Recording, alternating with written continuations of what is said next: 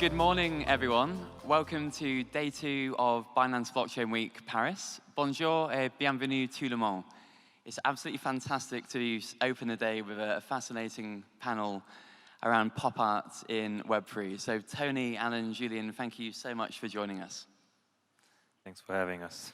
Thanks to you, James. So we're going to spend a lot of time in this session talking about the brilliant Like a Brush NFT collection. But before we go into that, could we maybe start with learning a little bit more about your journey with Web3? How long have you been exploring the industry, and when did you really learn about the potential of NFTs? In my case, I heard about cryptos and NFT a few years ago, if I remember well. In 2018, I had an interest about the tech because, first of all, I'm an artist, but I'm also a bit of a geek, and I've always been interested in new technologies in general. I'm really into video games, VR headset, this kind of stuff. That's why it was naturally for me. But honestly, I remember that I decided to go in further in NFTs when I discovered all the creative possibilities offered by this technology. And in my opinion, blockchain and NFT is disrupting many industries, and art is no exception. Now we can say that the rank of work of art is no longer exclusive to traditional art, but can also be used to digital ones, and for me it's a big step forward. And I think I had a bit of a similar journey. I discovered crypto, I think, in 2017 for the first time. I was curious about the tech and what it offers, but I didn't dig deeper at first. But it's only, I think, when I started hearing about dApps built on Ethereum, that I thought, okay, here there's something else, there's something bigger. And after the NFT craze started in 2020, I really started digging into the building possibilities that this Web3 offers and that blockchain technology offers for artists. And that's when we firstly started talking about the idea of just bridging this gap between virtual and digital, because we were seeing a lot of people crazy about NFTs, and of course there was a lot of speculation around it. And on the sidelines were all these people that collect traditional arts but didn't understand the interest of NFTs.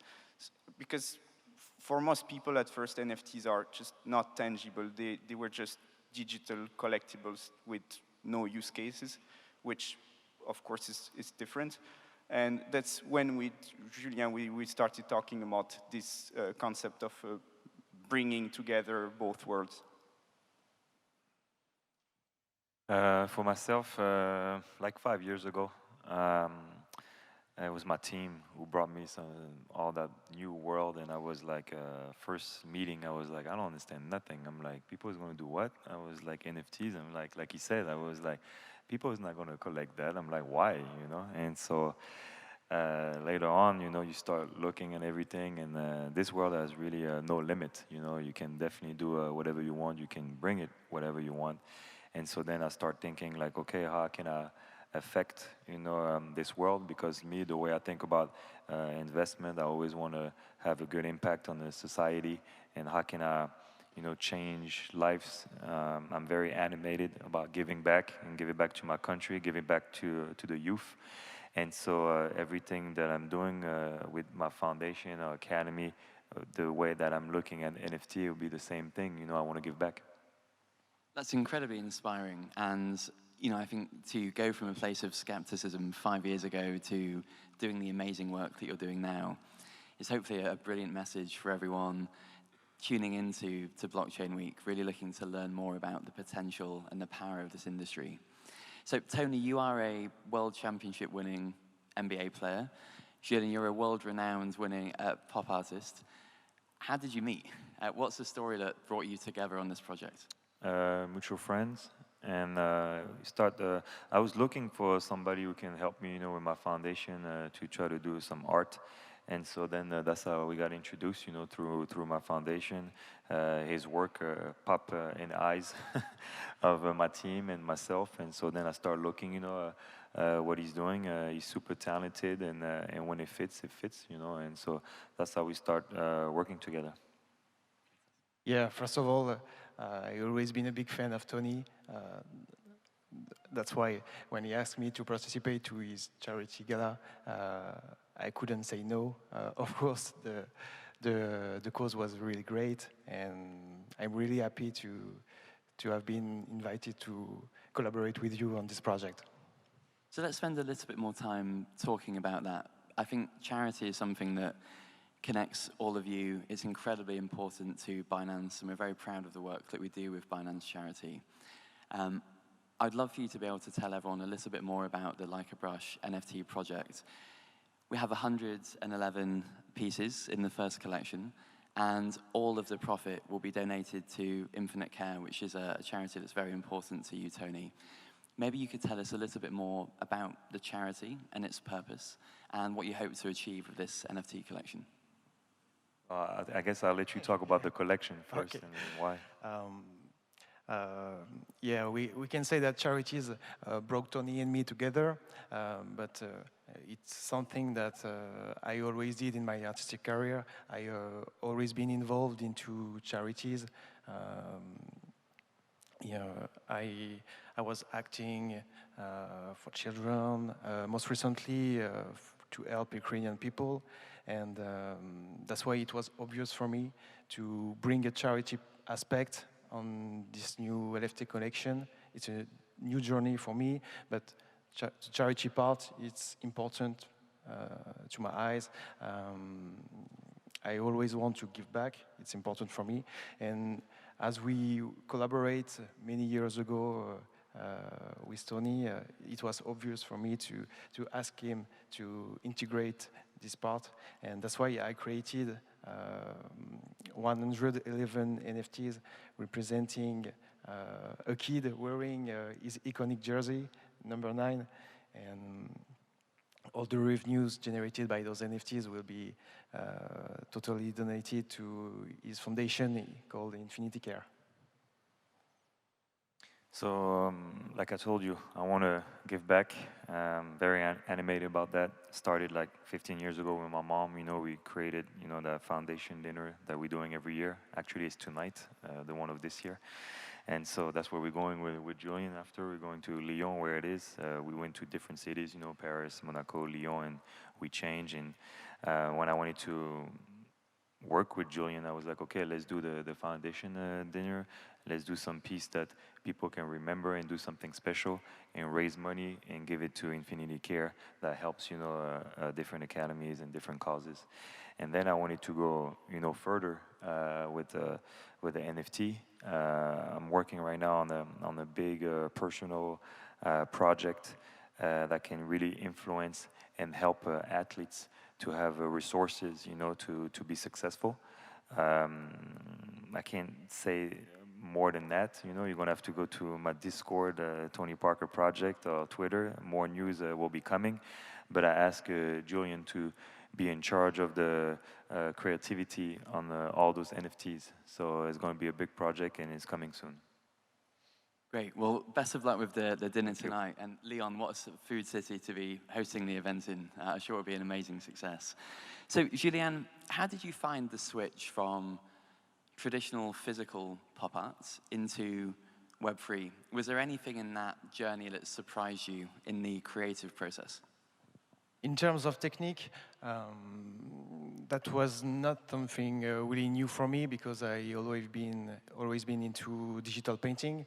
I'm used to do it a lot, but I felt like a totally different journey because with those NFTs, the cool part is that I can bring so many artistic universe into one NFT. In this collection, I had the opportunity to work on 3D, on music, video animation, and not only digital painting. And that was really cool for me to do that. I discovered many artistic process, and that was amazing. On the other hand, as a traditional artist, in my opinion, the major goal for me is to be able to bridge the gap between traditional art and digital art. It's a little difficult, of course, but I try my best with this collection. That's why with Alan we worked on a burn mechanism which allow people to redeem a physical artwork in exchange of their NFT. This is one of these. Yeah, actually, we really started working on the project from the belief that for people to really understand NFTs, we need to link this physical traditional art to the digital one. Because as Tony said, I think it's the same for most people, when we discovered NFTs, we were like, okay, what the hell is that, you know? Like, what am I gonna do with just a digital image, JPEG? And we thought that linking both worlds is probably the best way to educate and to introduce people to this digital revolution that Web3 offers. Yeah, and I completely agree, and it's incredibly exciting to see a beautiful piece of the art here with us today. Let people discover these pieces. Sorry. Yeah, it's fantastic. And Alan, you're the project lead on the Like a Brush NFT project. How do you see Web3 and blockchain technology transforming the art world for both artists and collectors?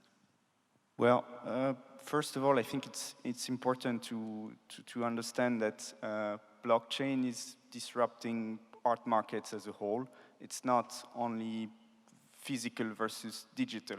I think there are actually some fundamental changes to market dynamics in the making, and one of them is the shift of power from intermediaries such as galleries, art dealers, towards the creators and artists. So for artists, I think blockchain means, first of all, Web3 means like a new mediums of expressions to experiment, to create differently, and also to showcase their work differently to also a different audience. Second of all, of course, it brings this new layer of traceability, as in the traditional art market, when an artist sells a painting through a gallery, he usually doesn't know who's the buyer. And when that art, that painting or that sculpture, that art piece is resold, the artist has no visibility on that. And blockchain solves that. It really gives that transparency. And last of all, I think most people heard about this concept of royalties, which is applicable to the artist, to all kinds of artists, whether it's music or art. I think now artists are able to be fairly compensated for their work through the life of their artwork.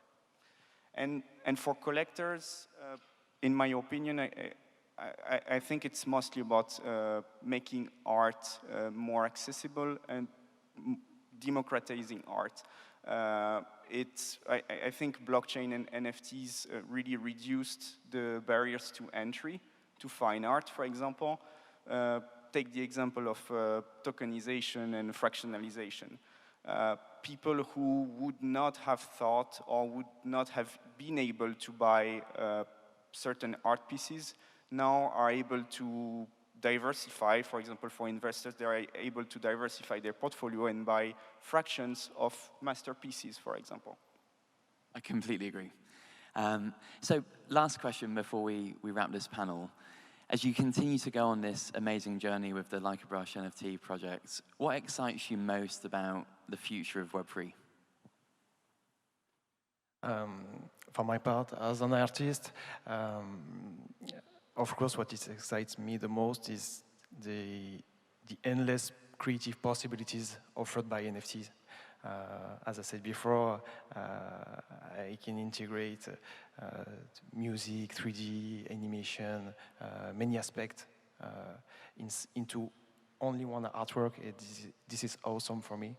And now I can say that NFTs is a new medium of expression, and now I see them as can be a blank canvas. Yeah, and I mean, as for me, I think I'm actually excited about the fading of the slow fading of the speculation around NFTs, because we've had that crazy speculation time from 2020 to even until now, but I think now it starts to fade, and it will leave room for real use cases to thrive. And I think, of course, it's going to take like 2, 3, 4 years of tech building to eliminate that friction that's very complicated to understand for the masses, because the tech behind it it's quite complicated. And I think once we manage to achieve that, basically Web3 is going to be part of our daily lives. Anyway, your English is really good, Julian. He told me before the panel that his English was bad, and that Alan's going to translate. It was perfect, man. Oh, I was getting quite nervous that I would have to switch to French at some point, so thank you, Julien. You have to talk French, so you're good. I worked very hard on it. No, that was good. 99% of French people, they don't talk English, huh? So you got a lot of improvement. I love my country, but we got a lot of improvement to do on that. Thank you. Definitely. Me, what's going to make me the most happy is the impact that we're going to have, obviously, on the youth and all the lives that we're going to help, you know. Because, like I said, I'm repeating myself, but that's what I want to do it. Great. Well, congratulations on everything you've achieved so far with the Like a Brush project. I think it's incredible what you're doing for a good cause. For anyone that wants to follow this amazing journey, I think you have a great Twitter handle, Like a Brush NFT. So please, everyone, support a great cause. Tony, Alan, Julien, thank you so much for your time. It's been great to have you with us, and enjoy the rest of your day, everyone. Thank you very much. Have a good day, everybody. Thank you. Thank you, James, and thank you, everyone.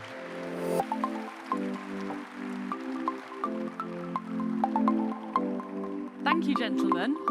As Alan said, NFTs represent a brand new medium of expression. There's so much opportunity and potential, of course, with Web3. And thank you, gentlemen, also for helping us understand how two pivotal cultures or cultural movements have converged together. So, Kayla, what's next? We have something a little bit different for you guys up next. I'm really excited about it. We're going to see some of the most innovative projects in the BNB chain Web3 space. And here to walk us through those projects, we have Gwendolyn Regina, who is BNB chain's investment director, along with 5 showcase projects. So join me in welcoming them to the stage. Let's give them a warm round of applause.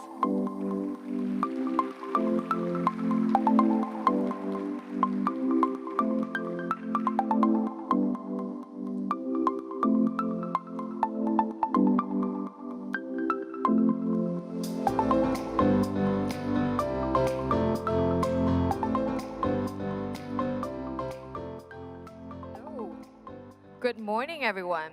My name is Gwen from BNB Chain, and these are our fabulous panelists / presenters.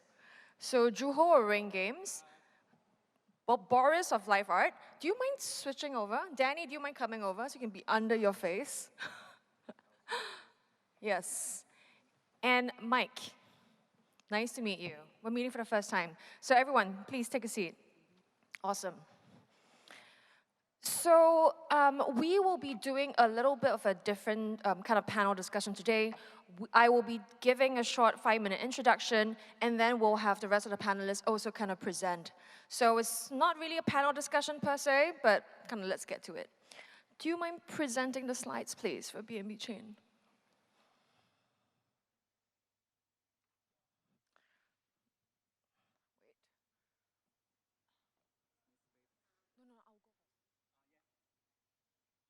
All right. Wait, this is not mine. Do you have the slides for BNB Chain? Okay, you know what? I'm just going to go ahead and tell you more about BNB Chain without the slides. So BNB Chain, we are the largest Web3 community. We are a smart contract platform with 1 million daily active users and more than 1,400 decentralized apps in the ecosystem and counting. So we're very proud today to have a few of the projects here to kind of showcase what they're doing in general in Web3, but also what they're doing with BNB Chain. And for BNB Chain, what we're very, very proud of is that in the 2 years since we've been on mainnet, we haven't gone down. So we have proven scalability in terms of technology robustness to serve 1 million daily active users, but our goal is to get to 1 billion users. So yeah, so that's a quick kind of overview of BNB Chain. And yeah, without much further ado, I'll pass it on to Juho. Hi. Wow. Let's go? Yeah.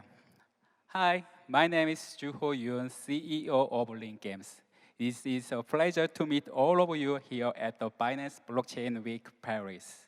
I kept thinking, what will be the best way to introduce our Stellar Fantasy project to all of you here? And I chose to start from the beginning, why and how we came to create this NFT RPG. I'm also all of you here are very interested in blockchain and NFTs.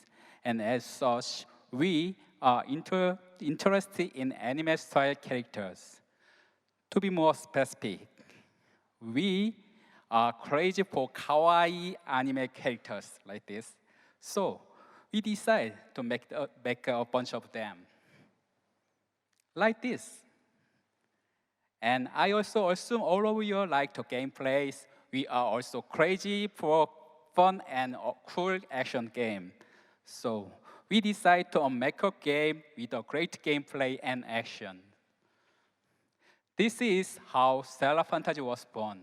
But as creators, sometimes we felt a little bit upset the game and characters could be forgotten so easily. What can we do for a lot of people to enjoy the like Stellar Fantasy? Maybe even love it. How can we make this happen? Now, I think that answer to the question is pretty obvious to you. The answer is to release a cool and awesome game through the Web3 GameFi ecosystem. A game with a bunch of anime-style characters, fun action with crazy control. A game that can be enjoyed for the long time. You just can level up the characters and make them into NFTs. Of course, together with Binance. Stellar Fantasy is a free-to-play game with 3 basic characters, Lapis, Louis, and Lanet. But there are many more playable characters. Wow. We create our character using Unreal Engine for high-quality visual and land natural movement. A frontier town is where users can experience land mechanism, craft, and enhance gear. This. And strengthen your character through awakening. Characters and gears are all NFT-based items in Stellar Fantasy.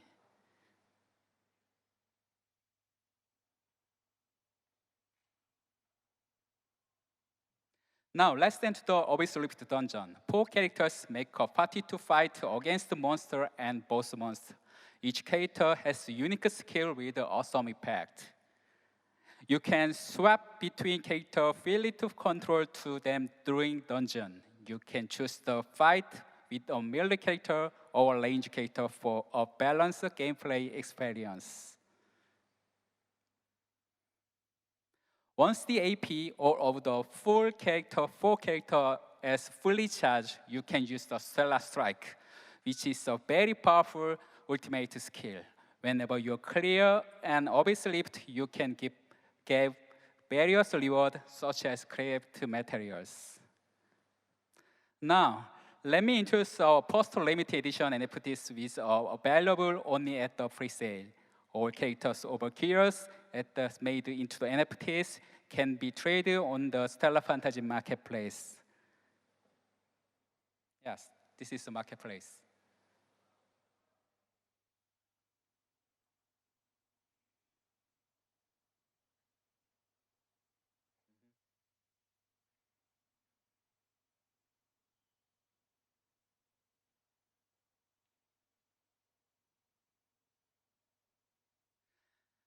We hope Web3 users and gamers worldwide can enjoy Stellar Fantasy.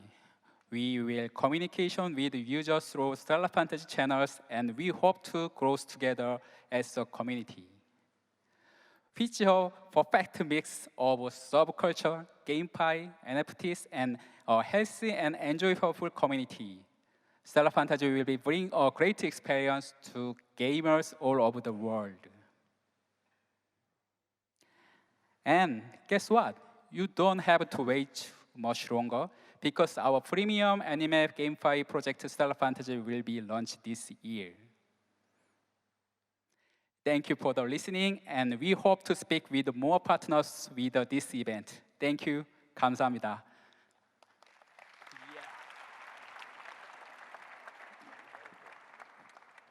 Thank you so much, Juho. So as we all know, anime is a very, very big global cultural phenomenon, so really excited for Stella. So next, Danny of Trenches.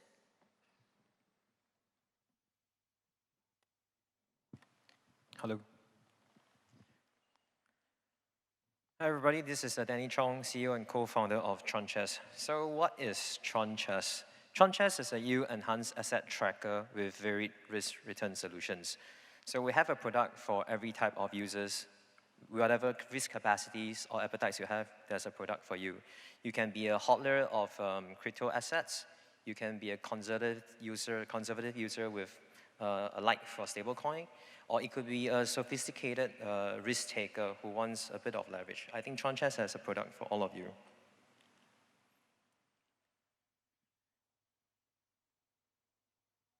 What our vision is?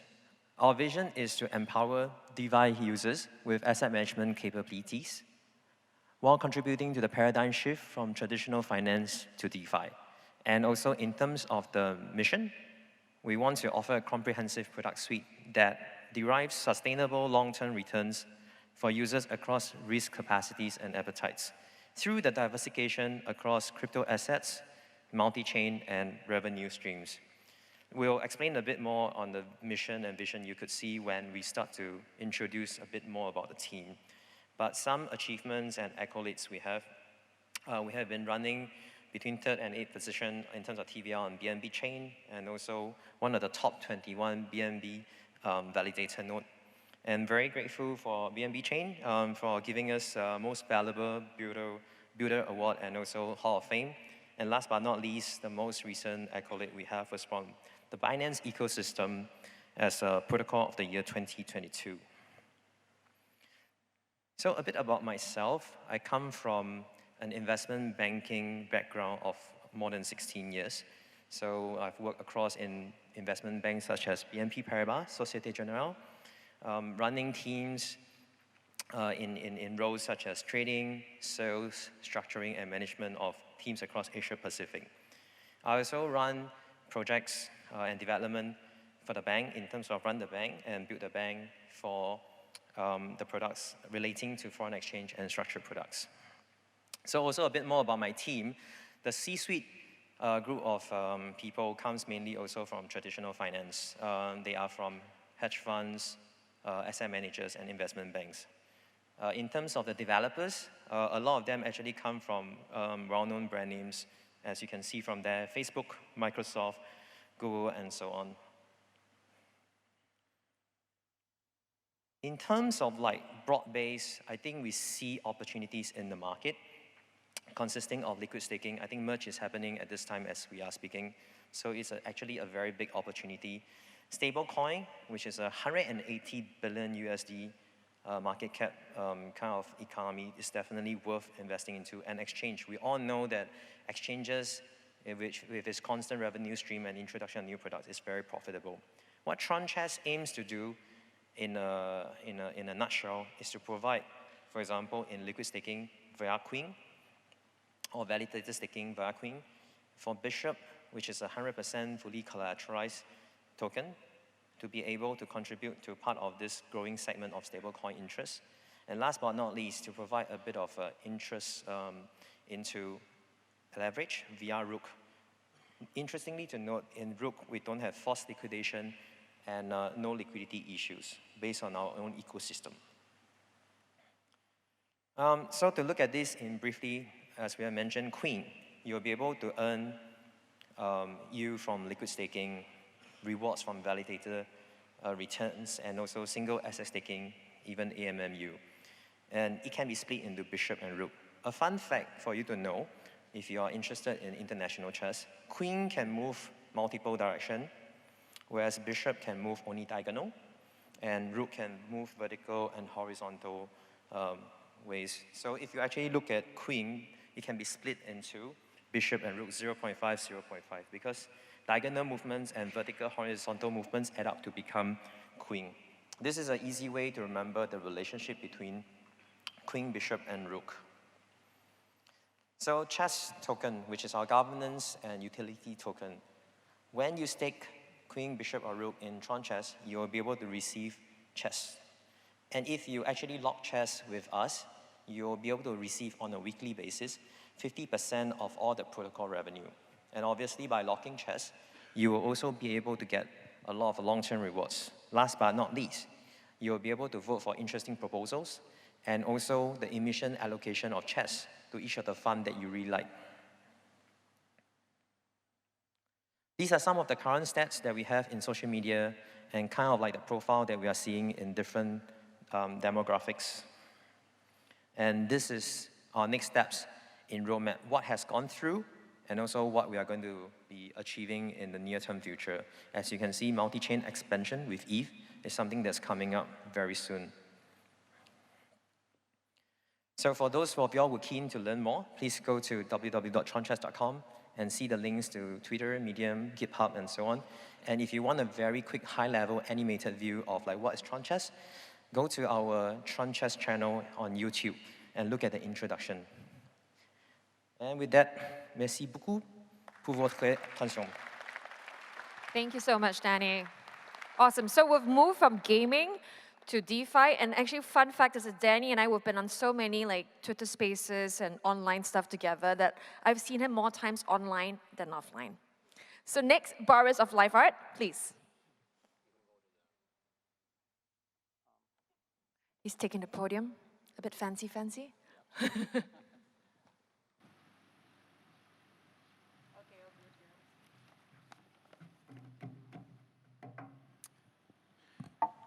Hello, my name is Boris Pevsner. I'm the CEO and co-founder of Live Art.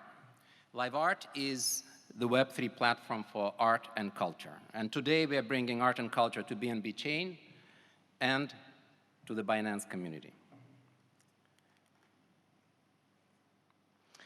Live Art is a team of builders. We are seasoned entrepreneurs who collectively have built 11 companies. We are global, based in New York, London, Madrid, Hong Kong, and Singapore. But what really sets us apart from other Web3 projects is that our roots are in the art world. The founding team has been in leadership roles at the world's largest art businesses like Sotheby's, Christie's, and Phillips. And over the years, we have built an enormous network of leading artists, creators, and collectors, all of which we have brought to Live Art, and now to Binance and BNB Chain. So why have we brought this all-star team together? Here's why. Because we believe that the future of art is Web3. Art is an enormous $2 trillion asset class that is not currently tokenized, and we view our mission as bringing brands, creators, and communities into Web3 with art. Why do we believe this? Because Web3 has forever shifted art market dynamics from gatekeepers like galleries, dealers, and auctions to creators and IP holders. Blockchain solves problems that the art market has faced for centuries, like authenticity, provenance, royalties. Web3 collaborations of consumer brands like Tiffany's and Gucci are bringing mainstream consumers to art, and this brings art to mainstream consumers. And as a result, Web3 has, just in the last couple of years, doubled the size of the global art market with new forms of art, such as generative art, and also tokenization and hybrid sales formats. This is really a breakthrough moment for art. And to us, coming from the art world, this is all incredibly exciting. And so our mission is to drive this Web3 transformation of the art market. We do this by bringing together Web3 technology with top-quality art content.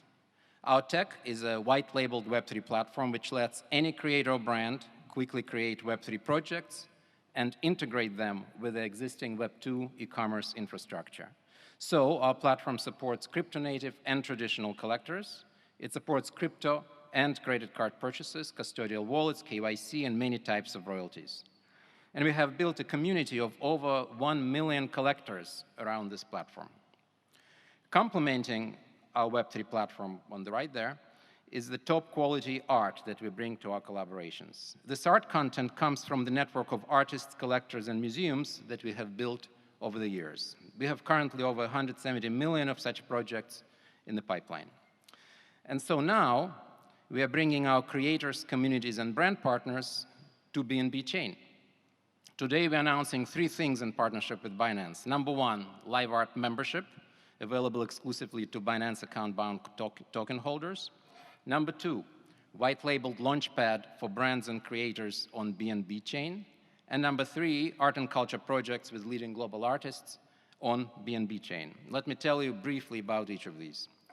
So live art membership is designed to connect the Binance community with art and culture. And please scan this QR code for the Gleam link or stop by our table at the exhibit floor. We're raffling off 100 memberships at the conference. The membership perks are many, as you can see here. The second thing that we're announcing today is that the live art platform is now available on BNB Chain. Our platform lets brands do Web3 projects on BNB Chain with top quality content, artists, and infrastructure. Again, please see us at the exhibit floor. We have a demo there. And the third thing that we're announcing today is a series of upcoming projects with leading global artists, again, on BNB Chain. Artists like Afroscope, who exhibited the first ever NFT at this year's Venice Biennale. Many of these amazing artists participated in the Binance Live Art Global 100, our annual juried art competition. This year we had over 500 applicants from more than 50 countries, with the top submissions currently available to acquire on the Binance NFT marketplace. And now, in the 30 seconds that I have left, one more thing. Today, we're also announcing our most coveted curated project, the exclusive NFT collection by one of the most in-demand contemporary artists, Huang Yuxing. It's called Metamorphic, and it's coming to BNB Chain this fall. Huang Yuxing's works have already passed $8 million mark at auction, and as you can see here, the price trends on the left in the live art market analytics product, which tracks art sales around the world in real time. Huang Yuxing's Metamorphic is a multi-chapter drop. It's launching with a mystery box, moving through a gemstone chapter based on the 7 treasures of Buddhism. This is one beautiful example of live art bringing a leading traditional artist into Web3. So to summarize, live art brings art and culture to BNB Chain through 3 interlinked offerings: our Web3 platform for creators and brands, NFT projects with top artists and brands, and the live art membership that rewards the community. So again, please scan this QR code to enter the membership raffle and meet us at the exhibit hall for more information. Thank you very much. Awesome. Thank you so much, Boris. So Boris and I first met last year, late last year, when we started talking about investments. So really, really happy to see the progress. Please. Awesome. Okay, next we have Daniel from WEM. Welcome, Daniel. Hi, everyone.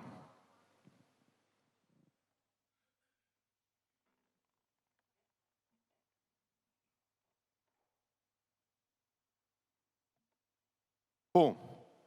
Hi, everyone. I'm Daniel. I'm the co-founder and CEO of WAM, and I just clicked the wrong button.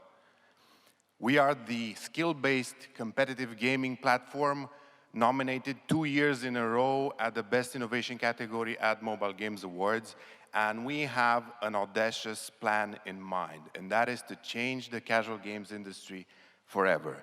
And now I'm going to show you how 30 talented people with more than 14 years of experience in games will do that. So, who are we? We are the top BNB GameFi project in Eastern Europe, and we are now going global. And you might be wondering, okay, but why are we here?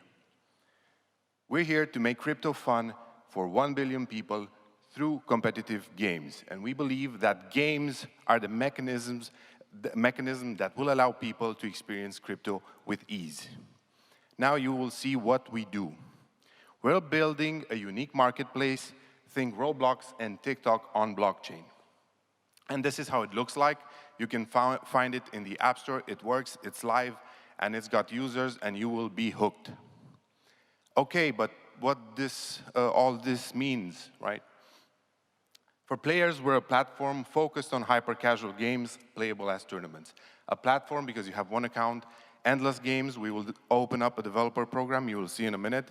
Focused on hyper-casual games because these are the simplest games of them all. Everybody plays them, an addressable market of 1.5 billion users. And I would bet that all of you are in that market because everybody likes to have fun on their phone. Playable as tournaments because competing against someone is fun. But we're also much more than this.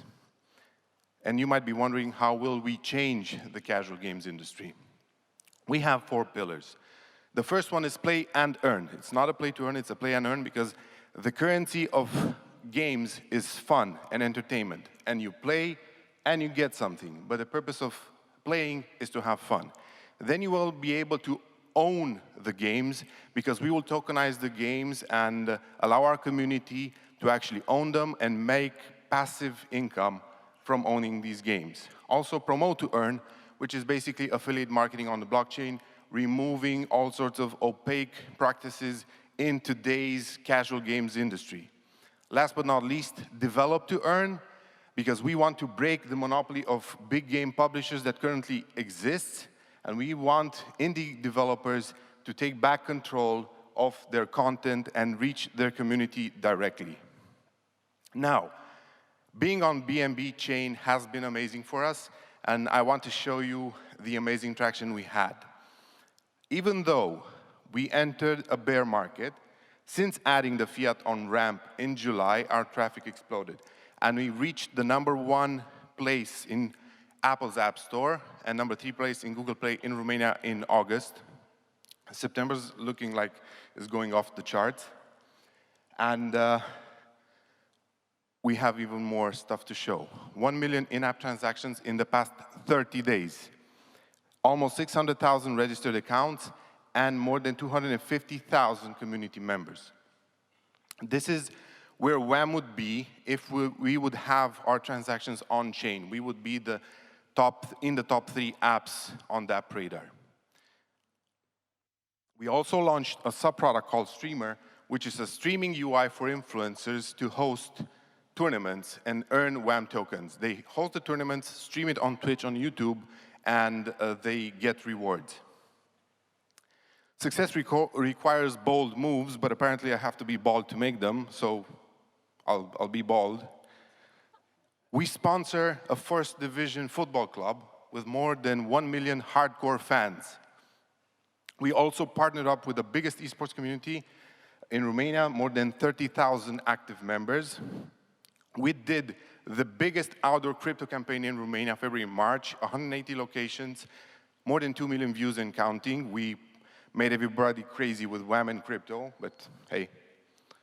And we partnered up with the biggest sports festival in Eastern Europe, 110,000 participants. What you see on the screen right now is WAM across the room at the final tennis match. Now, what is next for WAM? We're going to do a token burn today, and we're going to burn 1 million WAM tokens from the fees that we get from the tournaments.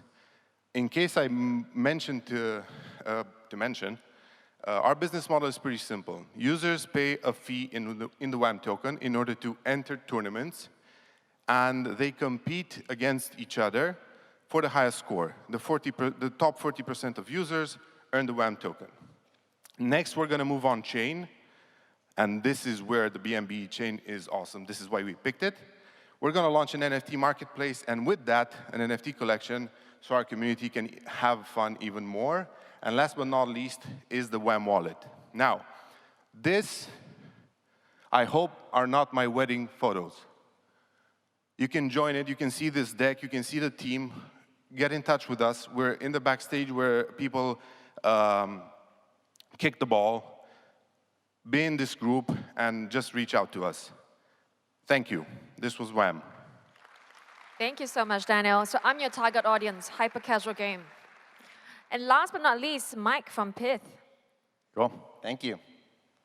Wait for the slides. In the meantime, my name is Mike Cahill, and I'm a director at the Pith Data Association.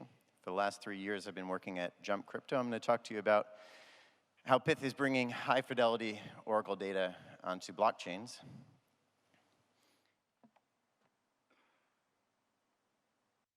It's working. It's working? I think it's working. Is that ours?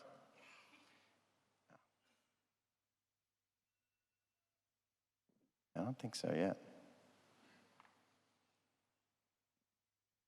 Okay, so why don't I just talk? So the Oracle problem for blockchains is largely defined as the fact that smart contracts are going to execute autonomously based on the data that comes in. And so if you have bad data, you get bad smart contracts. Until the Pith network came around, largely data was brought on chain by gathering it from Web 2 internet companies or websites. And that largely happened with, there we are. Right. And so that largely happened with screen scraping or incentivizing DevOps teams to get that data. There's a big problem with that, really two. First is that the internet's not always very reliable. Sometimes websites go down.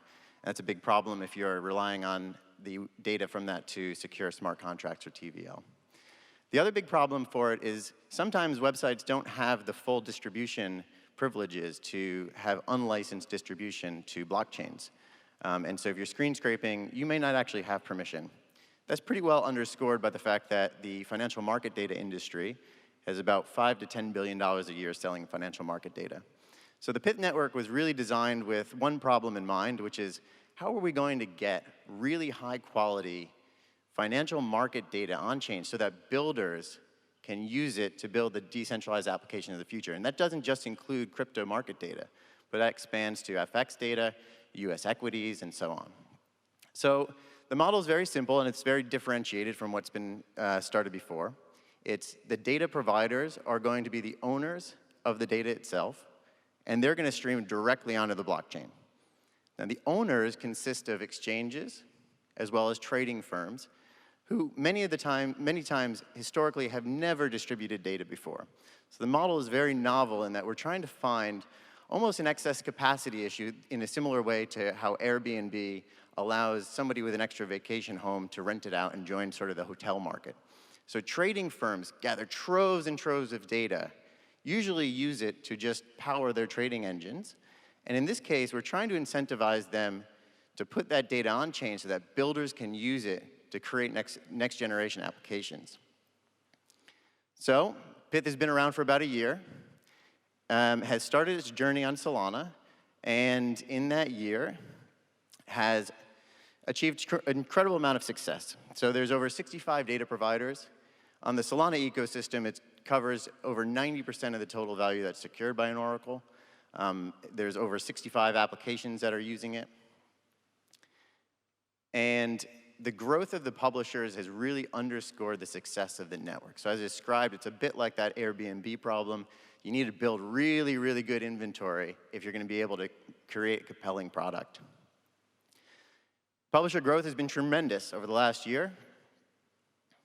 We've had almost one new data provider every single week, and this basically creates this network effects where as the data gets better and more people start using it, then more data providers want to use this network. So you'll see some recognizable names. Every one of the data providers is largely a blue chip company that you've probably heard of. So from a trading firm's perspective, almost every large trading firm is a member of the Pith network. So that's Jane Street FTX, Jane Street Jump Trading, Susquehanna, Amber, DRW, on and on. On the exchanges side, there's FTX and BitGo and many other exchanges from crypto firms. as well as US equity exchanges. There's 3 of them that are regulated exchanges, and so on. So there's over 65 sources that are providing data directly. Here you can see a little growth chart. And the feed. So Pith, as I said, has a wide array of different types of data that it provides on chain. Crypto-wide is about 70% of the data coverage. But there's also US equity data, so you can see a large portion of the Dow Jones 30 names that are covered. And these are updating every single block on the Pith network, which is every 2 per second. And then from this, able to be distributed onto Binance and BNB chain. Here are the consumers that we've had today. They range from lending protocols to trading engines or trading applications and everything in between. And you can see that this has been a gradual growth as well, and people have been kind of comfortable with the fact that as the network gets larger, it becomes much more secure. And you can see here now just an update of how Pith does with regards to the entire market share on the Solana ecosystem. So here's the big thing that we're doing today. We've announced with our launch partner Venus that Pith is coming to the BNB chain. It will be available with all of the data that's available on the Solana ecosystem and more. And it's going to be available for any builder who's got a DeFi application to use its high fidelity data. So if you're building something, please feel free to reach out and check out pith.network. Thanks very much. Thank you so much, Mike. So as you can see, we've gotten a showcase of a range of projects and startups today. Again, we have gaming, DeFi, infrastructure, tooling, data, NFTs, and art. So because the BNB chain ecosystem is extremely diverse. But one fun fact is that why we have two gaming categories here is that 40% of our 1 million DAUs are gamers. So so it's kind of like a rough percentage split. It's kind of pie chart is like kind of it. But yeah, so if any one of you are new builders, new entrepreneurs looking for change, you can see that we support a multi-chain world. With Pith coming live on BNB Chain just recently, we worked with them to help introduce them to Venus and stuff like that. We can do the same for you. So if you are already live on other chains, exploring new chains, come find us at the BNB Chain booth. If you're already building and you have good traction, you think you have good traction and good potential, also come find us where we can potentially work with you on a much deeper level to amplify your growth. All right, so my name is Gwen from BNB Chain, and Drew Ho from Stella, Danny from Trenches, Boris Life Art, Mike from Pith, Daniel from Wham. We are BNB Chain Showcase. Thank you very much.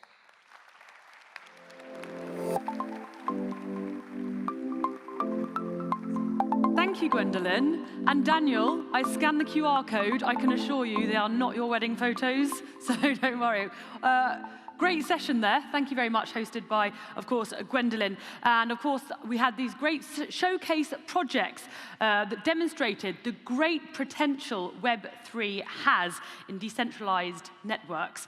I mean, it's always good to hear right from the source, experiences and, from these kind of people and really sharing their insights on how anything is technically possible through blockchain. So, Kayla, what is coming up next?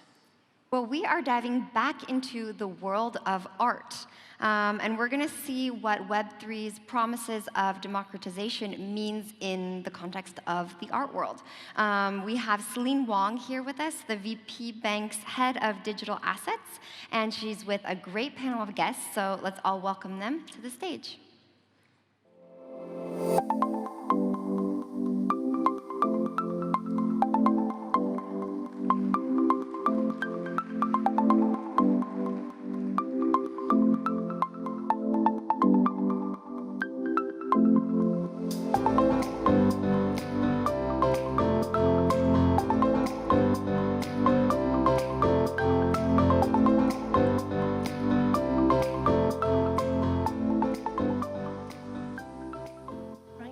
Bonjour, good morning, ni hao, and as we say in Switzerland, grüezi.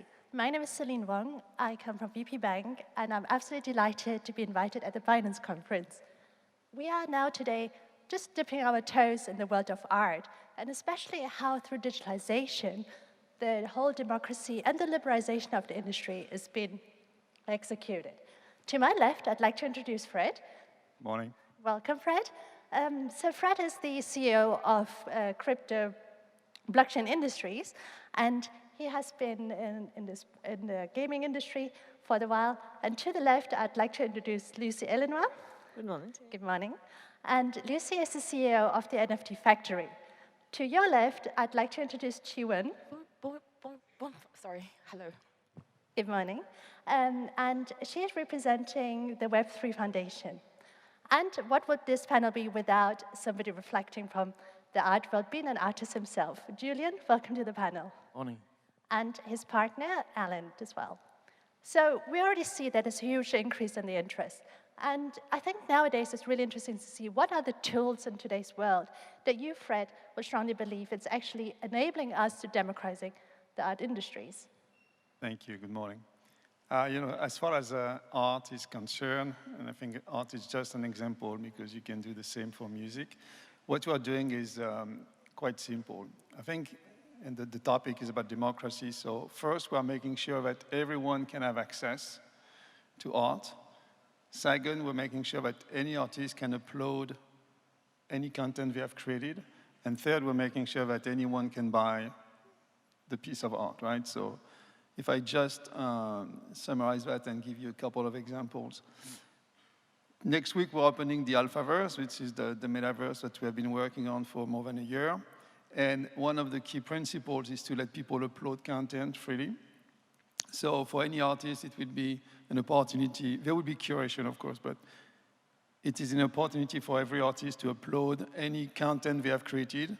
It's free, and they will be able to show their creation. So this is, you don't need to go to a gallery, you don't need to go anywhere else. You can just upload, as an artist, your creation. That's the first thing that we are doing. Second thing that we are doing, we let, of course, anyone enter the metaverse, check out the quality, appreciate the work, and this is open, this is free for everyone, you don't need a wallet. And I think this is also part of democracy, just to let anyone access and show and look at the art. And the third thing that we are doing, of course, this is part of the Web 3.0, is we let artists create their collections of NFTs and sell their NFTs. So we're trying to make that open for everybody. You don't need to get any authorization. There's just a curation, of course, on the type of art, which is quite usual, just to make sure we do comply with applicable regulations. But apart from that, it's really Web.3. It's open to everyone. It's for art, but it's going to be also for music, for anything that is digital content. So personally, since I'm actually coming from a bank, and you just mentioned quite rightly, it's also about the financing aspect. So with tokens, of course, that gives a different asset class as well. And so I'd like to maybe ask you, Lucy, with the NFT Factory, so you see lots of transaction on the sale and the transfer of NFT tokens. What does that actually, do you foresee the future to be in that space? Does that mean that the classic old school auction houses and trades and sales processes will be completely replaced, or what is your opinion on that? It's a very interesting question, especially because before being the CEO of the NFT Factory, I had my own auction house, and I've organized in last March the first physical auction of NFTs. What is interesting, very interesting for artists with NFTs, especially for digital artists, is it's that the NFTs allow them to earn a living. And NFTs have created the market of the digital art. And that's very interesting because before NFTs, obviously there were digital works of art and there were digital artists, but there were no way or no obvious way to sell a digital artwork. And NFTs, because they can give the ownership of a digital file, allow artists to prove that they are selling something, a digital artwork, and because there is this possibility of scarcity of the digital file, and there is a possibility of valuation, of monetization, and of commercialization. So thanks to NFTs, artists can sell their work. Digital artists can sell their work. And that makes a big, big difference. And NFTs are for me, really created the digital art market. So, besides that, NFTs allow artists to connect directly with the collectors. And auction houses, traditional galleries have to rethink their role and their value in this direct connection between artists and collectors. So you're also saying we have the opportunity to demonopolize the auction house industry as well, as you named quite rightly. So I think that would be a super introduction to do Julian. So Julian is a pop-up artist, and I invite everybody to view his artwork, which is quite remarkable. And as Lucy Eleanor just said, that gives you another opportunity to connect with your buyers and completely opens another revenue stream. As we all quite know that often artists tend to make a bigger profit after they have passed away, which we hope it's not going to happen so soon. But how does that mean to you? That have you enabled another market? Could you have other buyers through an NFT opportunity? Thank you for this question. If you allow me to answer in French, it will be easier for me. Ce qui change beaucoup selon moi via les NFT, c'est que aujourd'hui, ça permet aux artistes en fait de toucher directement leur public. C'est quelque chose de différent. C'est un moyen en gros, de démocratiser un petit peu l'art. Sans passer forcément par des institutions qui étaient vues précédemment comme élitistes. C'est quelque chose de différent. On peut toucher les amateurs d'art via les galeries, via les musées, via ce genre de choses. Mais aujourd'hui, via les NFT, on peut être directement en contact avec le public. Et c'est quelque chose de complètement différent, puisqu'au final, c'est un petit peu eux qui décident de la valeur d'une œuvre. Quand on lance une collection d'NFT ou une œuvre, la valeur est décidée par le public. Et c'est quelque chose de complètement différent, à mon sens. Donc ça a permis aussi à beaucoup de créateurs digitaux d'être valorisés à leur juste valeur en tant qu'artistes digitaux, parce que avant les NFT, évidemment, comme tout le monde le sait, une œuvre digitale était copiable à volonté. Et le principe de propriété a complètement changé la donne. Donc pour moi, c'est un vrai pas en avant pour ces artistes digitaux. Et ça permet aussi aux artistes traditionnels de se lancer dans des nouvelles techniques, comme moi je peux le faire dans toutes mes techniques de création. Je touche toujours à beaucoup de choses, à beaucoup d'univers. Et ça m'a vraiment intéressé de me lancer dans le digital. Je l'ai toujours fait, mais je me consacrais vraiment aux œuvres traditionnelles comme je pouvais le faire habituellement. Mais aujourd'hui, les choses ont changé et on sait qu'il y a des amateurs d'art aussi, mais d'art digital. Et c'est quelque chose de nouveau. So, with my little French, can I summarize? That, from an artist's perspective, allows Julien to be independent of galleries and auction houses, because in today's primarily market, artworks tend to be evaluated at the monopolistic market, and that now actually gives the power back to the creating artist. In addition, if I understood correctly, is that with NFTs and digital formats, it allows you to create multiple replications and limited editions, which previously in the physical artwork tends to be a lot more cumbersome and expensive. And of course, that will, for an artist's perspective, takes the cost down as well. And yeah, exactly. That was perfect. Okay, well, it seems like I can pick up on my school French. And that would actually swing me over to Chiwen. Thank you for being here with us today. So coming from the Web3 Foundation, you, of course, also see that there's a lot of movements. And do you think that having the digital marketplaces, what would that mean, in your opinion, how it revolutionized the market? So I'm with Web3 Foundation. That's the foundation for the network called Polkadot, founded by also the CTO of Ethereum, Gavin Wood.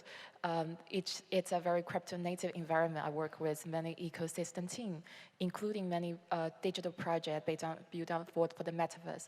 But on the other side, because of my art background, so I'm also doing many things in the NFT. So I always be the bridge for the fine art auction house and also the digital world, including Christie and Sotheby's, for the NFT 101 education course for Christie's and also Sotheby's Metaverse sale as the collectors. And another thing is on the physical space. So we're talking about so many things about the digital. Last year, myself and Bo Han from BC Lab, we co-produced the world's first institution museum exhibition in UCC Beijing. So from that, I see we need this correlation connecting both the digital and also the metaverse, because art is about social, art is about connecting people to find the work and also the community that can elaborate your taste and your ideas. Especially now we have the crypto art community, which are consists of like the developers, like the very Bitcoin or Ethereum or other different communities believers. So how can that be the bridge communicating with the fine art world? So I would say the physical space, like what Lucien is doing, is very necessary. And on the other hand, because of the pandemic, everything, and right now even the Art Basel, many of the authors, they start to building the metaverse space. So doing the digital twins, it definitely makes sense. And also we might be thinking about the multi-chain future, because we have Sandbox yesterday, and also judging from our like layer 1 or layer 0, this competitor public chain space, there are gonna be many more new gallery comes out. How can we connect each other and through the cross-chain solution to at least in the digital art space for the collectors or for the NFT collectors able to transact? And also we need to figure out like different wallet issue. There's a very interesting scenario that actually happened in Paris. So a very well-known French museum would like to start to collect NFT and also open for NFT donation. But the question seems to me, to them, is like, how should they collect? Who should hold the private key if it's through a wallet? Because museum here, especially for that museum, it's owned by French government. And also the government there, and also I see there's opportunity for all of us here to creating the new heritage. So before that, we have this art, finance, heritage. You probably can to avoid your taxation by setting up the private museum or through the donation. So what's gonna be the new rule in the NFT world? I think that's a very interesting question for all of us here to explore. Yeah. Thank you. I actually would like to add to that. So my bank is the first bank that we do tokenization of assets and artworks. And in your case, what we had actually done is we had tokenized an artwork for a private collector. And tokens that had been issued, it was actually 10 tokens, they had then been auctioned for charity. So now that also banks are moving into that space, they also are now going into collateral lending, meaning they're not liquid assets, such as an artwork. So where previously you may actually have a fine art that's hanging in your wall, but clearly it's non-liquid, meaning that you can't do anything with this. Now Liechtenstein is one of the countries in the world that has issued the TVTG law. So it's the first blockchain law in the world, actually, or the first country in the world that has issued that law, that when tokens are being hacked or stolen, that you can actually go into court, and it's a liable court case for it. And that's, of course, becomes super interesting for the finance industry.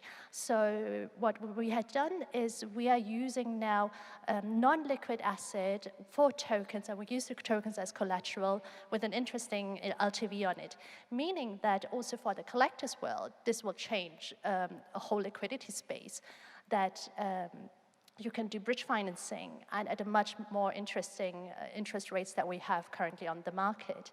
And also for artists, this also changes their way of operating, because as we all know, creating art can also be extremely pricey. And having this opportunity in having the collateralized token lending, that would also allow artists to finance their projects and their work in today's world.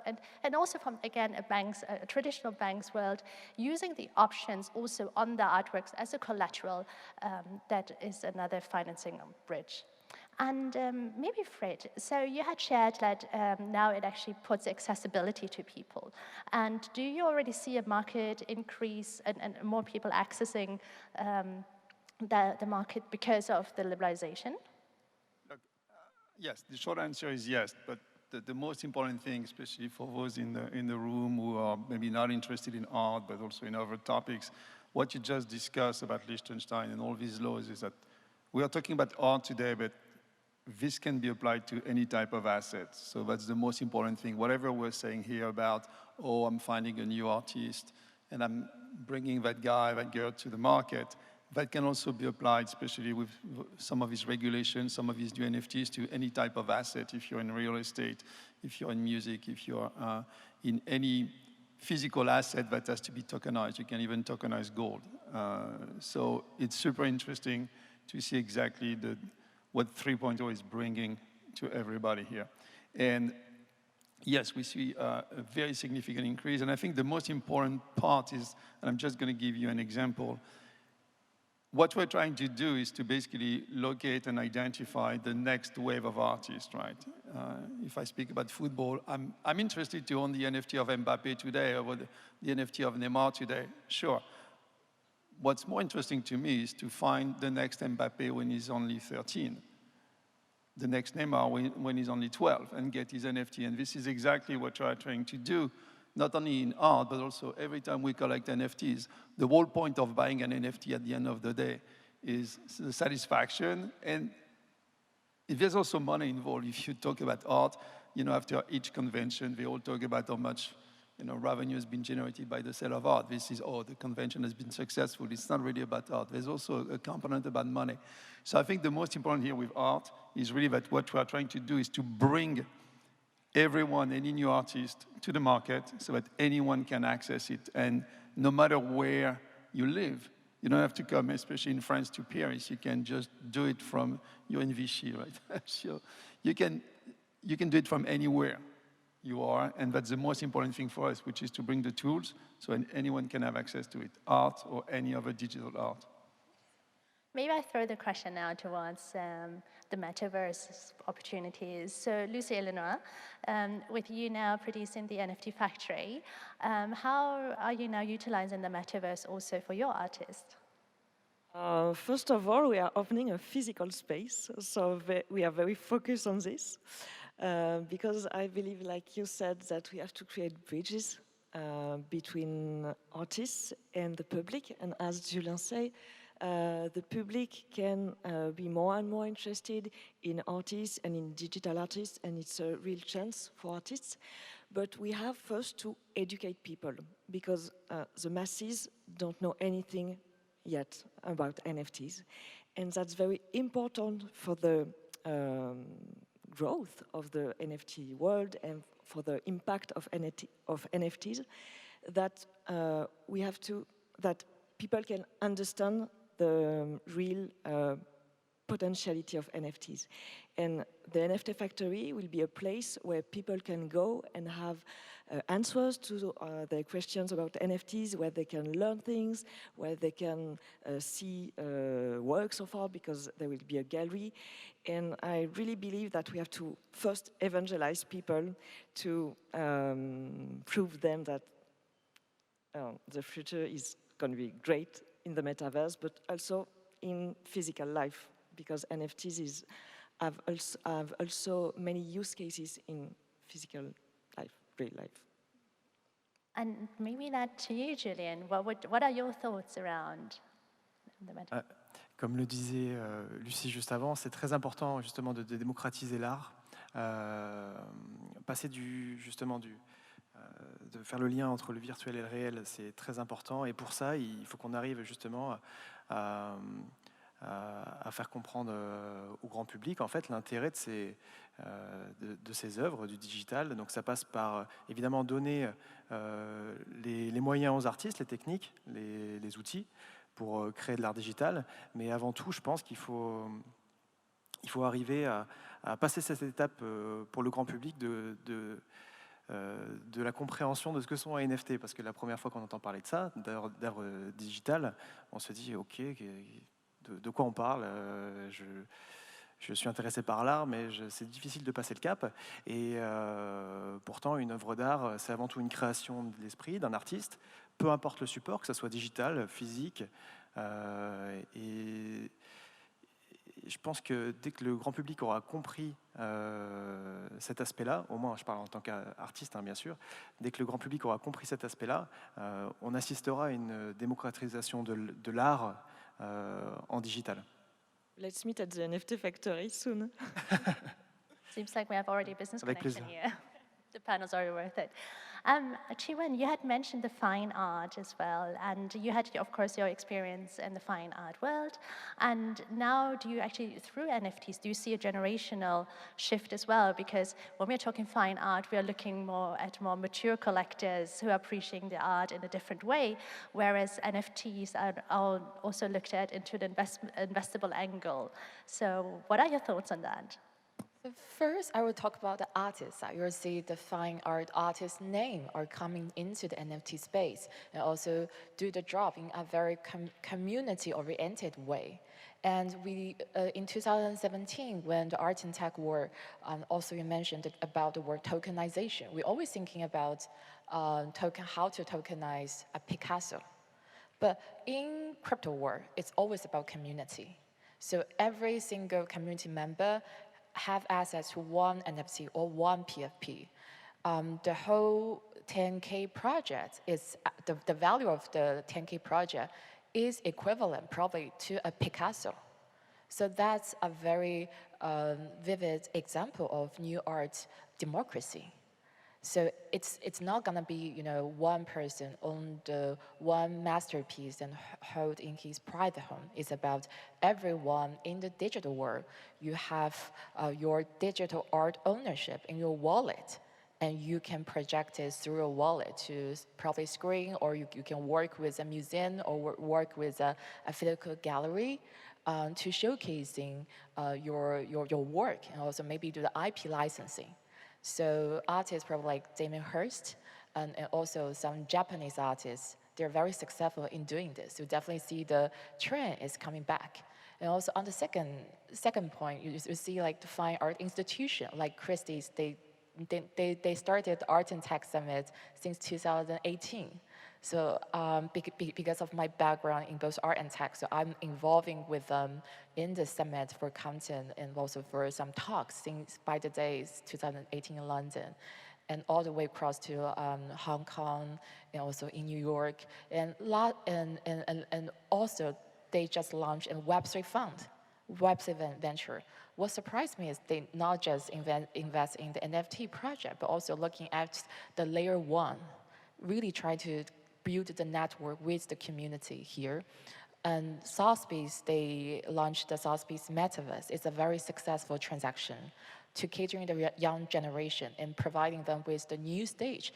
Because from the traditional artwork and the gallery system, it's almost impossible for a very young artist, you know, it directly go to the Sotheby's. It's thanks to the NFT world, the primary market and the secondary market are so close. Yeah, so that's absolutely that's very interesting with NFT auctions. The role of auction houses for NFTs have completely changed because traditionally auction houses are for the second market. They sell works that have already been owned by someone, and now they have the role of a gallery, so they interact on the first market. When I've organized the first French auction of NFTs, it was almost all artists from the first market, so I had the role of a gallery. So NFTs are really repositioning intermediaries, and it's very interesting to see and to think about it. And what I wanted to say too for the democratization especially for artists, is the system of the royalties that NFTs permit, which allow artists to own something, to get some money in case of resale. And that's very, very useful for artists because they can, not only they can sell the first time, but they can earn a living by the resales after. I can see a big smile on Julian's face. So what is your thoughts on that, that you're now actually having an additional continuous revenue stream? So as Lucy Eleanor just said, you can actually continuously also earn a revenue even if you don't own the artwork as such anymore. Donc selon moi, ça c'est une complète révolution parce que c'est quelque chose de totalement différent. C'est quelque chose qui a été fait précédemment dans l'univers de la musique. Les artistes, une fois qu'ils ont créé leur musique, leurs chansons, etc., suivent le rythme, en fait, la croissance de leur œuvre. C'est quelque chose de totalement différent aujourd'hui grâce au NFT parce qu'un artiste qui aura créé une œuvre digitale pourra suivre aussi la vie de son œuvre et c'est quelque chose qui n'était pas permis avant. Donc l'artiste continue d'être lié à son œuvre via ce système de royalties qui change un petit peu la donne aussi. C'est vrai que c'est un aspect intéressant et c'est ce genre d'élément qui invitera aussi les artistes à travailler sur ce type de support. Et plus il y aura d'artistes qui travailleront sur ce domaine, plus les gens s'intéresseront à l'art digital. Donc je pense que ce sera un cercle vertueux. Yeah, but what's also interesting is that you can have a physical creation, then you can add a digital creation. It could be just the replica, or it could be just a tokenization of the same piece of art. And then on the other end, you can also just go straight digital and forget the physical part, or you may add the physical part later. So you also have additional revenue streams for any artist, for any auction house, and for anyone who is part of the ecosystem.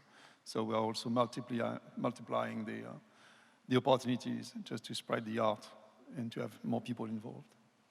And that actually, Julian, you had included in your artwork as well. So I was reading with interest on your work that you also have an innovative burn mechanism. Could you elaborate on that for me, please? Bien sûr. Alors, comme on a évoqué tout à l'heure, on parlait de Damien Hirst qui a justement sauté le pas des NFT. On s'est beaucoup inspiré de son travail et de sa collection The Currency, qui a apporté justement un mécanisme de burn et qui a proposé aux gens le choix d'échanger ou non leur NFT, leur œuvre digitale. C'est une question très difficile.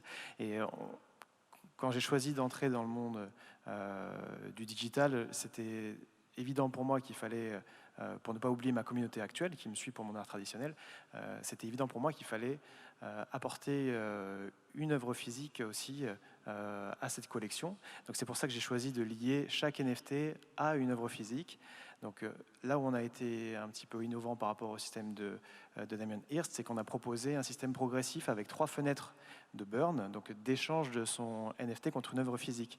C'est un moyen qui permet aussi de démocratiser les œuvres originales, puisque par ce biais, en achetant un NFT, on peut potentiellement avoir une œuvre originale que je vais moi customiser dans mon atelier, qui est faite par moi-même. Et le pinceau qui est juste ici sur la table sera la première œuvre que vous pourrez échanger lors de la première fenêtre d'échange. Et l'intérêt avec ce mécanisme de burn qui est progressif, c'est que la valeur des œuvres que vous pourrez recevoir en échange sera évidemment progressive. Donc il y aura une fenêtre à 3 mois, une fenêtre à 1 an et une fenêtre à 3 ans qui vous permettra de récupérer une œuvre originale. Voilà. So in a quick summary, if I understood correctly, you basically offer with somebody who had bought an NFT that there are 3, I shall call it release options. So that's already predefined. That's when the buyer of his artwork or of the NFT has the opportunity to claim back the physical art or the ownership of the physical art.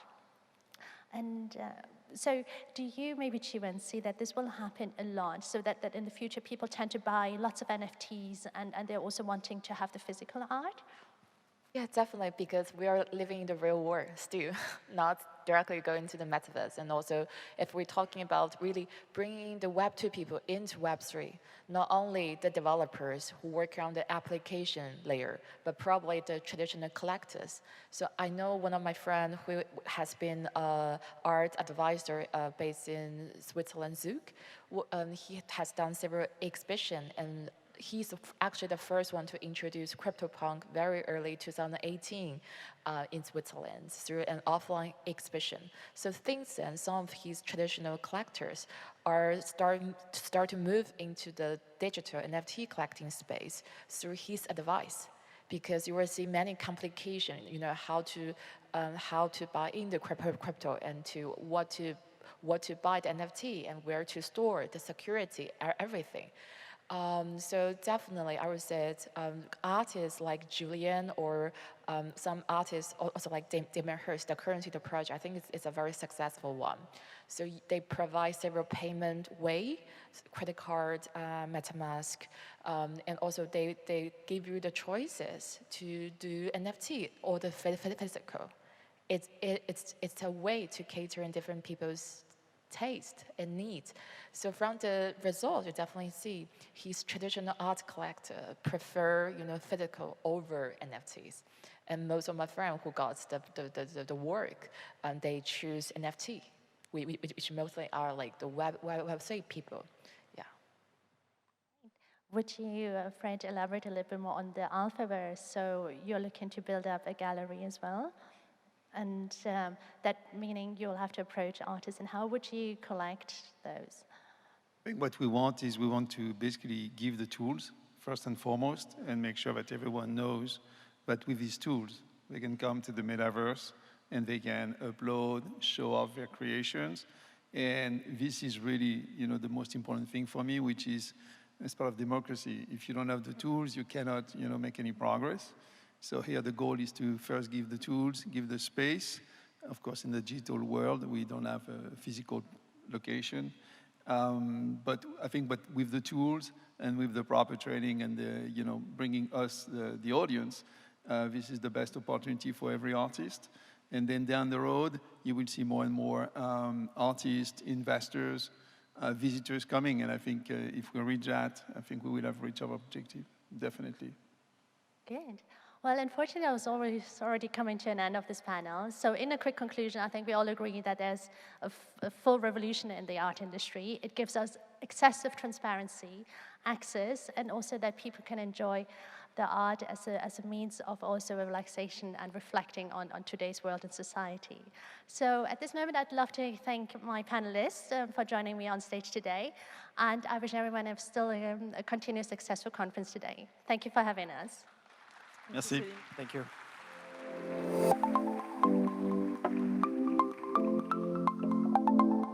Thank you so much, Celine. Thank you to all of our panelists. And like you said, this democratization in art is really a revolution in art that touches all of the players, from artists, galleries, collectors, banks, and we can really draw a lot of great examples from the art into other industries as well. So thank you for that great panel. Haley, what's on next? Yeah, I just want to say congratulations and well done to Celine for translating what Julian said. Just like that, straight from French to English. Fantastic job from her moderating that session back then. Well, we're going to now move from art to music. We touched on it briefly yesterday, but as you know, Web3 is really going on, leaps and bounds in music, especially with artists and their fans. Already within such a short period of time, musicians have embraced the technology to offer more inclusive and immersive fan experiences. Now, to tell us more about this and to take us through it, Matthias Tengblad, CEO and co-founder of Corite. It's a platform that is built on blockchain. He will be now taking the stage with his guests. Matthias, over to you.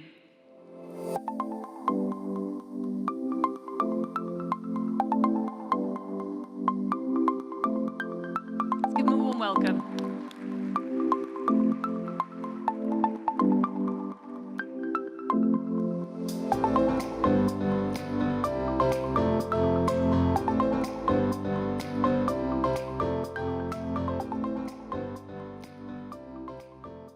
Hello, guys. Lovely crowd. Yeah, we're super happy to be here. This little fire chat talk will be about Web3 and hitting the Web3 note, which is about how this Web3 vision will impact the music industry and artists within it. And as you all know, Web3 is this concept of the next iteration of internet, which includes concepts like blockchain technology, decentralization, token economics, metaverses, etc. It's pretty wide and it's pretty sort of challenging in the thought, but it's really, really inspiring. And I think in this chat, we'll try to dig with a couple of really prominent guests here to dig into what it means for the music industry. So I'm happy to introduce, I think we can introduce ourselves, I guess, but Geronimo, please start. Thank you. It's a pleasure to be here today. I'm Geronimo, and I'm the CEO of Deezer, the music streaming platform. Hi everyone, nice to meet you. My name is Panos Panay, and I'm president of the Recording Academy, which is the organization that presents the Grammy Awards. And I'm Matthias Tengblad, and I'm running a startup called Co-Write, which is about letting fans and artists connect in a much more intense way. And we're doing it on the BNB chain, so we're in this Web3 space. I think the first discussion subject, let's talk about, on a general note, what do you think? Web3 and the music industry, how will it impact artists in the future? Well, I think all technological advances open up a door for a lot of new things. The same way that basically the music industry changed when music could be recorded and then people could actually buy a disc back in like the prior century. Then you had the internet revolution, which wasn't great at the beginning for music, but eventually it was. And open up a whole new door now for streaming. People have access to the whole music catalog and consume music more than ever before. Then you have video, you have a lot of really opportunities for artists to express their music, to connect to their fans.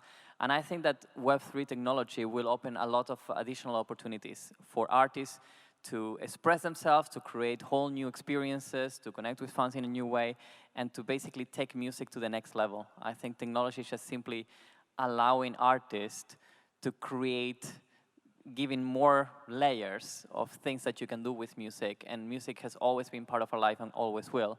So I think we should always embrace technology and see what additional doors, what additional opportunities that brings to us, and I think there's plenty on Web3, especially when you think about the metaverse. I think it's really cool when you start in the creativity, because I truly believe that as well. Like, I normally think about like the format of the LP.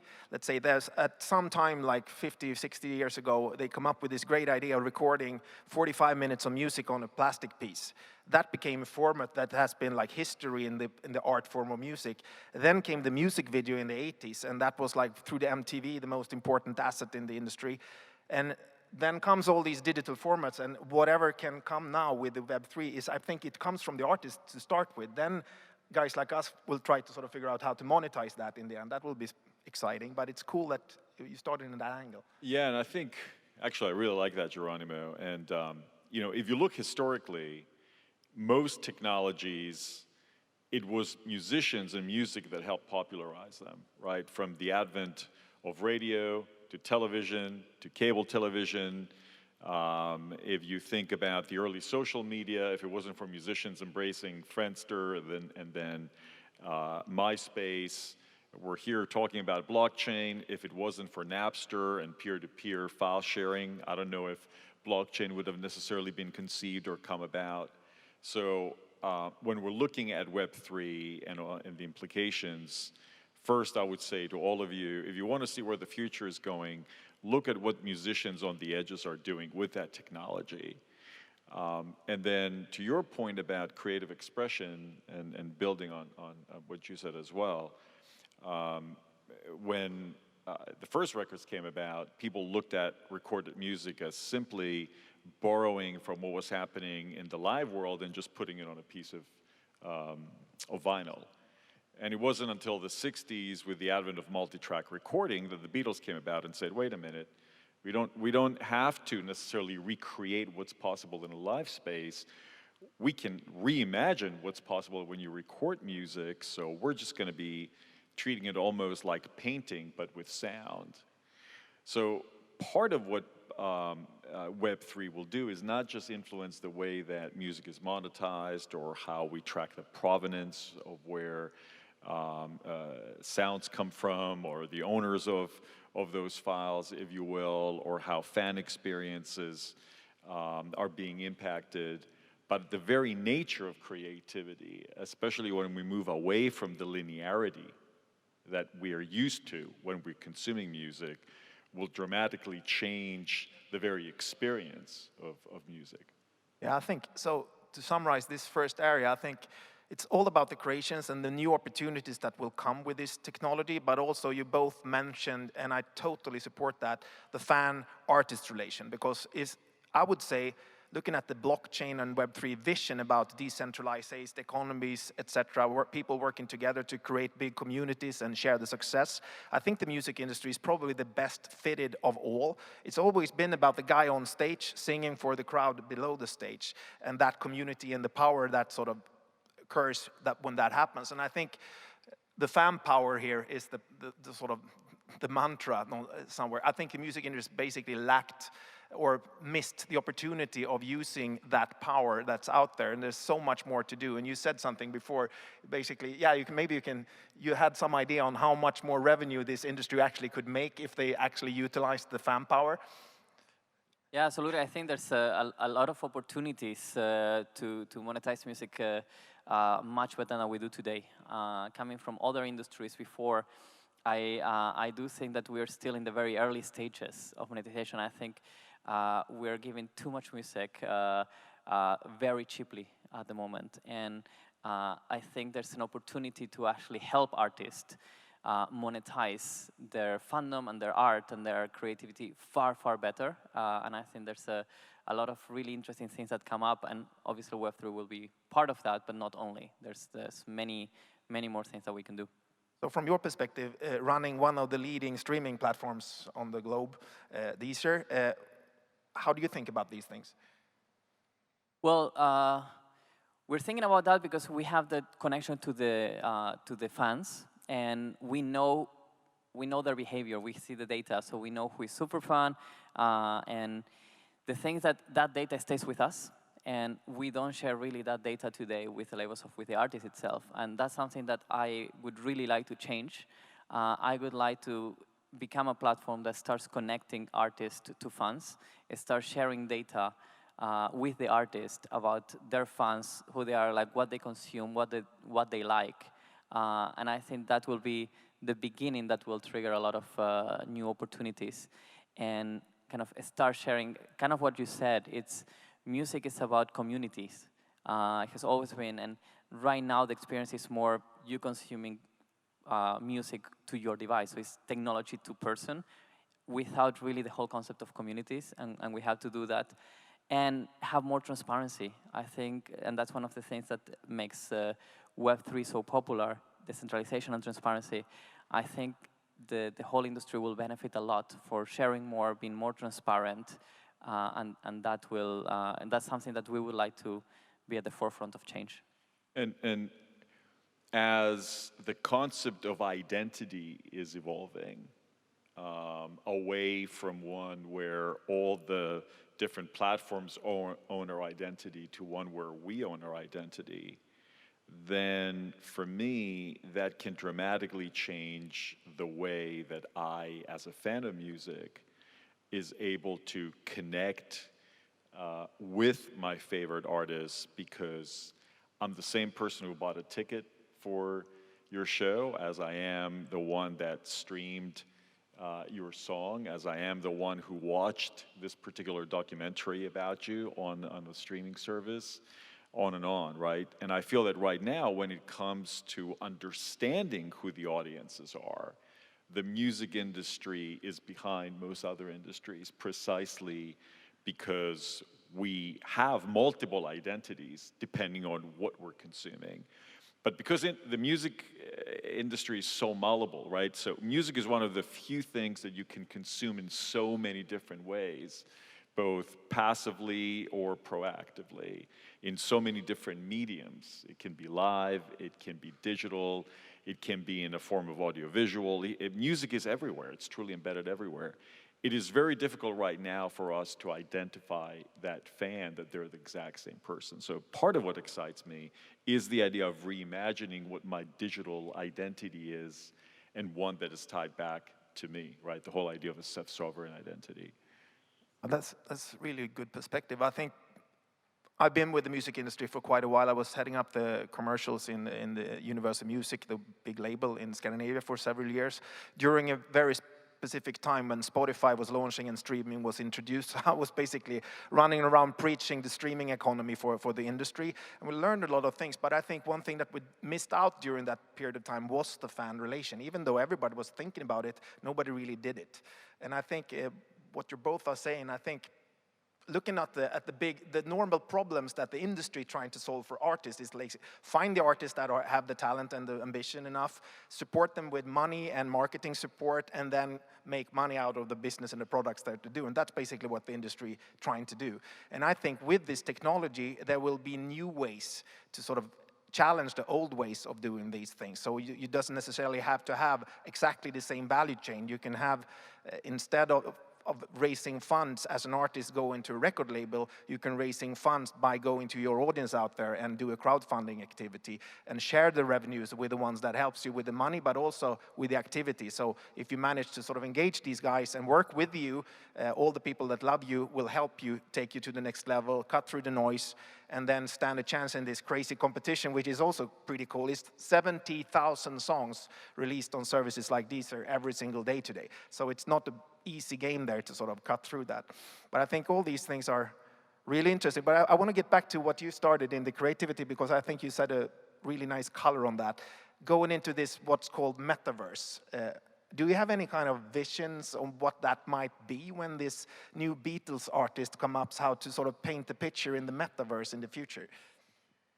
Well, something we were talking about right before we came on stage, which is where a lot of the interesting conversations tend to happen, is the idea that the industry is going to have to reimagine the way that it connects with fans. Right now, in the music space, we're used to almost like the in-and-out model, right? You go into a concert and then it's done. You stream your favorite song and then it's done. What we don't have that is present in the gaming industry is the idea of a perpetual, ongoing, 24/7 relationship with a particular musical experience that you can actually go in or go out, but you can engage with it on a 24/7 basis. Part of what's going to activate a true metaverse is the idea that these experiences have to be perpetual, they have to be interoperable, they have to be transferable from platform to platform or world to world, game to game. So I think it will take a reimagination, ultimately, of what music creativity is. Also, as we're beginning to see the advent of new type of audio experiences, such as spatial audio and true 3D sound, what might that look like, and how will that change the whole way that we experience a song? You know, we're all used to experiencing a song more or less in a stereo environment. What would it be like to be in a song? What would it be like if you're experiencing music in a non-linear way, but your relationship to that sound changes based on where you are, or perhaps you're contributing part of it and then you're resharing it to somewhere else. You know, we talked about Sgt. Pepper and the Beatles. What if you added something to it? What if you create your own Sgt. Pepper, right? So I think that a lot of these experiences are going to change. But part of what's exciting with this technology, and in particular with this advent of Web3, is that not just these immersive environments or these perpetual experiences, but the very nature of how you can incentivize fans, or even the blurring of the lines between who's a fan, who's a creator, who's an owner. All these, what was once three distinct roles, right? You had the owner of a copyright, you had a creator, and then you have a fan. Now all those three are becoming more of the same. right? A fan can be an owner and can be a co-creator. An artist can be an owner and a consumer at the same time, and on and on. And I think that's going to recalibrate the way that we see the world in the music space. There's a really interesting thought there as well, because also with the younger generations, everyone in a way is a creator just by posting things on social media, and I think people expect now to be part of it. And in a fully digital environment and digital world, the artists can engage with the fans and have them co-create.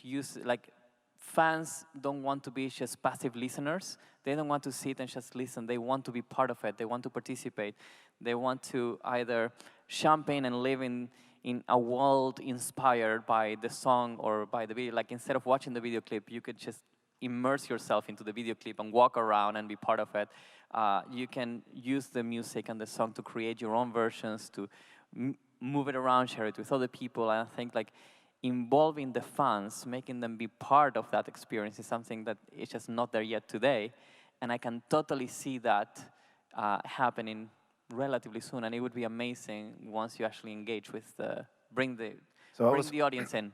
So I was thinking to ask you about if you have seen examples of everything we're talking about. But when you said what you just said, I just came up with one on my own, because we did this amazing project this summer together with EDM producer and artist Alan Walker, a Norwegian-British guy, who has some massive hits in history, but he's primarily been very, very good in building his fan relations. So he joined our platform this spring, and we did a project together where it was actually basically what you said. So he created a song, Unity, which is produced by hundreds of his fans. So he, as a producer, he asked the fans to contribute with different parts of the song. He put it together. He released it like a year ago on YouTube, and it spread out like crazy, so it has 65 million views or something like that. And then we wanted to commercialize it to the next level. So then we invited all these guys plus everybody else to actually invest a tiny piece of money into the song, which was, we set the limit on the investment on $10 to have as many people as possible. So in just a few hours, we got 3,000 people to put that money in, and then all of a sudden everybody owned it as well. So we put it out, and now only 4 months after, we reached the payback levels. Now everybody's making money from that song. And next level will be, of course, to try to engage these guys and doing more stuff around it. So I think these are the things. It's happening now from artists that are creative and platforms and other people in the industry that want help them along. So do you have any other examples of things you have seen that are really inspiring right now? Well, I think less so in the metaverse, but I think also live streaming is starting to be bigger and bigger, and I think that's just a first step. First you do a live stream, and then later on you will do a full experience in the metaverse.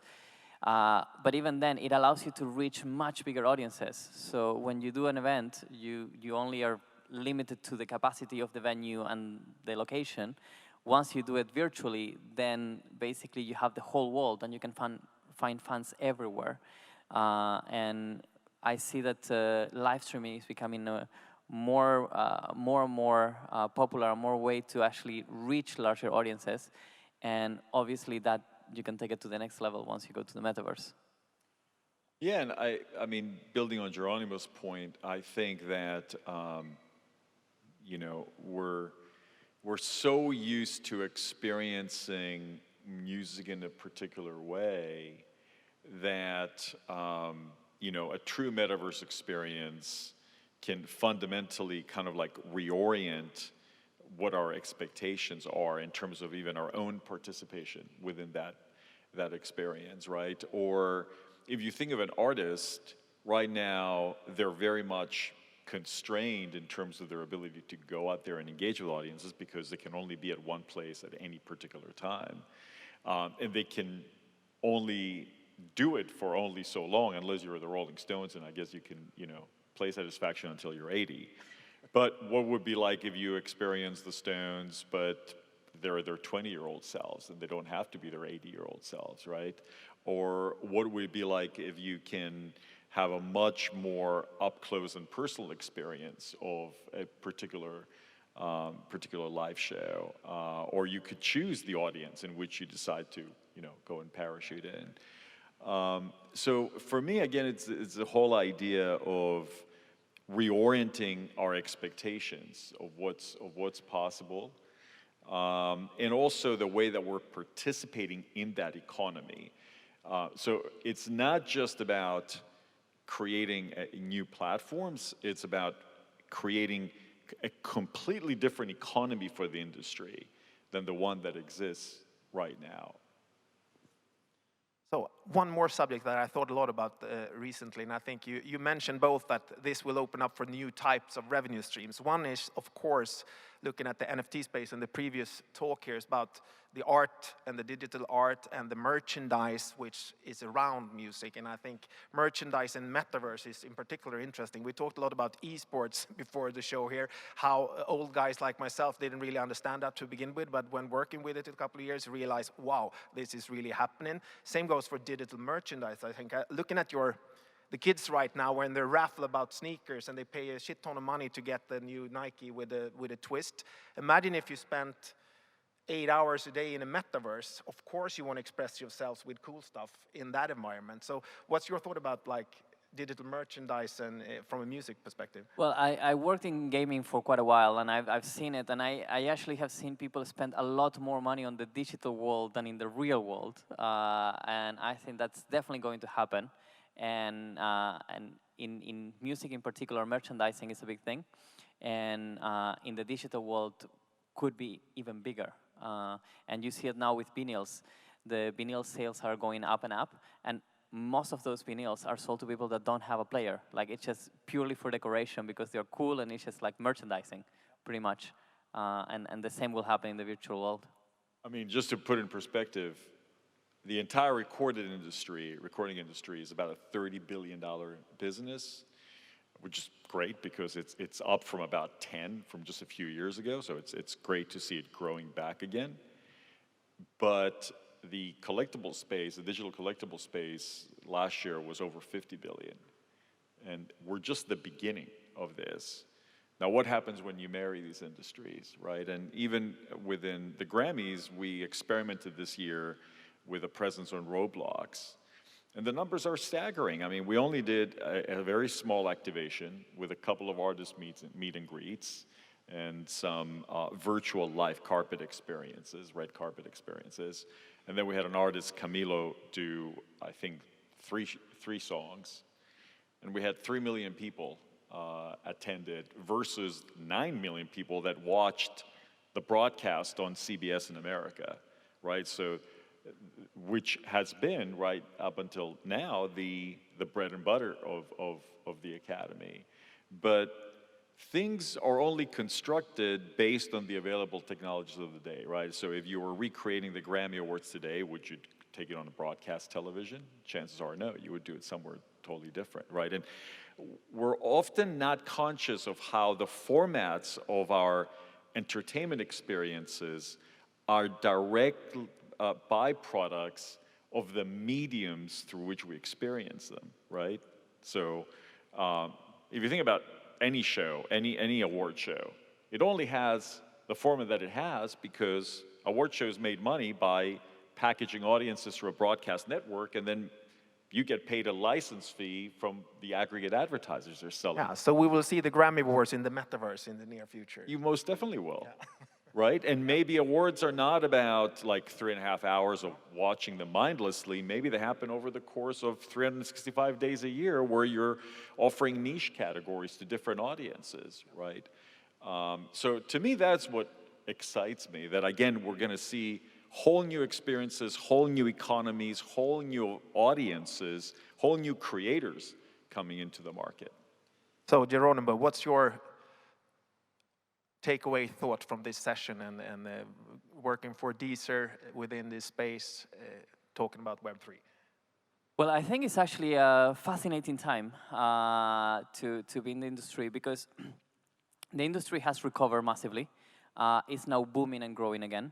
People are paying for music, and now we have whole new technologies that will open up doors to do many more things that we couldn't do before.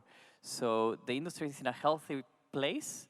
And on top of that, we have technology now that will give us more things. And I think the last years also taught us not to be afraid of technology. You cannot stop technological progress. So you have to embrace it. It's going to happen whether you like it or not. And when you embrace it, good things happen ultimately. So and I think in this new version of the web, I think the music industry will be ready to embrace it much better than before, for the good sake of everyone. Thank you so much. I think that was a perfect final words from this little chat. I hope you enjoyed our little conversation. We most certainly did, and I'm super happy to be here. So thank you so much for joining us. Let's go to the next point. Thank you.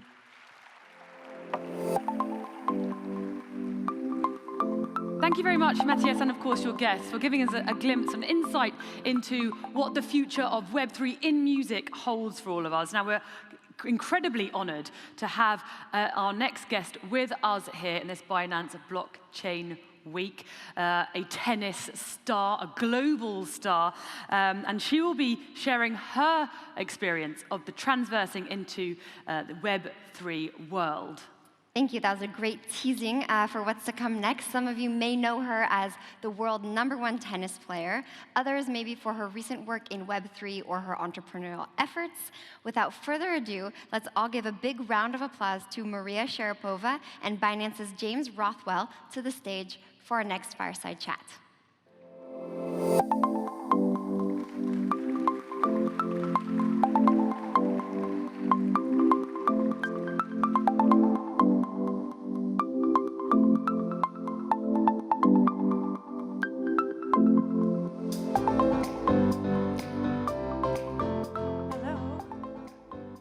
Hello again, everyone, and an enormous welcome to you, Maria. Thank you so much. Thank you very for much. joining us. I'm surprised the pillows are not yellow. We're trying to we're in the introduce yellow a bit more world. variety into the brand. It's a derivative of black, so we're still on brand. Great to be here. Thank you very much for having me. Yeah. Great to see people in the audience again. Nice to be back. Well, I was going to say, a big welcome back to Paris. I know over the years it's been an incredibly successful destination for you. It has. In all aspects of your career. I've had great memories. I've had some tough losses, which led to tough memories. But overall, phenomenal city, phenomenal amount of fans that I've gained over the years here, and great to be back. I don't think a few years ago I would have imagined coming back to Paris for a crypto conference, but here we are. Well, it's amazing just how quickly our industry is growing, and it's incredible to see partners and speakers like you at our event, because I think it's testament to how we're really becoming relevant in the mainstream, which is obviously why we're all here. Yes. So, Maria, I'll dive in. Your accomplishments in sports and now in business are absolutely extraordinary. What are the challenges that are drawing you to Web3, and what are you looking to accomplish in this industry? I think as a former athlete and someone that is, becoming more familiar with business, exposing myself to new avenues of growth, putting myself in a position of curiosity, which I think, as an individual has helped me grow while I was an athlete, always trying to find whether it was an entirely new revenue stream or whether it was learning from entrepreneurs and businesses and just working my mind and the space of Web3, the opportunities that we have as a talent, as athletes, is extraordinary. And it's really about understanding, one is finding your way through it, becoming more knowledgeable, but also just understanding what fits to you, because there's so many options, right? And there are things you might like about it and things that you don't. And so I've taken my time. I'm definitely more of a crypto-curious individual as opposed to an enthusiast that knows everything. I'm the one that's currently asking all the questions, but I'm also starting to understand how I will apply my experience and my fan base into this space. Fantastic.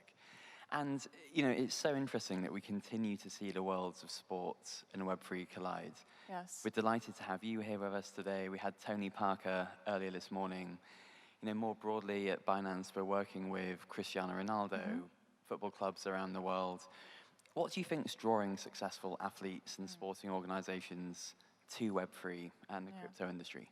A few different things. I'd say the first, it's an entirely new revenue stream that the athletes and talent in general just hasn't tapped into the maximum of what they can, and they're just still learning the gist of it. For me, it's a little bit different because I retired a couple of years ago, and I'm starting to understand that I had this incredible visual platform from a fan base for over 20 years of my career where the fan got to see me compete and give interviews, and so they were interacting with me. But my only interaction with them was through social media, essentially, or some of the autograph sessions that I do, but they were very quick. And this world of Web3 allows me to have this interaction to them now, following my career. Just it gets me really excited because I can connect with them on a different level, and I think more creatively. Yeah, and just building on that, now as a very successful entrepreneur and someone investing in different projects and businesses, can you walk us through that thought process? How do you look to find the right partner? What are the key considerations for you in terms of culture fit, the purpose of an organization when you think about investing or partnering with someone? Yeah. Diversifying, that's the first thing that comes to mind, because you, as someone that, I made my first real investment when I started making a little bit of money where I didn't feel like I needed to invest it back into my career, was mostly in consumer goods. I actually invested in a sunscreen brand called Supergoop that just sold for $750 million last year to Blackstone. And that was my first understanding of what an investment can bring to you, not an immediate return, but later down the line. And I think this space, exposing yourself to a space that's somewhat unfamiliar. I look back to social media, when I won my first Grand Slam, I was still a teenager, and we did not even have Facebook. I maybe had a profile, but I was not active. Now you see athletes 10 minutes following a victory. Maybe within minutes as they're accepting their trophy, they're already posting something about their victory. And that was such unfamiliar, new, very intimidating, right? Because you're all of a sudden exposing more than you are than just being an athlete, right? You're sharing what you're eating, what you're wearing, what you like, and you hope that your fan interacts with that. This is an entirely new world that is also unfamiliar territory that is incredibly intimidated, particularly for a female audience. And I hope that by exposing myself to it, I'm able to bring in a new community that feels less intimidated because I'm taking chances and leading the way. I love that, and I think for us as a category leader, really making our industry and our brand as accessible as possible and as mainstream as possible is incredibly important. So let's build on that a little bit. Some of the core values of Web3 are ownership, freedom, access. How does your personal background and experience influence your decision-making on projects that you invest in or companies that you align yourself to? Yeah, it starts with conversation. In business, particularly in the last couple of years, I retired in February, which was followed immediately of 2020, followed by COVID. And I spent the first 12 months, although business was I was brought into business by being an athlete, but the first year within COVID, I met founders and entrepreneurs, and through video, of course, but I just wanted to really get to know them. I wanted to learn about their business, about their passion, and they were the first few ones that kind of taught me, right? That taught me that this world, the digital asset, that cryptocurrency was going to be a huge part of their business. And when I started hearing it from a few people, I was like, well, in relatively different spaces, I knew that this was going to be, this was here to stay. So I was like, well, I guess I'm in it now. Well, you definitely use your lockdown during the pandemic more. Yes. More effectively than I did. I think mine involved more Netflix and wine, so congratulations. Oh no, I definitely had Netflix and wine. Plenty of wine. So Maria, in the short amount of time that we've spent together, obviously you're incredibly passionate about sports. Yes. I learned that you're very passionate about interior design and architecture and all of your business ventures. Yeah. How do you see Web3 positively disrupting the industries that you love the most? Yeah. I love creating experiences, and whether that's for my friends or my family, and that comes from my passion of design and architecture. Actually, as a young girl, I wanted to be an architect. And I think it was just the discipline of engineering something, of seeing something come to life, where it looks so effortless, but there's so much work, behind the scenes. And so the NFT space has me excited because I feel like I can create these worlds that are beautiful to me and aesthetic, and I can share them with a community that's followed me for so long.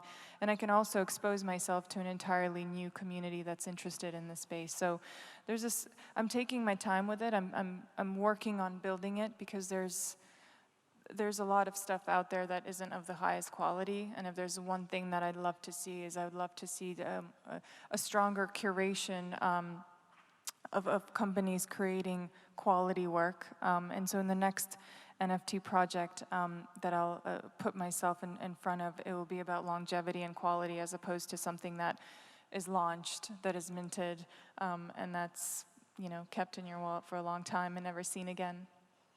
I completely agree. I think for us as well, focusing on the purpose and utility of our products, of the projects that we align ourselves to, it is really how this industry is going to win and enter the mainstream. Absolutely. So I couldn't agree more. So you must have so many incredible learnings and insights from your time as an entrepreneur, as an investor, as a public figure. For anyone that's inspired by your journey into Web3 in the audience or watching now on Binance Live, what advice would you give them? Yeah. Don't be afraid to take chances. This is a new space. I know for many of you here, you're deep enthusiast, and so you are aware of all the infrastructure, what you can create, how it's come about. But there are a lot of people outside of the space that are unfamiliar. And personalizing this space, which I think is really important. It's not sharing your story, sharing how you work with the Web3 and connecting it with people that are less familiar, exposing your experiences to them. I've made so many mistakes and losses. I've lost so many matches, but I find that when you expose yourself, you put yourself at the front, that something beautiful comes out of it. It's really hard at first, but by if you have a certain amount of money to invest in this space, just to see how it goes, even if you end up losing it, which hopefully in 10 years you triple or quadruple or tenfold, just seeing the process of that growth, you learn so much. So just keep taking chances is the advice I'd give. Yeah, so conviction, trial and iteration, learning, and believing in the long term. Yes, long term. We all want quick fixes. I think the society's, we invest today, we want it back tomorrow.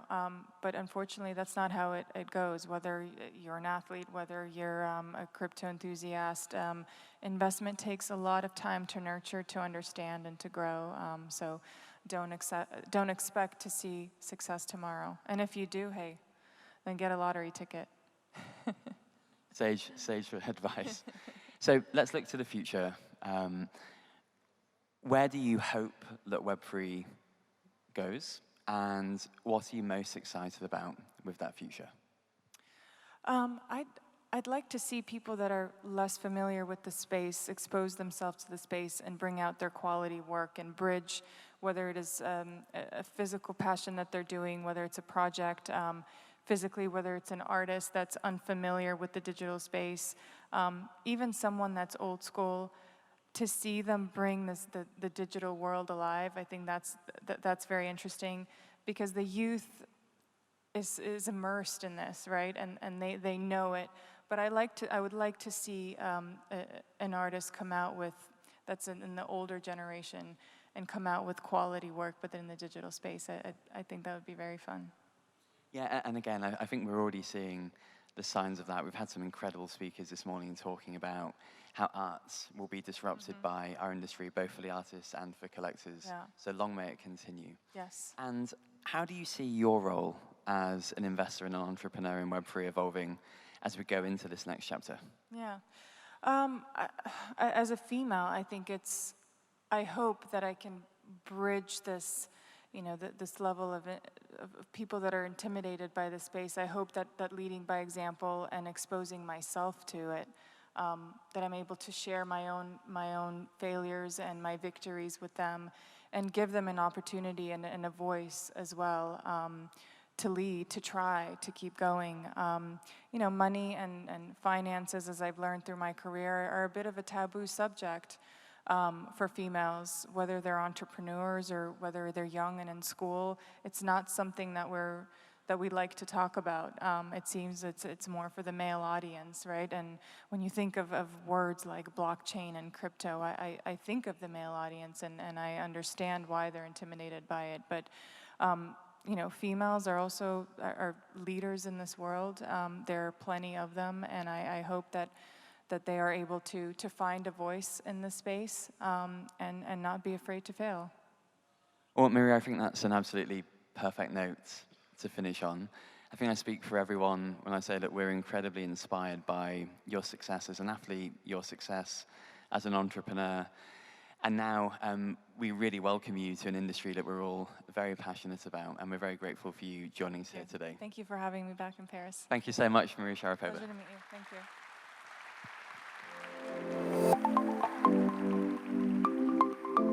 What a fantastic role model, entrepreneur and sportswoman. I know, how wonderful, and just really great messaging around patience, staying curious, growing personally, financially, and obviously for our women in the audience, I see you. We're happy that you're here, and we hope to have more and more. Haley, what's on next? Right, so, I mean, we've kind of spoken about art this morning, about music, but also as another kind of cultural cornerstone like Paris. We've got another tour stop on our Web3 journey and culture with a panel on the intersection of fashion and Web3, of course being in Paris synonymous with fashion. Couldn't think of a better subject to have here. Now, to host the session is Binance's very own Director of Global Brand Partnerships, Sarah Dale. She will be joined by Elise Yoshida, Christian Louboutin, Global Digital Communications Director, and Benjamin Aymer, Chief Metaverse Officer and CEO of L'Officiel. Please give them a warm welcome.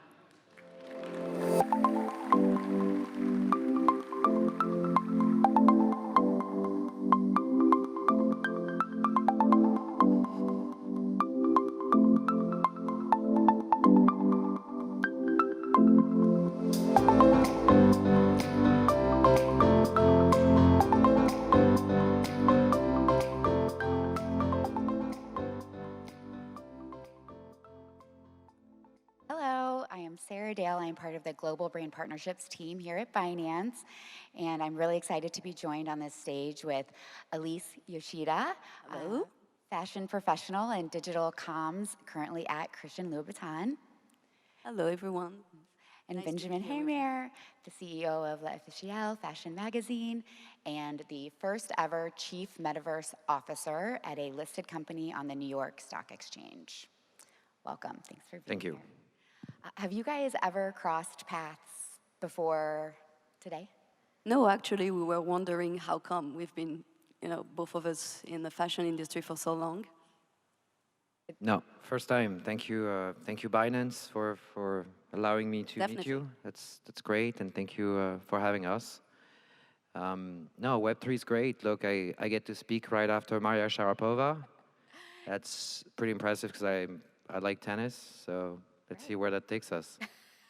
Well, I ask because the intersections that we come across are quite amazing, and especially the intersection of fashion and technology has created this new revolution, so to speak. And at that intersection, we're really blurring the lines between virtual and real world, and that's also really expanded our creative abilities, right, to beyond what is tangible reality today. And you could say that fashion hasn't just entered the metaverse. It is a core pillar of that new realm, and as a result, we're seeing this democratization of fashion, from diversity to decentralization to e-commerce to sustainability, community. The list goes on, but I think those are some of the core tenets of this new space that we're in, right? And I think Web3 has so many applicable uses across so many industries. But Benjamin, I'll give you the first question. But what exactly do you think Web3 means to fashion at this stage? Vast question, but I think that there is there's two key aspects. Number one is that we're entering into a world where, thanks to decentralization, rather than having their consumers, if you talk about fashion brands, rather than having their consumers just straight buyers, they empower them to become quasi-owner of the brand. If I buy an NFT from a brand which is attached to a physical clothes or not, at the same time, I get to maybe go to a fashion show, I get to get a discount in a store. So in a way, it's a parallel between being a shareholder. Would you rather be a shareholder of LVMH, or would you rather be an NFT holder of an LVMH brand? So there's a competition between wanting to become a shareholder of a listed company and wanting to become an NFT holder of that listed company, which is something that I'm working a lot within my role at AMTD. The second aspect to it is, think of the margin. If the luxury brand is defined by 50 to 60% margin. With an NFT or with a fashion skin, once you've developed the cost of creating the skin, the creative cost and the marketing associated to it, you're talking about 100% margin, which is what luxury brands are tending to reach. I mean, you work for Louboutin. If tomorrow Louboutin reach 100% margin thanks to your NFT program, I'm sure your CEO will be pretty happy. Probably so, yeah. Well, at least from an outsider, we see fashion as highly innovative, and you may tell me otherwise in a moment. But so, do you think that the evolution toward Web3 is really inevitable? Yeah, well, allow me to just nuance what you said. Fashion is obviously innovative in everything creative that they do, contents, but when it comes to tech, it's a bit of a hurdle, I have to say. I have lived through the beginnings of e-commerce and social media, and I have to say that for fashion, and especially more so for luxury brands, it was complicated. And even so, you can think, yes, fashion is very good to develop content, but it took so long, for example, to really get to the point, and you can think of brands that were still putting their print ads on Instagram long after it was live, right? So no, fashion doesn't have a very innovative trend with all things tech, but when it comes to Web3, it is quite different. So I don't know really what happened. I could not give a reason, but it's true that already like 4 or 5 years ago, the fashion brands, and especially the luxury brands, have taken the turn.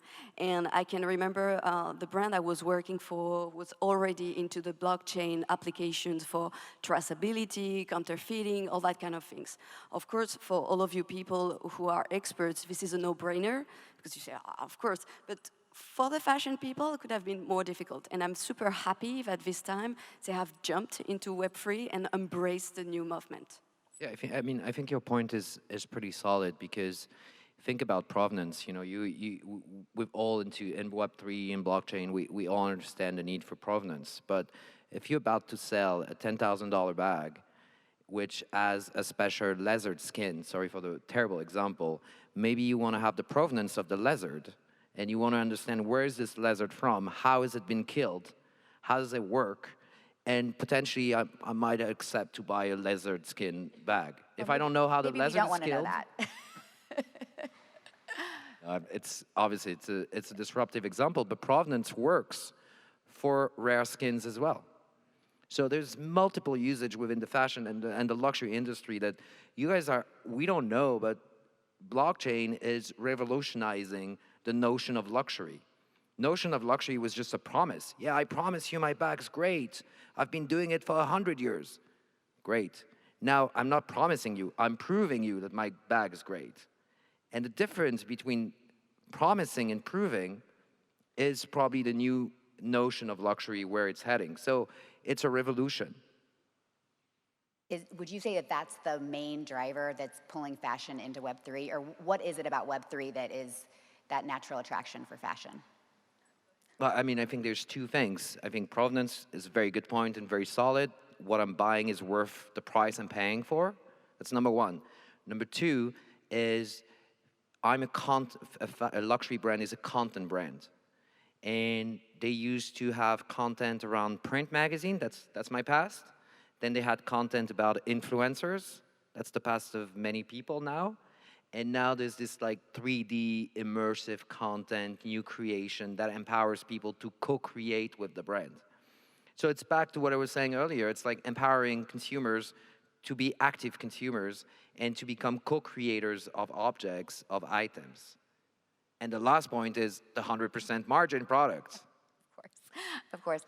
Elise, it seems that the value that Web3 can bring to brands is pretty straightforward. But what can Web3 bring to users and fans? Yeah, that's precisely what we're trying to think about. I mean, when you come to think about challenges between Web3 and fashion, there are many that can come to the mind. Very immediately, you can think sustainability, interoperability, counterfeiting, the market, the speculative market with its ups and downs.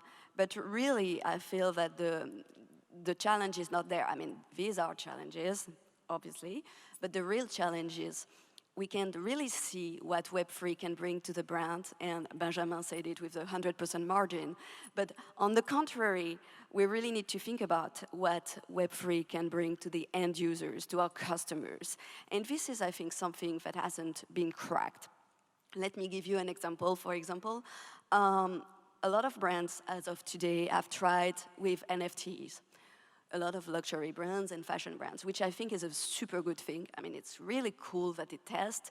Usually luxury brands, they kind of do not like to take so many risks, so that's really, really good. But sometimes they do not really take into consideration the customer journey or the reality of life. Think of if you had to mint an NFT and to couple it with a brand wallet each time, it's just not the reflection of the reality, and though that's the offer of some brands. That is to mention one example, but you can think also of NFTs that are being left to mint on some very niche blockchains and very niche marketplaces, and hence making it very difficult for the end user to find them and to really understand. So yes, what we need to think is that people in fashion are not like you guys. Probably they're not crypto experts. Most of them will not come from this world. They're more like me. But eventually you will need people like me, like Web3 enthusiasts, to support the whole project and to go to mass adoption. So you need to make sure that these people, they find values. Yeah, I mean, I think you're 100% right. There's as you said, first of all, the technical aspect. Do people know how to? Sometimes, like, I received from my friend from Dogami a dog for the Petaverse, but I didn't have the Tezos wallet, so it took me a while, and then I didn't get the unpacking of Dogami, and I was furious. I love those dogs, but I couldn't use them.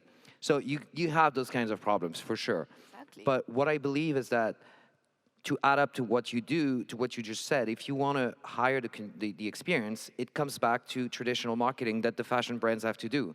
If I get an NFT from a brand, maybe I get to go to the fashion show. Maybe I get to get a limited edition of a physical clothing, phygital. We work a lot on that. I hate that word, but phygital is what most of the snobbish fashion people now are saying. I want to get my brand to the phygital level. You're like, what is this? Is this some kind of weird stuff? But what I'm saying is that we have to educate those people so that they use the word and they stop using the word phygital, because that's horrible. But there's a lot of education work on top of that. But privilege. New CRM can come from NFT. Forget about the artistic value of an NFT. I mean, let's face it, 80% of the NFT we're confronted have a poor aesthetic value. 20% are amazing, 80% are bad. So that, it's gonna come to, do you like the Dolce & Gabbana NFT rather than this NFT? Yeah, everybody's gonna have different opinion, sure. But the brands need to attach privilege. That's the key. And I couldn't be more aligned with that. I mean, NFTs have so much to offer rather than their only speculative value.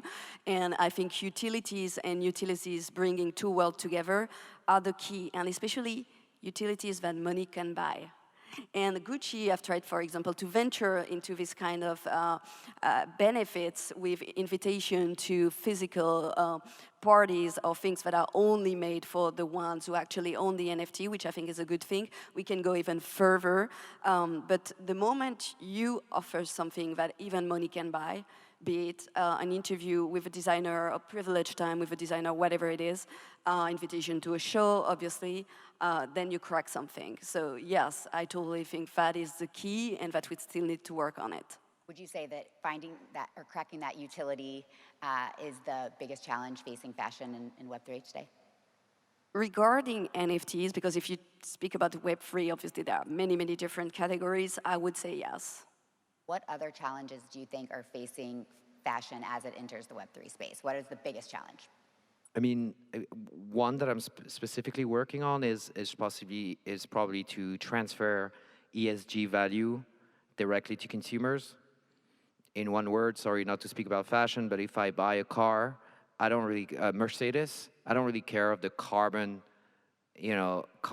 whatever, European regulated that Mercedes is issuing per year, because I don't work for Mercedes. I want to know what my Mercedes will bring me in terms of my personal ESG.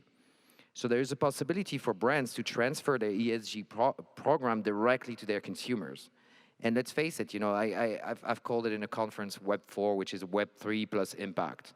And everybody was laughing, and I was laughing myself when I said it. But I think we need to transfer the ethics, the climate actions of the brands together with Web3. That's what Web3 is about. You're transferring an abstract value to somebody that is buying an abstract value. So why don't we hire the conscious, level up the conscious? Fashion can do it. Every day Kering is planting trees somewhere and we don't know what's the carbon. Well, transfer it to your consumers. This is what I told you when we were preparing it, but I know I'm not supposed to talk about it, so. Well, you're kind of going there. So some say the metaverse, some say being you, say the metaverse is more of a multiverse. So paint us a little bit more of a picture on how will consumers engage, with fashion 10 years from now? If we are to speak about the metaverse, which I rather call virtual immersive worlds, because metaverse is subject to so many definitions. Some will say it exists, some will say it doesn't exist yet. So let's call them immersive worlds. Obviously, they do not have to be decentralized, but when it comes to decentralized one, as of today, there are many major challenges, such as accessibility, be it for poor internet connection, need to have a super efficient machine, need to have a wallet, which the mass do not have. But I think the main problem is that today, the metaverses are still mimicking the real life. I don't know if it's by lack of imagination of what could be done or any other reasons, but I feel that we are not going to the metaverse to do the same thing that we are doing in the real life. And that's also worth for people in fashion. Take e-commerce. We are all saying that metaverse is the future of e-commerce. But as of today, if I want to buy a pair of Louboutin, I have to say that it will be much more smoother and efficient to go onto their website, rather to go in that kind of metaverse, which I can only access if that and that parameter is completed, and try to find the place and go into their virtual, you get my point. So I feel that and again, that's the same point as NFT, we need to put ourselves in the shoes of the end users to ask ourselves, what's the job to be done, and how can metaverse do this job? And once we crack that, then offer an experience that is different from the real life experience. Otherwise, people will come once, maybe out of curiosity, but they won't come again. And that's what you want to do eventually. Yeah, that's actually a very good point. I have another, sorry, just another little story. It'll be short, but I'm a board advisor on a company called Transcend, which is just being released, and we were working on how to integrate Louboutin shoes within an e-commerce, metaverse e-commerce offer. And as a joke, we said, why don't we put some kinds of like superpowers on the Louboutin shoes? So we'll just imitate real life, but we'll add crazy powers. And then it became the supercharged, supersonic shoes, which comes from my son who gave me that word, supersonic. And all of a sudden, you could fly in any metaverse with your Louboutin.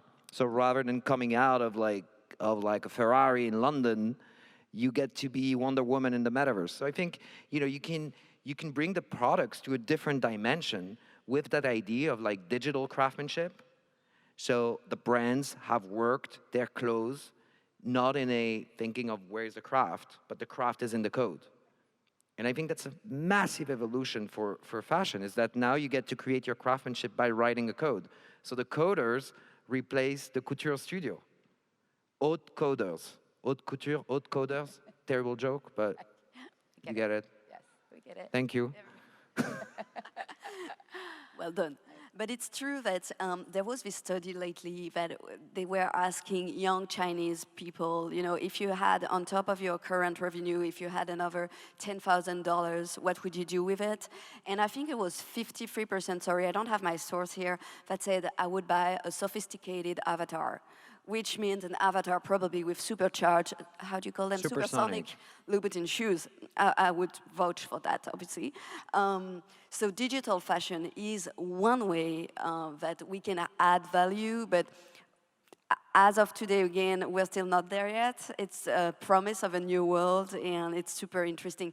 Also, lots of creativity here, which is what we know how to do in fashion. What is, Elise, the thing that you have brought to Web3 through Louboutin or any of your prior places of employment that you're most proud about? Well, with Louboutin, you know, we're a private company, and I feel that we have done, but I have to say it's not me, it was the whole team. We've done at the beginning of the pandemic, we've done an experience in Zepeto, which is technically speaking not decentralized, but it's still a metaverse. And it was very lovely to see how it unfolds super well and how it gathered a lot of enthusiasm. Now we're planning things that I won't tell you about, obviously. You could break the news here if you wanted to. No. I think it's a bit too early. I'm still embargoed. But the thing is, again, in relation to what I said earlier, we haven't necessarily pushed NFTs, as you said, from you know, with a speculative value of, you know, from artists or stuff like that, because we are really seeking to do something that makes sense. Well, I could probably talk forever about fashion and metaverse, but all good things must come to an end. For your final comments, what advice would you give brands or users who are thinking about just starting their Web3 journey? I'll start with you, Benjamin. Wow, that's... No pressure. We have 5 minutes to answer that question. That's a lot of time. Well, first of all, I mean, I do give advice to brands sometimes when they ask me, and I tell them to, first of all, educate their team, because when you actually think of the reality, you know, when we're talking about massive PR, marketing, creative teams that have no idea what we're talking about. They've seen it, they've understood it, but you know, Elise is probably an exception within what we're talking about. A lot of like chief metaverse officer flowering everywhere in those companies, but they are marketing people that change their title, just like me, by the way. And so I think that first of all, educate your team, and then disrupt it. You know, disrupt based on your real value. You know, if you wanna bring a real life artist and do some kinds of NFT, fine. If you think that's the right thing to do. If you want to transfer carbon to your consumers with a crazy project that I'm doing, come and see me. If you feel, I mean, I'm going to tell you what I'm doing for L'Officiel, maybe because I haven't talked about L'Officiel. I've talked about many other people, but for L'Officiel, what I'm doing is that I'm taking 800,000 fashion images. I protected them under a blockchain. We have created a code for each pixel, and we're creating an AI that's going to be able to produce over 1 billion skin per year. So I'm working on supersonic fast fashion. You know, designers said I have to do 8 collections. That's a lot. We're going to do the equivalent to like 1.5 million fashion collections per year thanks to the AI. So, and I don't want my skins to be worth $1,000. I want them to be worth 1 cent. But 1 cent times 1 billion starts to be a bit of revenues. Nice. And for me, I think, well, you clearly understood it from our speech, but I would strongly advise brands to put themselves in the end user's shoes and not necessarily the ones that is on Discord all the time or on Telegram or Twitter, but just a regular fashion lover. and understand what it means and what is their value proposal for them. I think that's, and probably not listen to the agencies or to anyone who wants to make money out of them and propose them everything and nothing. Awesome. Well, thank you both for being here. Thank you. And you. I will look for the breaking Louis Vuitton news in Web3. And Benjamin, give me a call for your supersonic shoes. Thank you.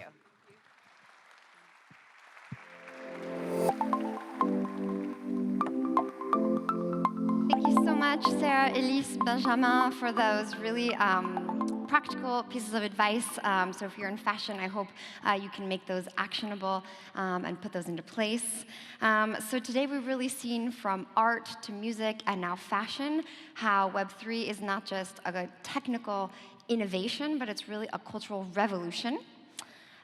Haley, up next is our last session before lunch. I see people moving around. They're like ready for lunch, maybe. What are we talking about in this last session? We've gone from art to music to fashion. Now we're going to head back to blockchains. And we're going to try and understand better the emergence of decentralized trading. Eduardo Morrison Gomez, Binance's head of institutional sales in EMEA and LATAM, and his panel will guide us through how blockchain can directly connect traders. Now let's please give a warm welcome to Eduardo and his guests.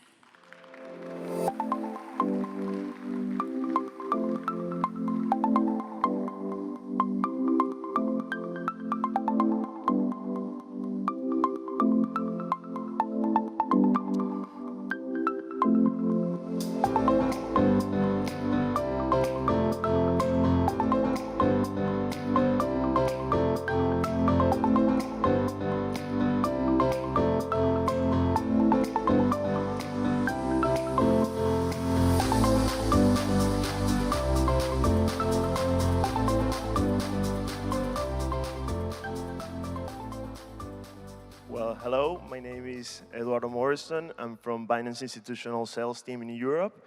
It's an honor for us to be hosting this panel today about the emergence of decentralized trading. And to begin with, I'm going to thank all the panelists to join us on the conference. And it will be great to have a quick intro on yourselves and your company to start with. Happy Merge Day, everyone. My name is Katia Banina. I head up product at 20mute, a leading trading firm in crypto. And I also head up products at Bebop, which is a new decentralized exchange that's being incubated by 20mute. Hi, I'm the founder of an asset management company called Tobam. We run about $9 billion. Mostly in the US. We started in crypto in 2016, and that's it. Hi, everyone. I'm Oliver Yates, the CEO of Aplo. I'm delighted to be invited by Binance and to hear the other speakers today. For those who don't know Aplo, we're an EU-licensed broker that leads institutional investors into the crypto universe. So we have a prime brokerage platform with broad range of currencies and investment tools. Hey, good morning, everyone. I'm just happy to be here. I got here 9 minutes ago, which is about as close a shave as I've ever done for one of these things. I represent Galaxy. We used to be Galaxy Digital, but we're called Galaxy now. We've dropped the digital because isn't everything just digital. And we are a diversified global regulated financial services player. We do trading, we do asset management, we do venture, we do investment banking, and we do mining. Thank you, guys. So for the first question we have, so can you please lay the ground to the audience on how to understand the concepts of decentralized trading, DeFi, and how is your company participating in the space? We can begin with Katia.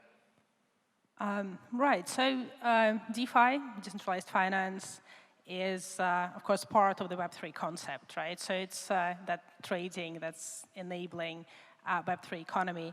And, of course, in the simplest terms, it's the kind of the philosophy, I suppose, behind the blockchain that is embodied in DeFi, right? Where you remove the central counterparty and you live in this permissionless and resistant world where anyone can transact with anyone through a smart contract. And that is where you can be trustless, permissionless, and of course, that is where things like counterparty risk, for example, or settlement risk get removed from the equation.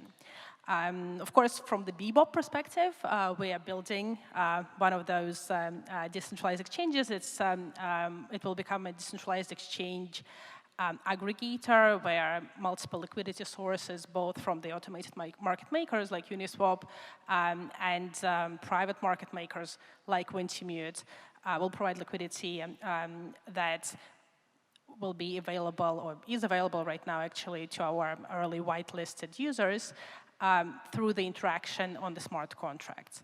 And so that is something that Wintimute is very invested in, obviously incubating this platform, because we believe that the future of decentralized trading is huge, and the pie will only grow. From Wintimute perspective, actually, it's one of the most active crypto trading firms in DeFi on many different levels. Wintimute provides direct private market making liquidity into DeFi platforms, existing platforms, and of course as well trades on AMMs, again, such as Unisushi and others across 5 different chains. Ultimately, there are other things that Wintimute does in DeFi, because the space is ever evolving. Yeah, Tim, it would be great to hear your thoughts on Galaxy. What are you guys doing on DeFi and decentralized trading? Yeah, well, we're a regulated. Our kind of whole angle is regulated institutional. So we're trying to be that bridge to get the large pool of institutional capital into this space somehow. So the way we look at it, and we'll talk more about both regulation and DEX versus SEXs a little bit later, but yeah, this is simply just another pool of assets, another pool of liquidity that we can tap into. What makes it interesting for us is we've got to be super careful how we do it. I think what's exciting and challenging at the same time about this decentralized pools of liquidity is it's not crystal clear how to do that from a regulatory perspective in every single jurisdiction, and we're trying to do it really from a gold standard perspective. But I can tell you what the goal is, and we're actively pursuing it, is if a large pension fund, if a large sovereign wealth fund, if a large hedge fund who traditionally is used to big liquidity risk transfer, I want 50 million, 100 million of something up, then we need to be able to stand behind that. Then we need to find a way to engage with DEXs that really supplements all the other pools of capital that we have.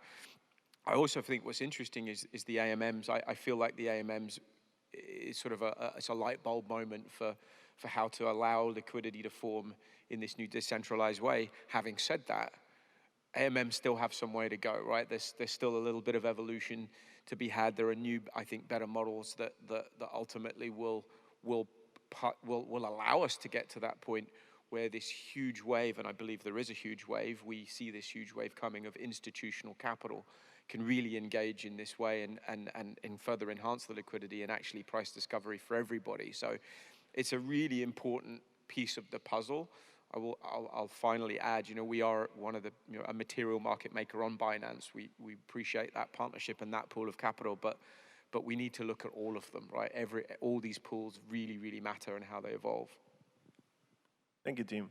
So for the next question, I would like to ask first, Oliver, on how do you see the decentralized trading, environment impacting the future of crypto adoption as a whole, right? And a follow-up question would be, is this relevant mostly these days for retail audience or institutional investors also? So it's interesting because if you look at financial markets, I mean, up until very recently, in traditional finance, retail users were not participating directly in the markets. Like you didn't have your own New York Stock Exchange account. You would go through a broker, who would go through another broker, who would go through another broker, and then you'd end up touching the actual markets. And now look today with DeFi, you've got retail participants that are trading directly on these decentralized exchanges, matching against other retail participants or professional participants. And people don't realize sometimes how new and original that is compared to the way markets operate. So this, I think, is the biggest impact and will, of course, drive adoption. But then if you move towards institutional participants, I mean, today, the fact is liquidity is not sufficient on decentralized exchanges. And a lot of these institutional players, they're not necessarily looking to save like 1 or 2 basis points or to do something really fast. They're just looking to have something that can be traded in size. And so they'll generally go through a centralized exchange or a prime brokerage like Aplo, Galaxy, or a market maker like Wintermute. Thank you. Kati, I think that you guys are seeing a lot of this flow with the new initiative from Bebop. Like, can you mention on the retail domination and what's your perspective on that angle? Yeah, I mean, definitely DeFi is dominated by retail, but I would actually, I call these markets much more prosumer markets. I mean, there are, I think, about 5.5 million wallets that have interacted with DeFi. It's a very, even if for us it feels like the whole world is doing it, right? Because we're all doing it. It's a very small group of people worldwide, and obviously it's going to grow, but today it's a group of those in the know.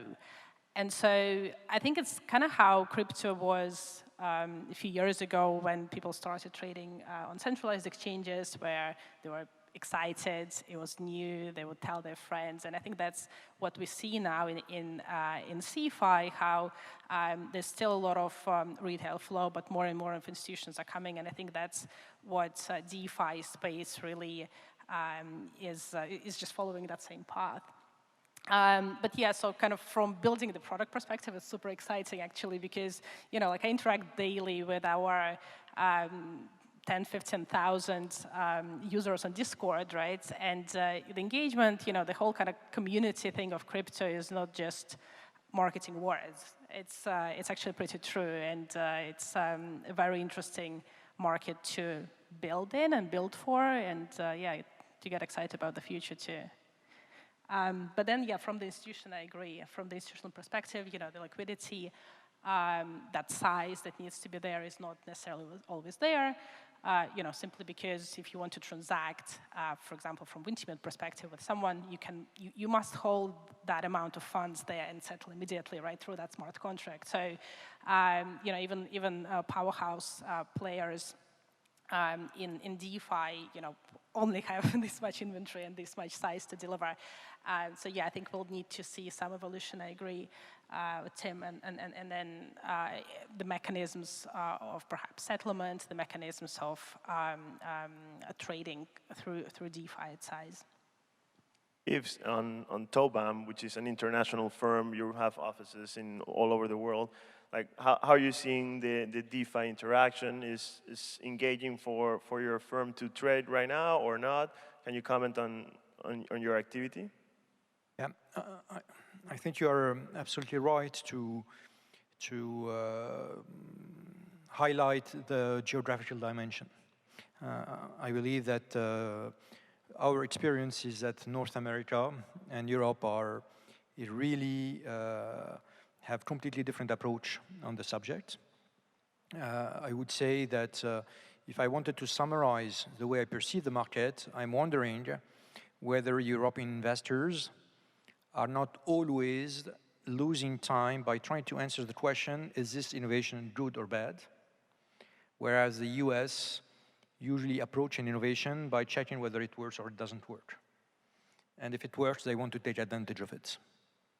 And this is really, you can't imagine how huge the difference of approach is from institutions in the US and institutions in Europe. I believe I don't know any institution in the US which is not invested already in crypto, either directly or at least, via private equity deals. I don't know any of them. Whereas in Europe, generally speaking, it's really far from being the case. And the test they try to answer is, does it work or not? And if it works, how can I take advantage of it? And it's really something which is completely coherent with the job of an asset manager. We are not here to develop solutions. We are not here trying to understand the tech, etc. But we want to take advantage of some new vehicles that will allow our clients build an exposure to a new sector, if I may say so.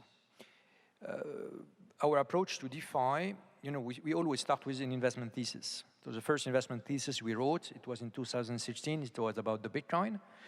The second investment thesis that we wrote is about DeFi. And our approach to that is we believe that in fact a huge quantity of wealth has been accumulated into crypto. And whenever you have an accumulation of wealth, you need service for this wealth. And what's very funny, it is that the usual financial institution refused to serve this wealth. And when you have a need, and in front of the need you have a vacuum, you know that nature abhors vacuums, you will have directly an ecosystem that will grow in a random fashion with only one extremely wise organizer called Darwin that will try to fit the needs of the investors. What is the job of a banker? If you think about it from a conceptual point of view, the only job of a banker is to provide leverage. To whom would you provide leverage? To people that are already wealthy. And this is, in a way, what DeFi's first job is about trying to accomplish. It's about really finding people that have assets and providing them with leverage. And you have this new ecosystem which is developing. The only difference between this ecosystem and all the previous one, it is the speed of growth, because usually it takes either billions of years or hundreds of years, or for the car making industry, 50 years or 60 years. Here, every year, it's a complete revolution. So it's really something which is fascinating to look at this ecosystem and try to take advantage of it via our job, which consists into investing. Thank you for sharing your thoughts. Very interesting on the evolution side. Well, the big elephant in the room, right? Like how decentralized exchanges and centralized exchanges like Binance can coexist. It would be great to hear, team thoughts first on what are the advantages and disadvantages and how both can coexist in the long term, right? Yeah, this is a big one. So you know what? I'm gonna invoke for a bit of fun something I call the Casablanca principle. I don't know if any of you have heard me talk about this before, but it serves a purpose. And trust me, it'll sound like I'm going in a completely different direction, but I'm going to the point here. So think of Casablanca, the movie, which is a great movie, right? One of my favorites. 1947 that was made, right? That intellectual property, that asset is an asset. Movies is an asset. Was first produced on the medium of celluloid in film. And with time, things evolved, and the mediums have changed. So we went from that to Super 8. We went from Super 8 to Betamax and VHS, and then we went from there to Laserdisc, if you guys remember that. I actually used to have some of those. And then you go to DVDs, and then you go to Blu-ray. And you get to Blu-ray, and you remember Blu-ray, which I believe you can still buy. It's great. It's this fantastic digital medium. It's really digital, and it's high quality, and it's high definition, and it's got all that stuff on it. And ultimately, we then went to this next step, which was streaming. And we created an entirely natively digital ecosystem for the production, the distribution, and the viewing of the asset, Casablanca. So notwithstanding the fact that the original asset wasn't natively digital, now you transfer it to digital, and its entire life cycle is managed digitally. The point here is the move from Blu-ray to streaming was seismic and rapid in its dramatic effect that it had on the industry producing movies, distributing movies, and viewing movies. It was, if you know that industry, and we've all, so it's a good example because we all live and breathe it, it was dramatic. It just changed the game in all of the above and how we buy movies, etc. So what has this got to do with the sex versus Dex question? Well, if you believe, like I suspect everybody here would believe, if you're here, you probably believe it, that financial services is about to go through its same Blu-ray to digital native streaming moment, and that we will have a seismic shock to how services are delivered, how we as individuals, as corporations and governments transfer value and engage in financial services, and indeed, as you've said, gain leverage and get credit from institutions, which I think we all do, then the question of liquidity becomes central to that. Now, if you look at the movie example, it's less obvious, but the ability to have a phone and not have to go through the middleman of having to go to a store and buy a DVD and put it in a machine was pretty material in democratizing the access to that, and we all now, see that value. We're kind of in that same journey with sexes and dexes. What's really interesting and different, though, about financial services versus movies is this core notion of liquidity, and therefore the answer to the question of can they coexist, will they coexist, will there be a winner or not, is that actually I think you have to get into the nuance of all movies are the same. A movie asset is the same, and so every platform can have all of them, and if someone chooses, if 100 people choose to download or 1 billion people choose to download, it really comes to the same thing. Not all assets in general, in crypto, but even in general, are the same. There are liquid assets and less liquid assets. If you look at bonds, some of them trade on exchange, some of them trade OTC.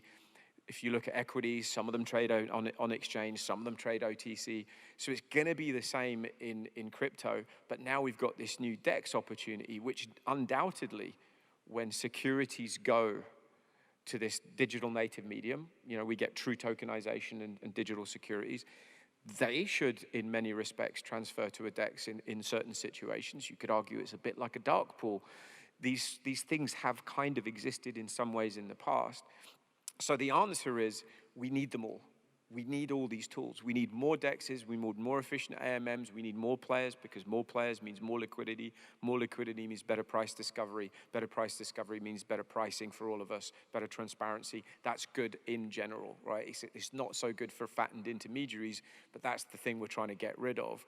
So we will need the Binances, we will need the evolution of London Stock Exchange, whatever that becomes. We will need Uniswap and SushiSwap to continue to evolve, and they have to evolve. DEXs are really in their V1 1.5 moment. I bet 5 years from now, we'll be talking about DEXs in a different way, especially when the institutions come. So it's fascinating when you think in that Casablanca principle context, we're gonna need it all. These are welcome tools to deploy. Thank you for sharing. Yves, what are your thoughts on Binance? How can Binance play a relevant role in the DeFi space also? Binance specifically? So there is a dilemma for people like us, which is that we need a better segregation between the custody function and the exchange function. So this is something that Binance is resolving in an original way in the field of centralized exchanges.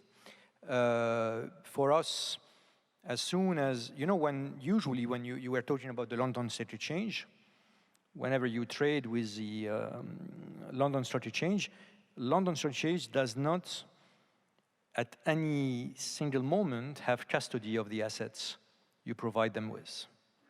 You never, when you are a fund, a mutual fund, and you trade a stock, you never carry the credit risk of the London Stock Exchange. So for institutions, I'm not talking about retail, the unbundling between the custody function and the fact you're in exchange is something which is not yet advanced enough in our mind in most of centralized exchanges. And we are obliged always to find a tailor-made way to access the central exchanges in order to really segregate between the function of exchanging and the fact that you will or will not carry the credit risk of the central exchange. Yeah, well, it's a good point, and I think that the custody angle is definitely important for institutional investors to participate in the space. For the last question, and we have 7 minutes, and I think it's very relevant. Regulation for crypto as a whole is very crucial. Decentralized exchanges, regulatory framework is still nascent. How do you see them positioning or moving towards an increasingly regulated crypto trading space in Europe? I think, Oliver, you are a regulated entity in Europe. It would be great to hear your thoughts on this and how you envision the progress. Sure. So to start with, at Applo, we're really for regulation. We think that a well-built regulation can help foster innovation and investor protection in the space. That being said, if we focus on MiCA, which is the upcoming regulatory framework for crypto in the European Union, there are a few interesting pieces in the text. The first one, there's been talks about limiting the transfer of stablecoin to $200 million per day for any specific stablecoin.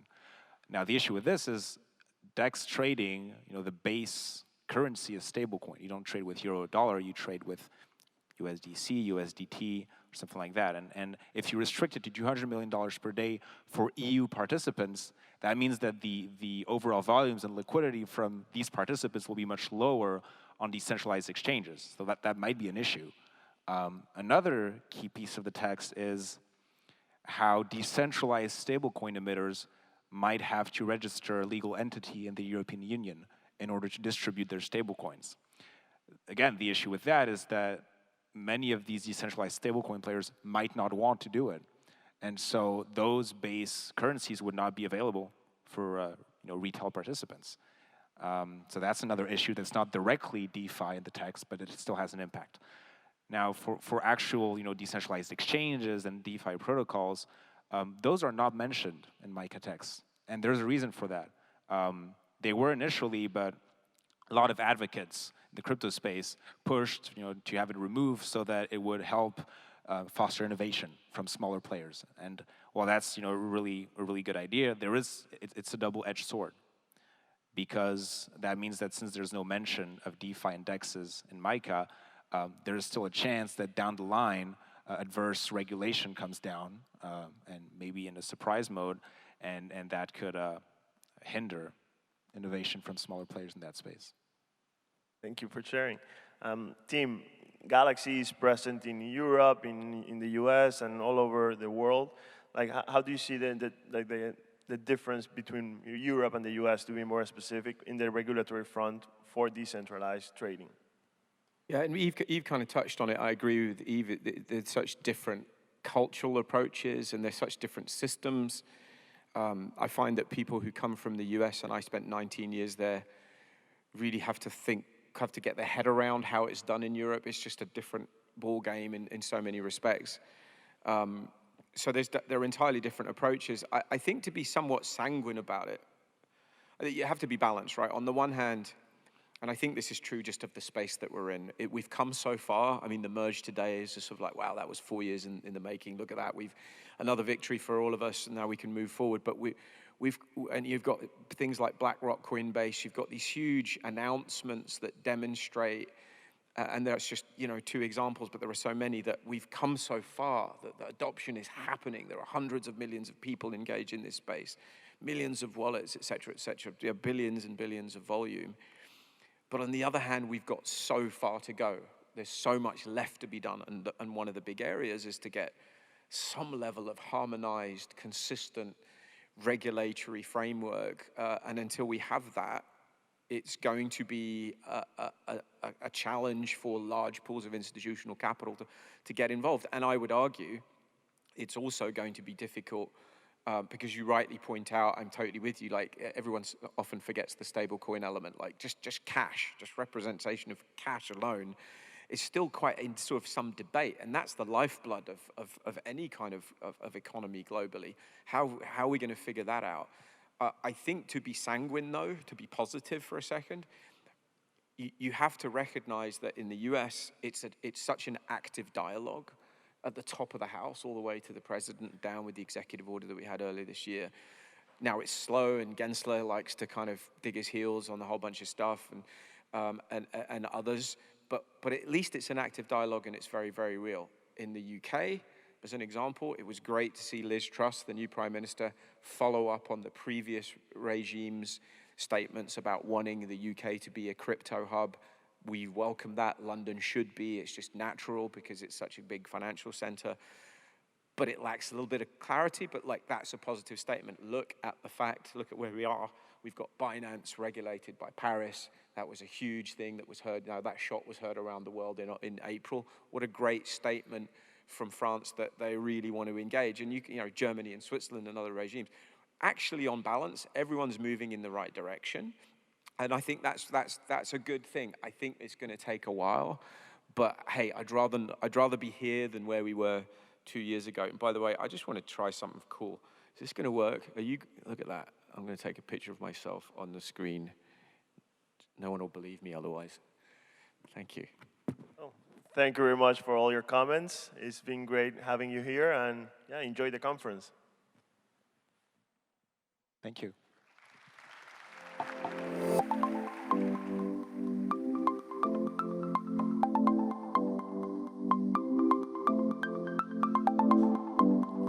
Thank you so much to our speakers. Thank you to all of our speakers in this morning. It is now time for a 1-hour lunch break. So let's see, it is at 1:50. We'll meet right back here on the main stage during this time. Please feel free to mingle, network, enjoy the food, find some coffee, stretch your legs, and we'll see you back here. Absolutely. And don't forget, do not miss out on our next panel discussing the power of blockchain and uplifting communities. Have a great break and see you back at 1:50.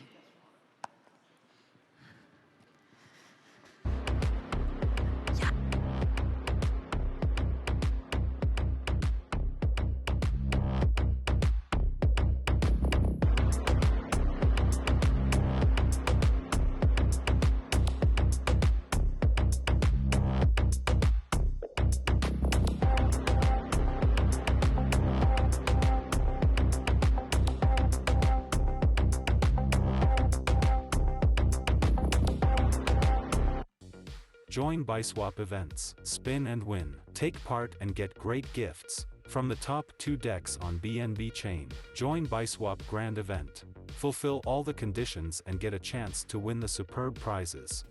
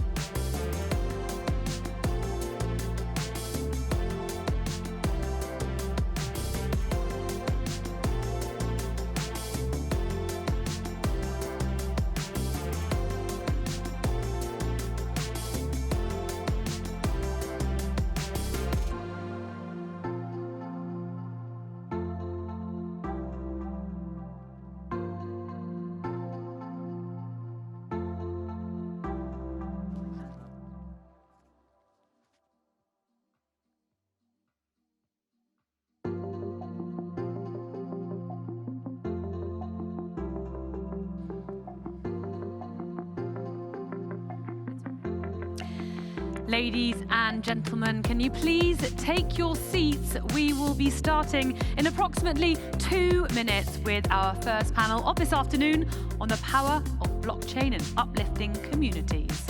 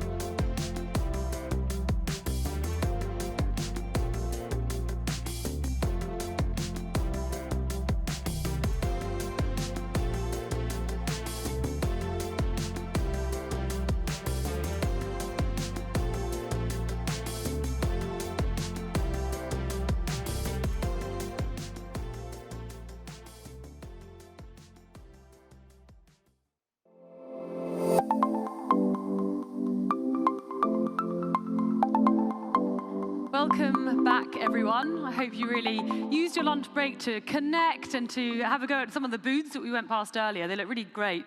Yeah. We will be going back there this afternoon to check that out.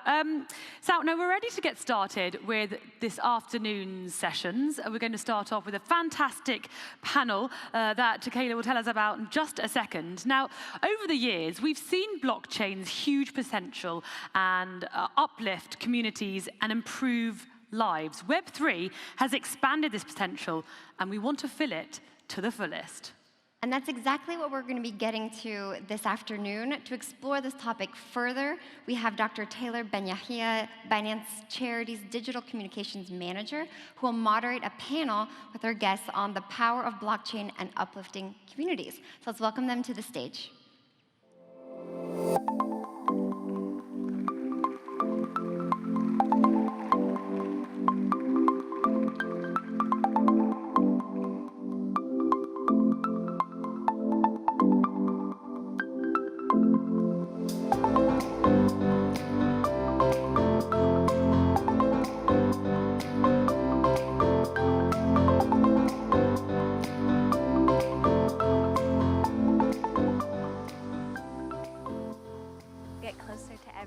Hello, welcome. Thank you so much for being here.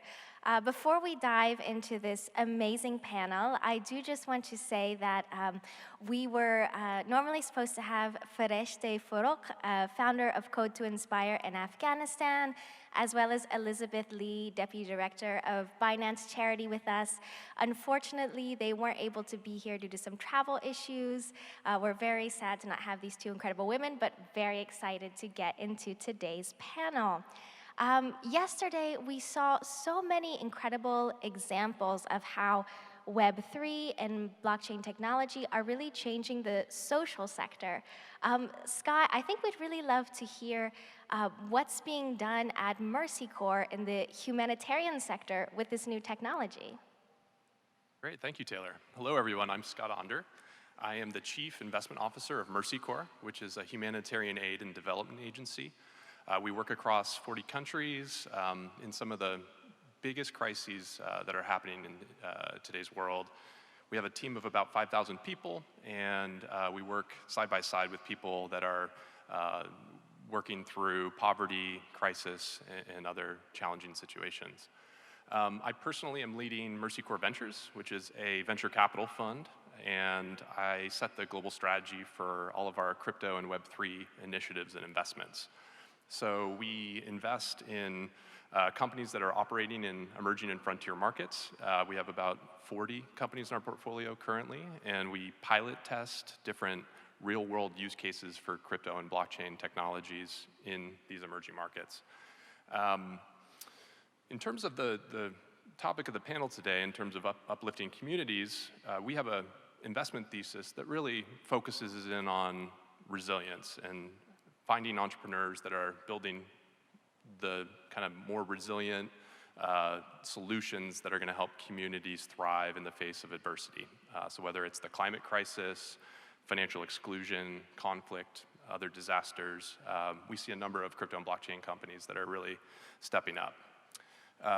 In 3 different areas, really. So in terms of like leveraging composability, the interoperability, and kind of permissionlessness of blockchains, we're seeing that really affect humanitarian aid and how that's operated and delivered. We see it providing economic opportunity to unbanked people that are left out of the global economy. And thirdly, we see that Web3 and regenerative finance can create coordination mechanisms and incentives to address the climate crisis. So in all 3 of those areas, we're very active. We have an active portfolio of startups that are working. And maybe just briefly in the humanitarian context, we see when a disaster strikes, crypto and blockchain rails can be highly effective for delivering cash to people that are affected and often displaced by conflict or disaster. So we see certain enhancements to the efficiency of sending that cash to people in their digital wallets. There's more transparency because it's on the public ledger. We see greater settlement speeds, faster payments, and all of those make such a difference when somebody's really in that crisis moment. I'm interested to hear from Max and the panel here about how these types of solutions are being used in Ukraine, for instance.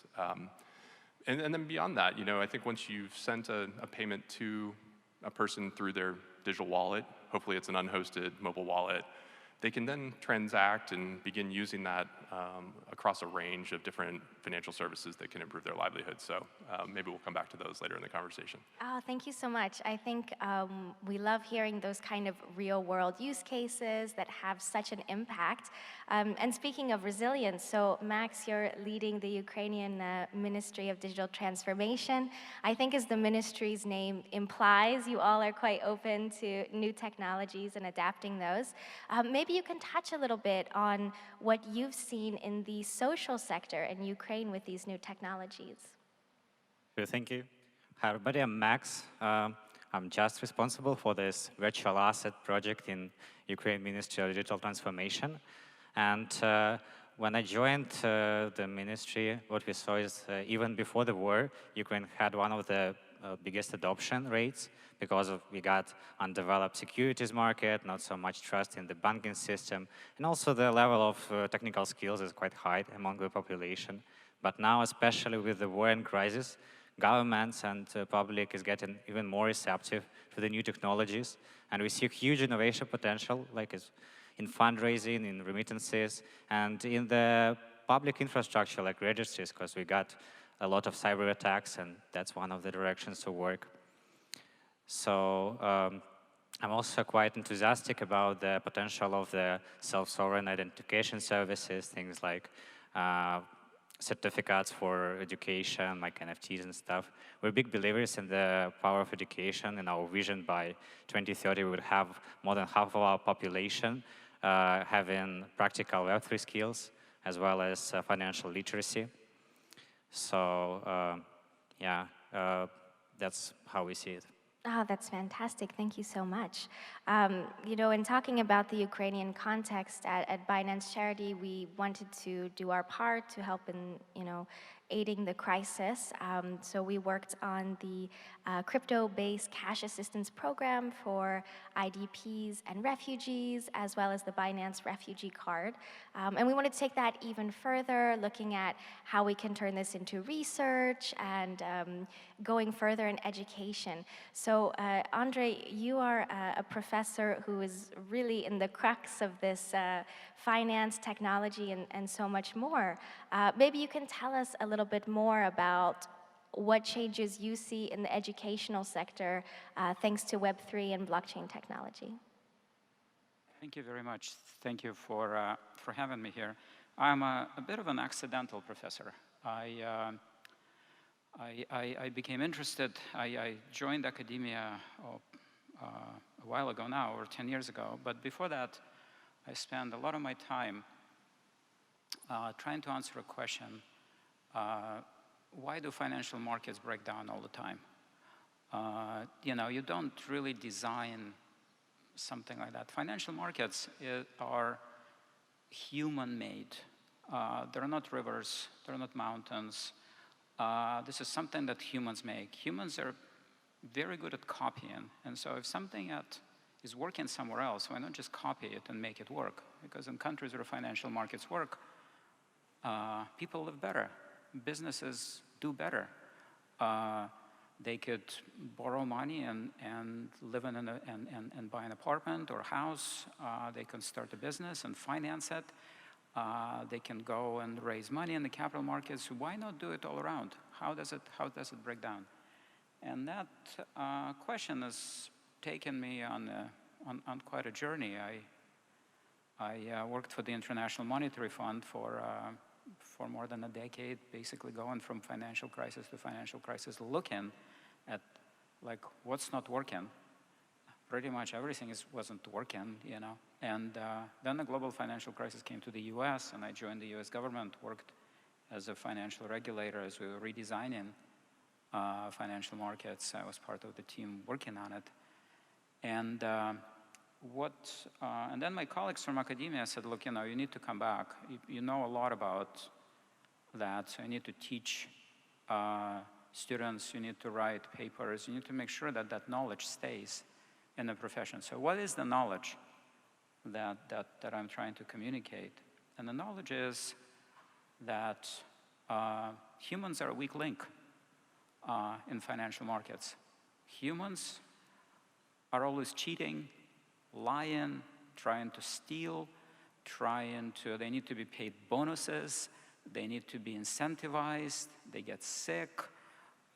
So if you can replace humans with math and code, maybe this thing works better. And a lot of the efforts that you see that's been happening in the automation of markets, automation of finance, and the regulation that's underpinning that are in some way related to that money and finance is software. It's code. And that is how we need to teach it. That is sort of how I sort of organize my courses and my research around that. But what's interesting about that is that once this code is deployed in such a way that it could serve societal purpose sometimes much better than traditional institutions can do it, because they're not designed for that. They're not designed to help people who left Ukraine with like a backpack, 2 kids, and a cat, and they have to be crossing borders, and they have nothing. They invested in real estate. That real estate is not valuable anymore, okay? Their biggest asset was real estate and their family. Their money is gone, their assets are gone, they're going somewhere, and all they have literally is that. We need to figure out how to make money for the future, how to make money work, not just in environments where a handful of people could amass a lot of these resources, but really work in situations that are resilient, that a lot of people are moving because of wars, because of global warming, because of floods. You know, half of Pakistan is underwater. You know, like these people just have to move, you know. So what do we do and how do we teach that? Because people I'm teaching now, they're going to be regulators tomorrow. They'll be running financial institutions. So that's sort of where I'm at. Oh, that's fascinating. And I think so much of what you're describing has fueled the way that we see this kind of crypto-based cash assistance, where it goes directly to the end beneficiaries in a way that's very quick, with minimal fees, that's so traceable, very adaptable technology. And I know, Max, you've seen a lot of these real-world use cases in Ukraine and the impact that it really has had on uplifting that particular community. Can you share some of those with us? Yeah, of course. All of that nice Web3 infrastructure is for sure seen as a public good for us. And one of the biggest examples is the fund of the Ministry of Digital Transformation. Could you imagine people from all over the world sent over $60 million to the government-led fund? And that was like a robust, secure, transparent, efficient infrastructure for procurement. And that's not only government, it's private initiatives like Unchained Fund or Ukraine DAO. But also I can't not mention, and thank you for your initiative with 10 million for the refugees and IDPs for Ukraine. More than 15,000 people served. And can you imagine people like, as you mentioned, like they live in maybe with small amounts of cash that won't be accepted somewhere. It's hard to make payments or register a bank account really fast, especially in such circumstances. So it was really like a saving fallback plan B for many people. So that's for sure is one of the ways it helps. Thank you. Oh, incredible. Thank you. Maybe, Scott, do you have some use cases that you might like to share that you've seen in the Mercy Corps context as well? Yeah, happy to share a few examples. We actually worked with Binance Charity a number of years ago in a refugee context in Uganda. Uganda hosts over 1 million refugees, many from the South Sudan civil war. And we saw an opportunity there to deliver cash assistance in a blockchain-enabled way in collaboration with Binance that really, I think highlighted not only the opportunity to enhance traceability, compliance, to speed up payments and settlement, to do it in a low-cost way, but it also highlighted how important education can be in the user experience. And we see this with every company we work with now. To Andre's point earlier, the potential for crypto and Web3 solutions to kind of change the substrate of global finance needs to happen. 1.7 billion people are currently unbanked. 1 billion of those are women. And what we see is that education is such a key part of how products can be designed. So I'm a big proponent of unhosted mobile wallets as being kind of that interface, that way to onboard not only the next billion people, but the 1.7 billion people that are currently unbanked. And from a user UX experience, education needs to be embedded in every product feature and every interaction that those users have. And so in use cases like cash transfers in Uganda to refugee and host communities there, we saw that every aspect of that journey, that customer user journey, could be woven, education and training could be woven in. And we have a company in our portfolio in West Africa called Ijara that's actually designing decentralized savings and investment products for low-income people. And they're best in class at incorporating education into what they're doing.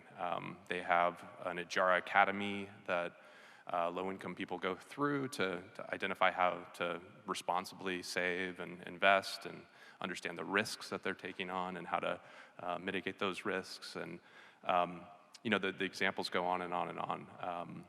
So maybe I'll pause there. Yeah. Oh, that's fantastic. I love the points that you've made about education at different stages as well for different types of people.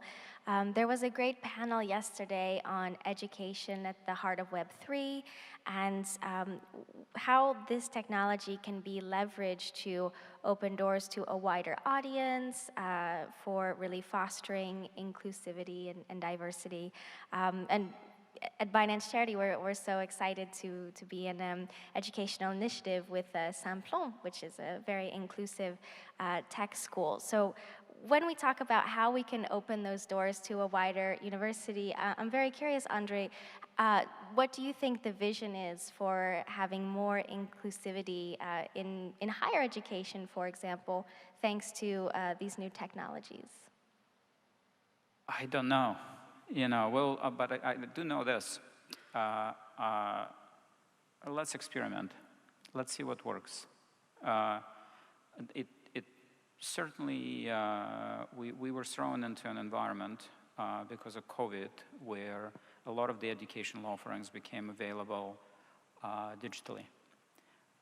So that potentially makes them more wide-reaching. So that we should certainly take note of what could be done there.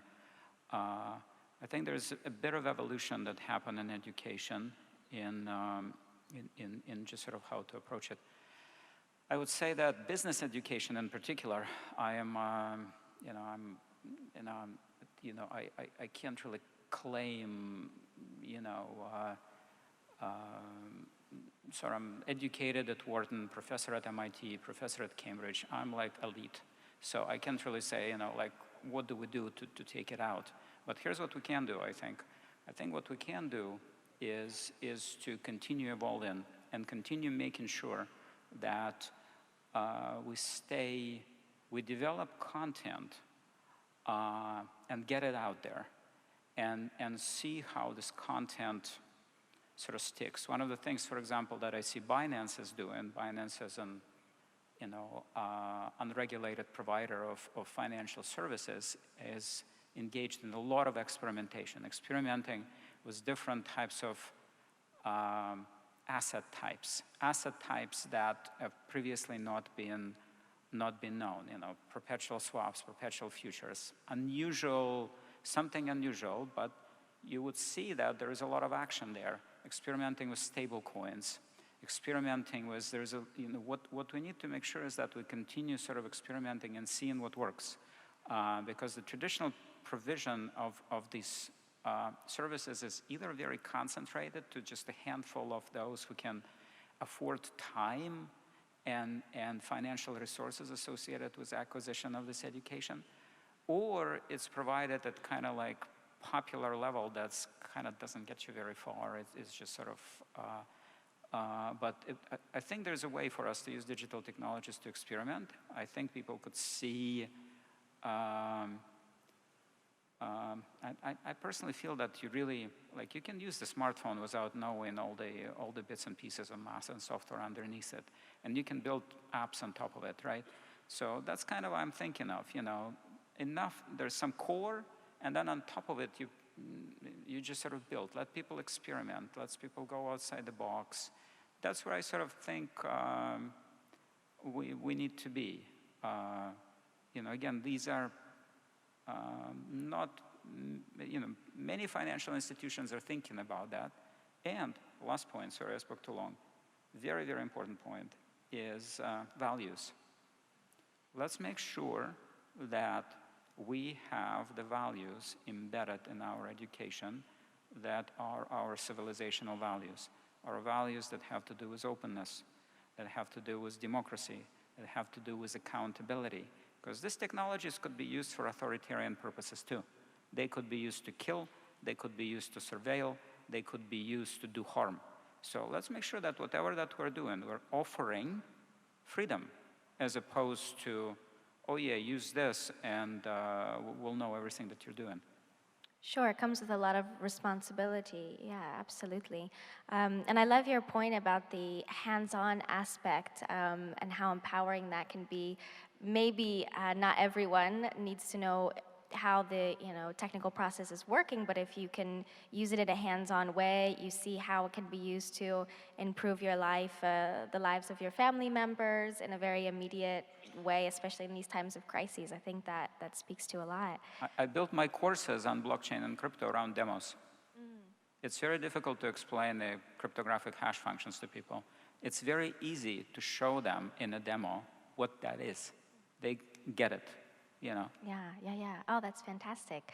And I wonder, just in a very global sense, because all of you are working in such different kinds of communities, I would love to know your vision for the future, how you see Web3, blockchain technology, uplifting your respective communities where you're working a little bit. Scott, would you like to tell us some more? Sure, yeah, I'll take that one.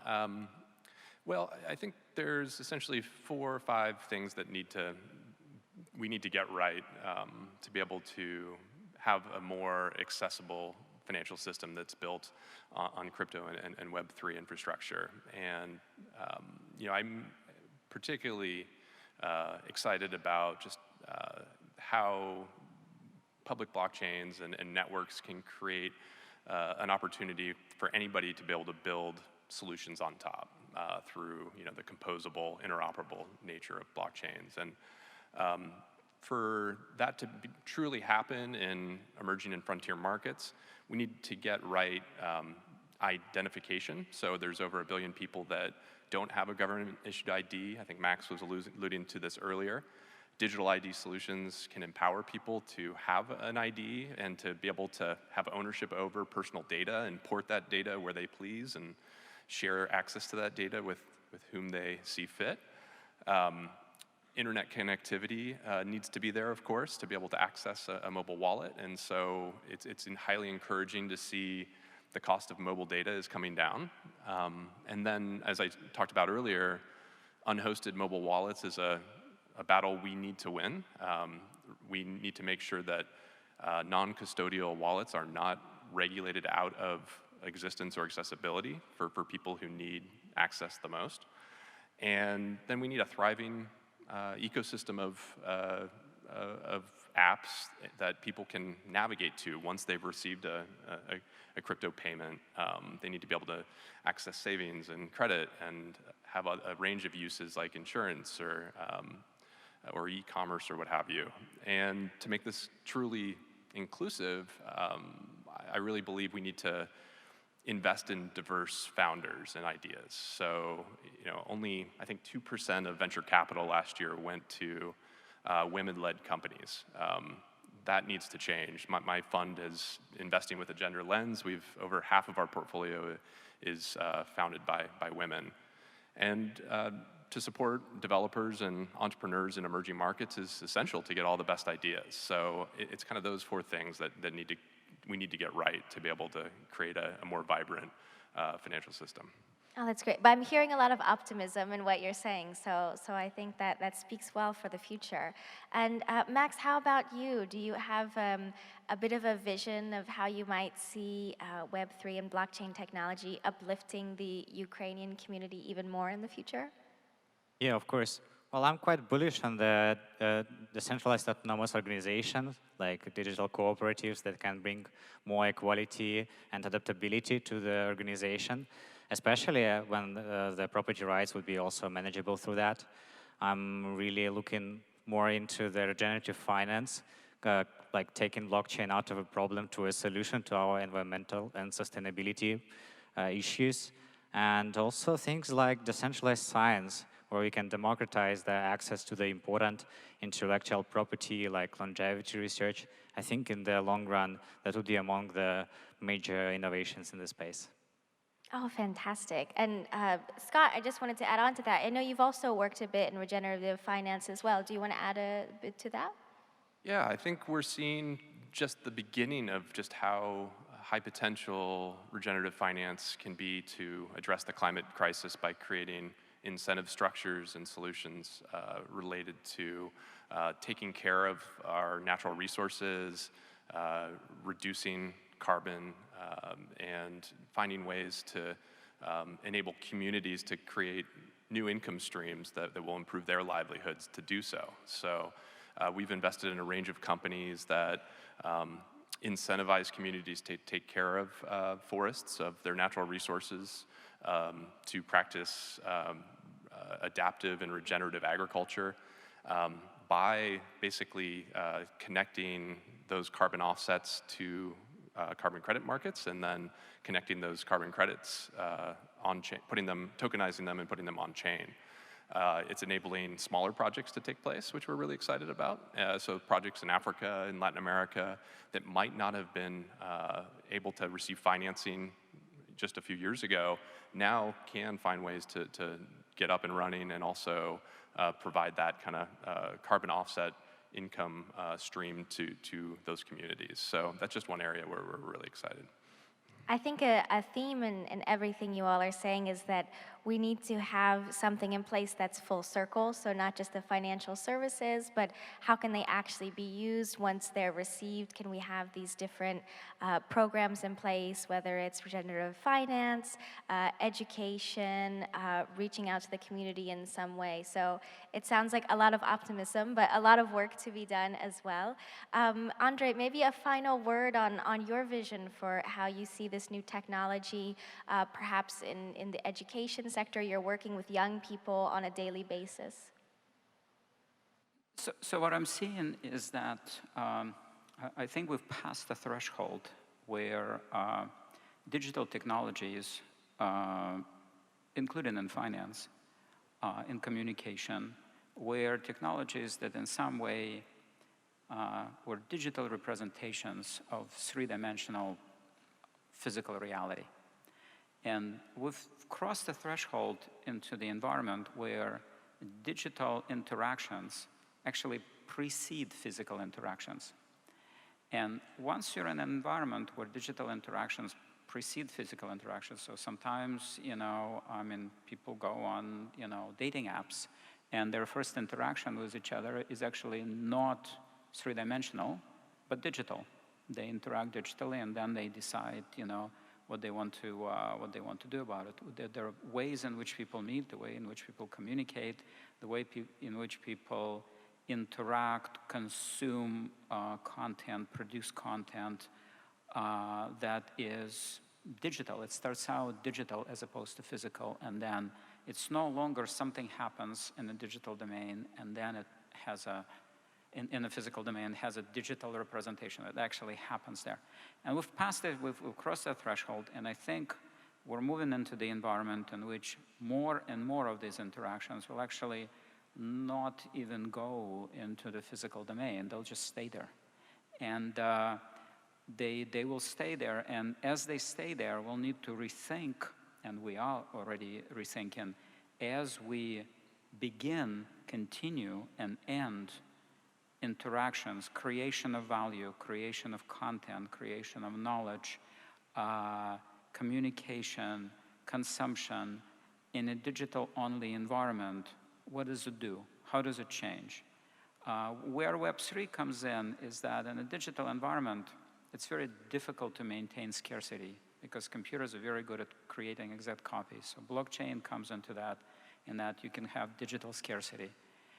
And building on that, building on digital scarcity, and the scarcity of some of these experiences is happening, right? We're seeing that, but I think that fundamentally we're entering into the environment in which we will begin, continue, and end some of our sort of human journeys digitally. Powerful thoughts. Thank you so much. Well, I think it's the perfect note for us to end on today. Thank you so much to our panelists. It was such a pleasure to have this conversation with you. And thank you all so much for listening. Thank you. Thank you. Thank you.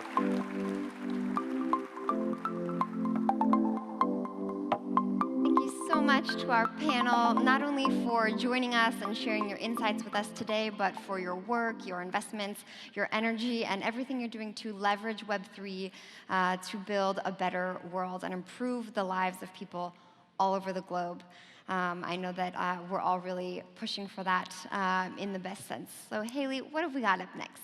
Yeah, just to add to that, I mean, I guess it's really kind of utilizing Web3 and blockchain for humanitarian and environmental good, which is really reassuring because I guess it's a bit of optimism, you know, can always do us a bit of good. So yeah, anyway, next on stage, Patning Luke, Binance's Regional Head of Business Development, will run us through the ways Web3 and blockchain coexist in the world of traditional finance. And of course, it's a really popular topic in the crypto community, and we are, of course, honored to welcome them to our stage.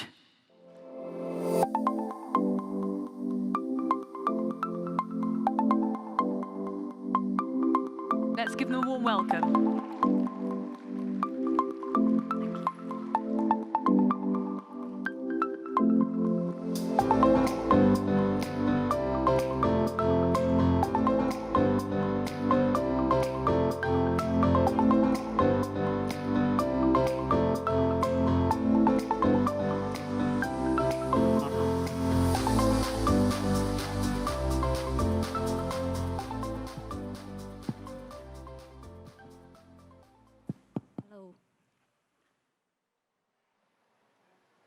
Hello.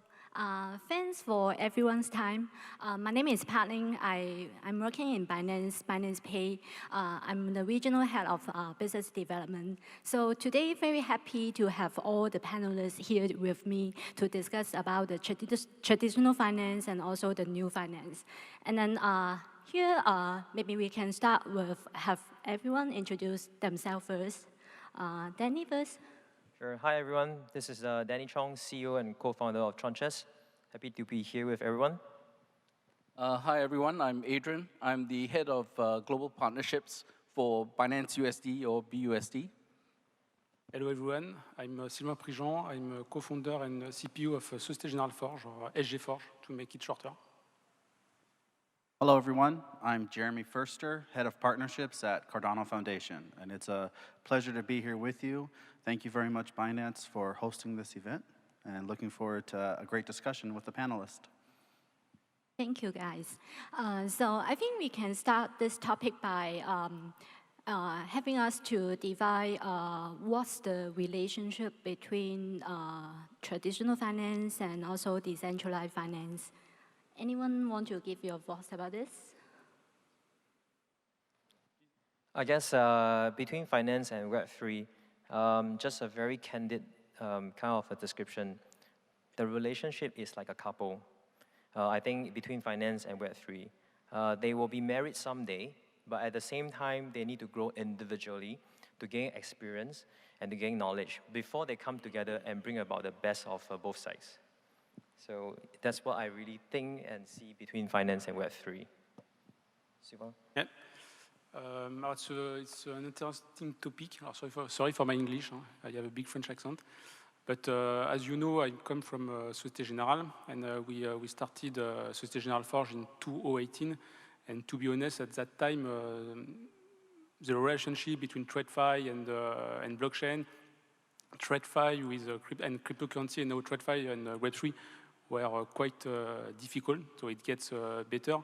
But there is one simple reason, I think, is for a TradFi, the dream is to become a DeFi. Because everything could be on-chain, everything could be, you can have settlement on-chain, maybe tomorrow if there is a stablecoin. And also, you can have a decentralized back office where you can have all the reporting, you can plug your risk management, you can plug your accountancy, so it's really efficient. But in Europe, particularly, we invest a lot on market infrastructure. And one day, suddenly, there is a new technology that appears and that make what the infrastructure in Europe wanted to do suddenly. So, except before there were a layer of custodian, of central security depository, and now the blockchain could disrupt all this market infrastructure that was put in place in order to make all the market, the financial market secure, and maybe could disrupt it. So the relationships are quite hard, but there will be collaboration and with formation. And we spend a lot of time in Société Générale Forge in order to educate compliance, to educate risk, but also legal. And for example, we had a partnership with Polytechnique, that is a high school in French, in order to have a special training course with our institutional collaborator. And now it gets better. And when we push new product, the discussion is quite easy. So it's, I think we will come. Yeah, so I think from a traditional finance point, right, there is a lot of doubts and uncertainty about Web3 in the first place because Web3 was not well defined and it doesn't have a very clear and definitive structure. But now I think we can see that Web3 is coming forward, well understood that it consists of DeFi, Metaverse, and so on and so forth. And it's going to be more accepted by the ways of traditional finance. Now, if we have to understand also, crypto is probably the first layer before TradFi want to go to before embarking on DeFi. DeFi is actually one notch higher in terms of understanding compared to just understanding cryptocurrency. But what we can see in the past 1-2 years, be it payment services like Visa, MasterCard, PayPal, they have already been allowing crypto assets to be buying, selling, and holding on over there. Even investment banks, the likes of Citibank, JP Morgan, they have started dabbling and even trading and provide market-making services on crypto. Private banks also are allowing clients to be able to purchase crypto assets via the services. And most importantly, like the big giants in terms of asset managers, BlackRock, Fidelity, have been investing money into companies like Circle.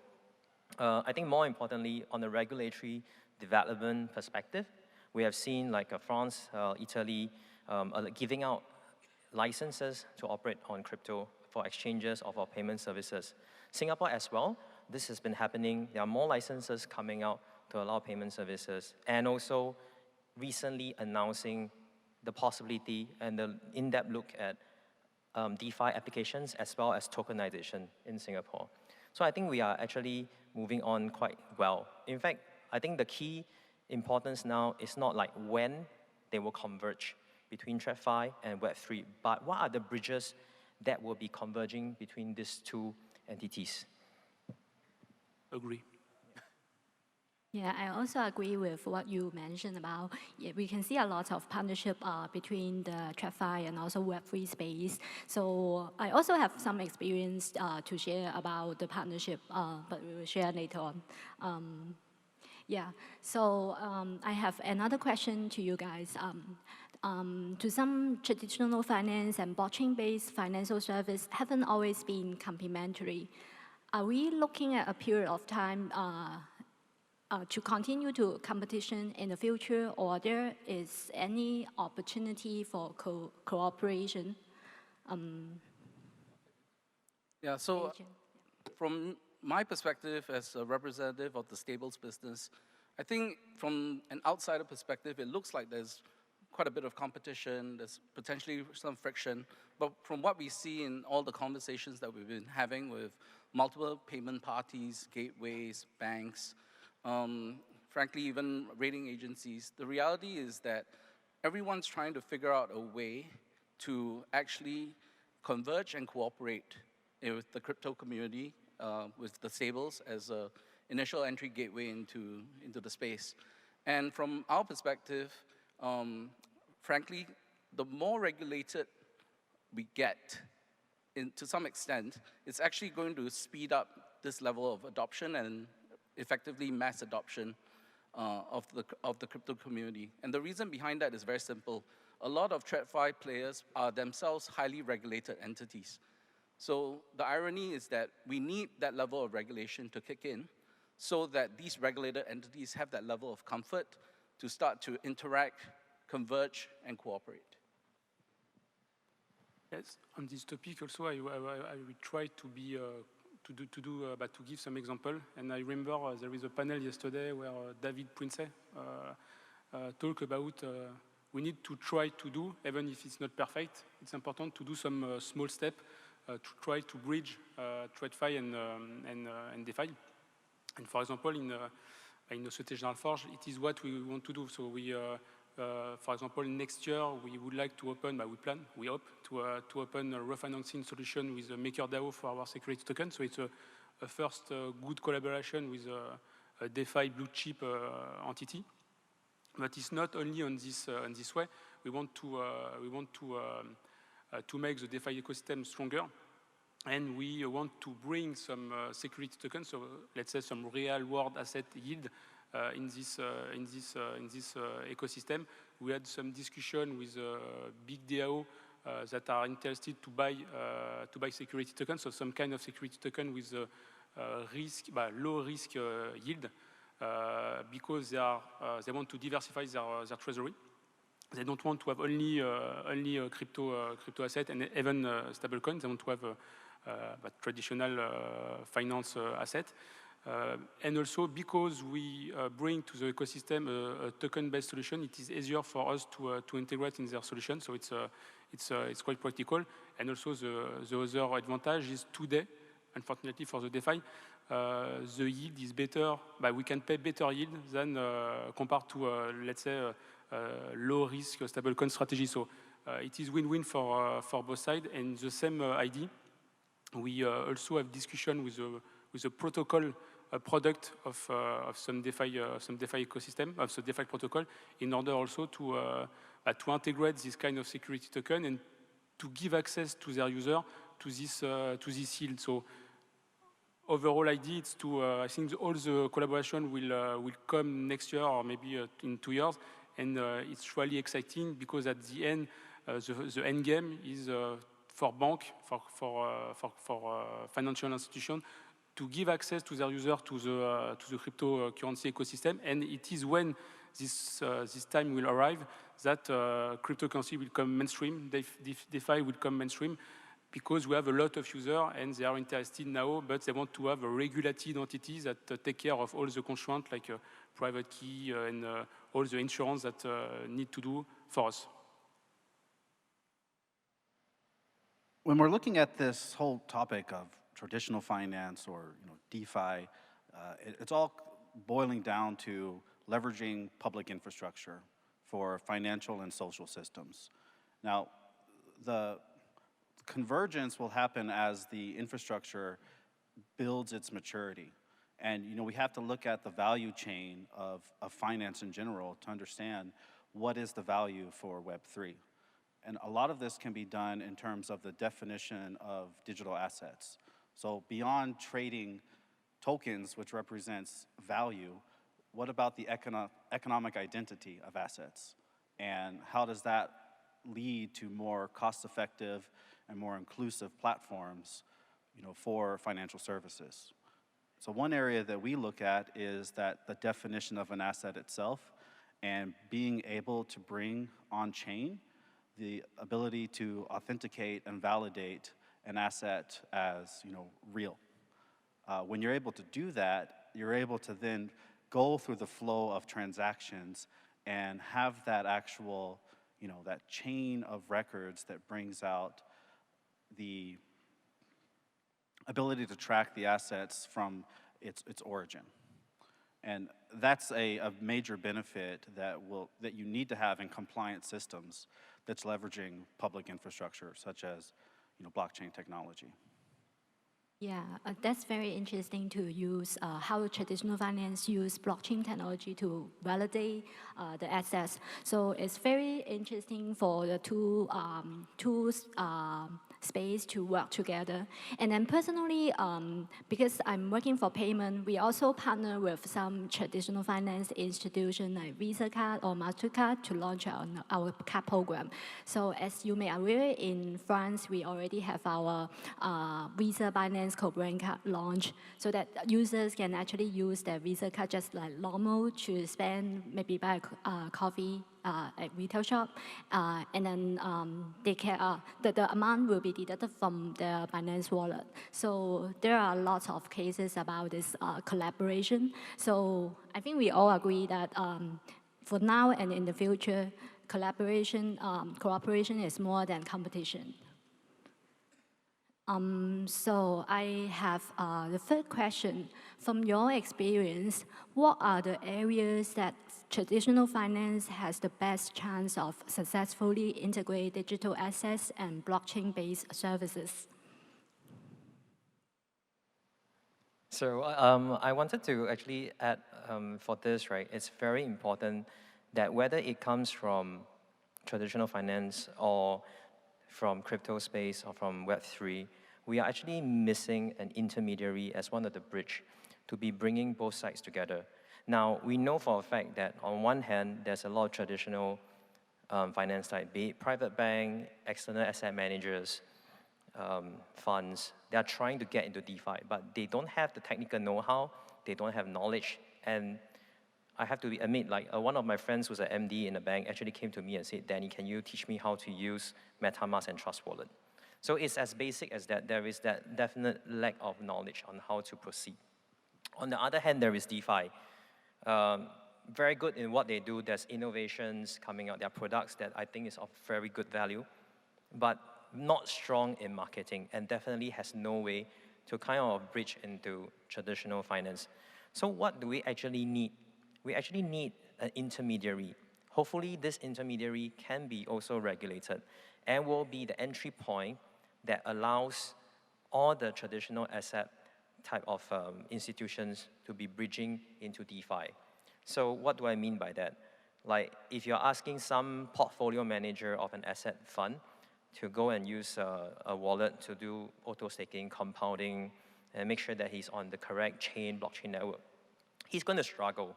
But if there's an intermediary who's licensed and who provides mark-to-market on a daily basis for them, who actually helps them convert from fiat into crypto and crypto back into fiat when they want to, obviously that sorts out all the problems that they have. And at the same time, when these institutions are investing via this intermediary into DeFi, they are also gaining knowledge and experience themselves. So this intermediary perhaps is a very important medium that we need to consider looking at having. And maybe that can come with the help by regulators also to ensure that there are intermediaries who can help deliver this. Someone to govern, someone to look after the experience into DeFi, and someone to actually help grow and educate as well. Yeah. I totally agree with you. And in EG4, we want to be prepared for this. So we want to tomorrow, if we will be allowed to offer cryptocurrency to our customers. So it's not the case today. That's why we are on security token. But we want to build this infrastructure in order to be ready.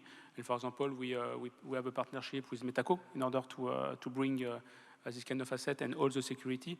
And that's why when I see the question, the first use case, and I think is the case for all the banks, is the custody. Custody is really the basis for the integration in order to offer all the security to our customer. And after that, of course, there will be, as you said, stablecoin is an important brick, and maybe we can have a word on this later. But custody and stablecoin for me is the two main points today.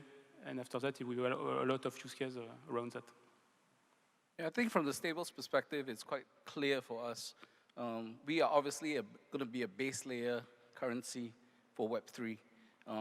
The real question in my mind is really regarding what kind of base layer currency and what kind of shape will it really take? And to me, it's pretty simple. We've seen the ongoing push for regulations, both in the US and in Europe. It's very much going to have to follow a certain pathway of regulation. So when you boil it back or you pare it back down and you look at the stables that are out there, you really need to have a discernment as to what is the right stables to really pick and adopt. And the reality is that whether a stable is regulated or claims to be regulated, there's a lot more investigation and due diligence that needs to go into play. Does it have a primary prudential regulator? Are the reserves properly managed in safe cash or cash equivalents? Are they audited? Do they have monthly attestations? These are just little points that actually don't seem very, very important at the outset, especially when the markets are strong. But when you have situations where we saw in the last couple of months of what happened, they start to take a real sense of importance. And I also like to point out that in certain cases, you really do want a bankruptcy remote structure, which is something that we are quite proud at BUSD to offer. Because at the end of the day, you really do not want cross-contamination risk when the issuer, if the issuer ever faces a problem. So some of these just key points that we actually look at when we evaluate both our peers as well as the services that we are offering to our end users. Regulations is a very important topic, and it really requires collaboration within market participants. And so at Cardano Foundation, we're always promoting that there should be frameworks which are efficient and future-proof. Because when we're looking at the space for digital assets, it's not just stable coins, it's also cryptocurrencies, it's digital assets, it's NFTs. If we're looking at the type of blockchain you're using, it's how do you view staking rewards, or how do you actually have a system to evaluate the different types of blockchains that are proof of stake or proof of work blockchains. And the space will only continue to innovate and diversify, which is good but challenging. And that's part of, I think, why we're here today, is we all represent different parts of that value chain.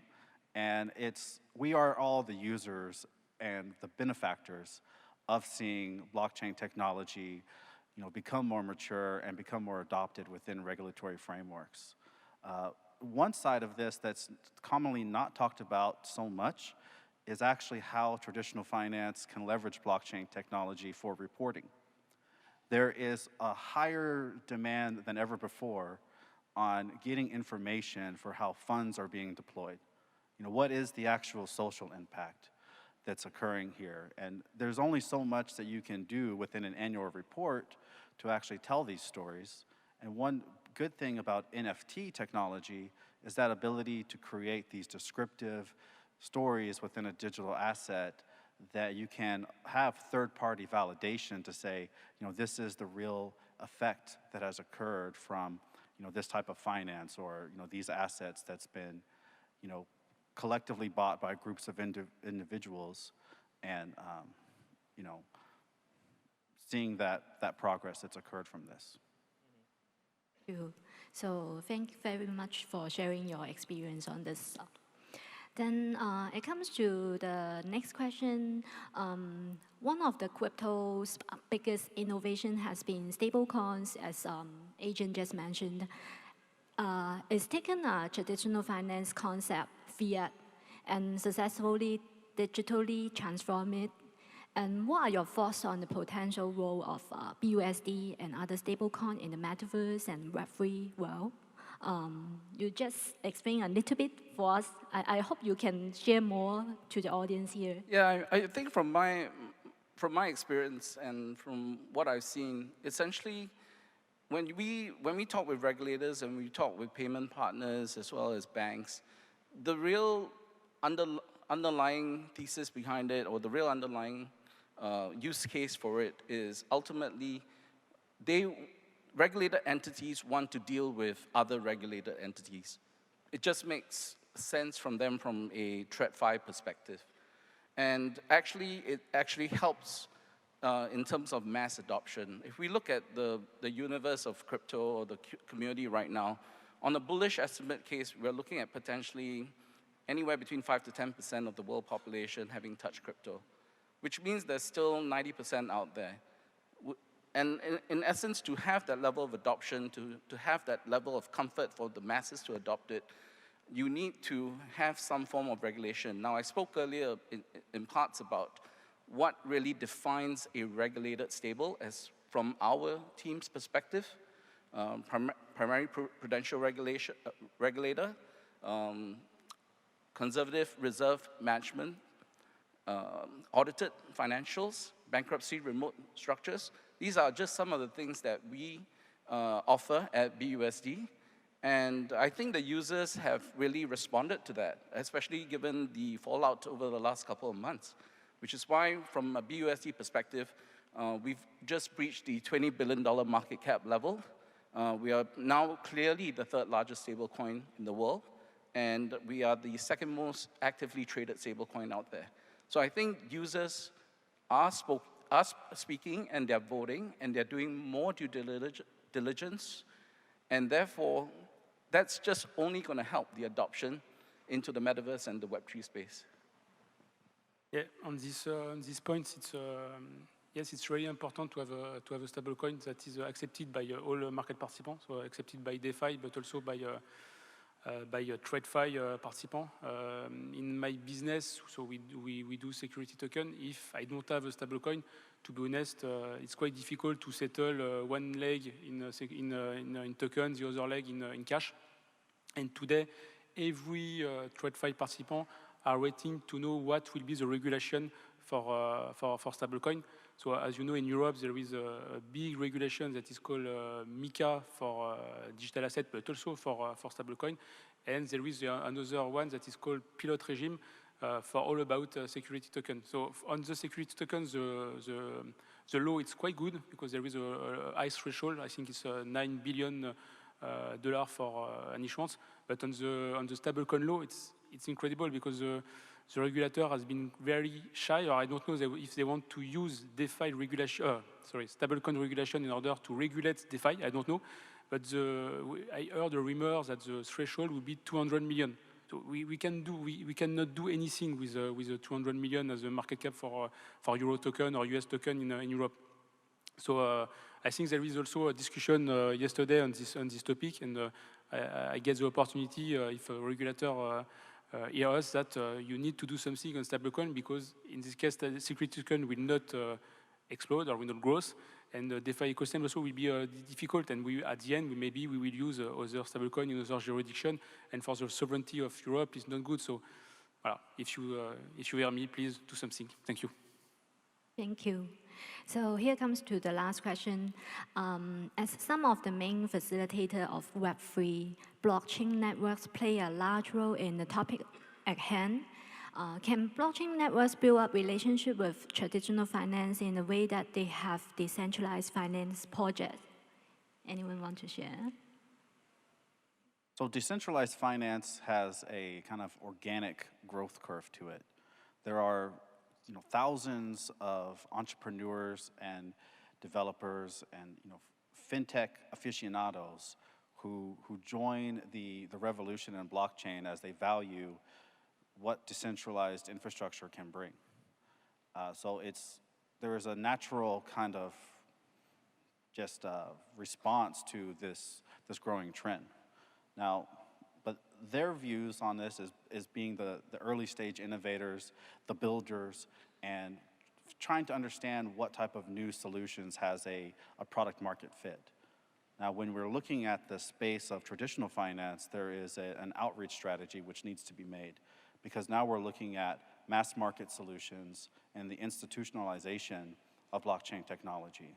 And it really requires a direct approach of doing workshops, building in industry groups to help share this education and understand, do these solutions work only on the edges, or can it be something that is really delivered mainstream? And it also depends on the application. So one of the things that I'm happy to announce here is that with Cardano Foundation, we are announcing today a partnership with the National Wine Agency in Georgia, which is to use the Cardano blockchain to authenticate and validate their wines for export markets. Now, that's not just a blockchain native solution. It requires an onboarding system or on-ramp for purchasing ADA in order to make these digital assets work. So is that done in a compliant way, or are you doing an OTC solution? So it's an ongoing conversation of building these relationships to ensure a multitude of applications and use cases. Yeah, if I can add, I think between blockchain networks and building out relationship with traditional finance, there are actually lots of ways to do it. I've already mentioned the one way to do it, which is to go through an intermediary. Now, they can also, of course, go through DeFi, which may be able to produce products that, like TradFi can use. And in fact, there's other ways in which blockchain networks can go directly and be used by traditional finance. I think one very obvious example is the distribution of maybe a bond. A bond is always like a minimum threshold amount of like how much you need to commit before you can purchase a share of it. But if you are actually doing it over blockchain network, the efficiency of it is high, per block size is small, meaning to say that you both will be able to disseminate to a lot more people, and also per cost of like distribution is much lower. There's also the fact that a few of us have already mentioned earlier, reporting, transparency. Well, this is something that traditional finance needs. This is something that regulator needs. And with kind of a blockchain network able to show all the transaction that's possible, instead of like a traditional investment bank where you need to do manual reporting, perhaps once the transaction is on-chain, everything can be sieved out by regulators or whoever wants to look at it transaction by transaction, and using big data analysis, you'll be able to get the information and kind of like the big picture that you're looking at. I think from my perspective, there's also this element of continuous, essentially really pounding the pavement of continuous education with the TradFi space as well. Like you have some very forward-thinking, savvy financial institutions that have already adopted and embraced blockchain, but there's actually a lot of other TradFi firms and institutions that are slightly slower to the pace.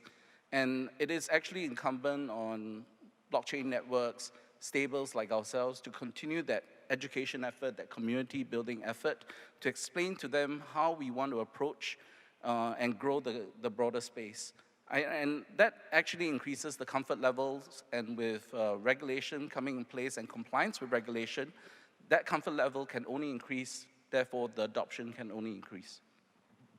Thank you very much. So thanks for all the panelists here to share your experience on TradFi and also Web3. And also thanks for all the audiences here. So it's the end of this session. Thank you very much. Thank you, everyone. Thank you. Thank you.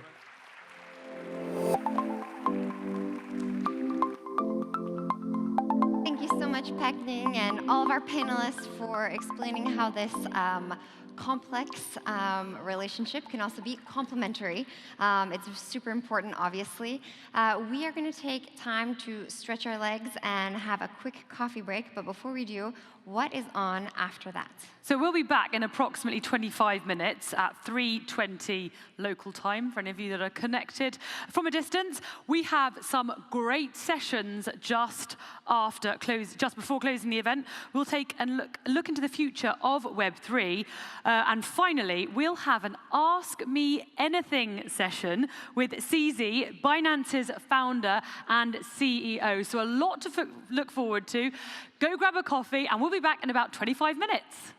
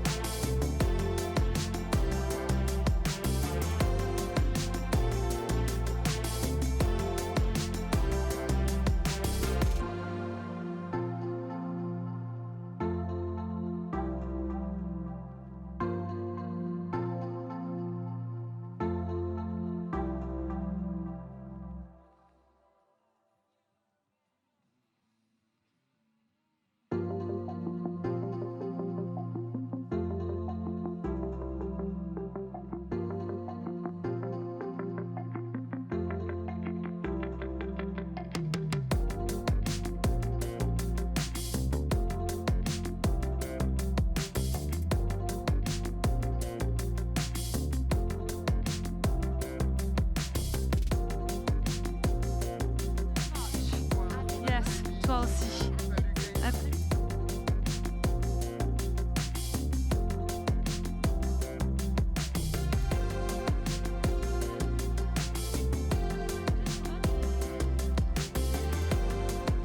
Ladies and gentlemen, we will be starting in 5 minutes' time for our next session on the seamless Web3 future.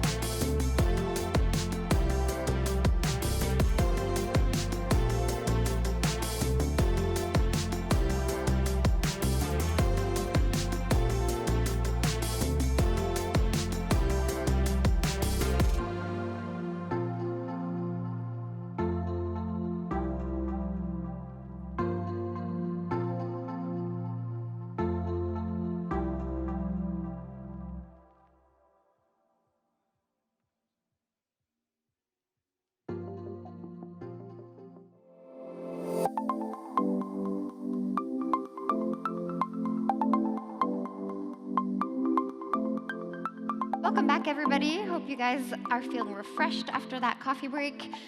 We are going to jump right into our next panel, which is the second to last of today's conference.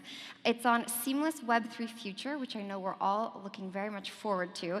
And taking us through this topic is Rachel Wolfson, blockchain reporter, public speaker, and author, along with her panel, including Justin Sun, Trust Wallets, Ewan Chen, and MasterCard's Jordan Lambert. So let's give them a big round of applause.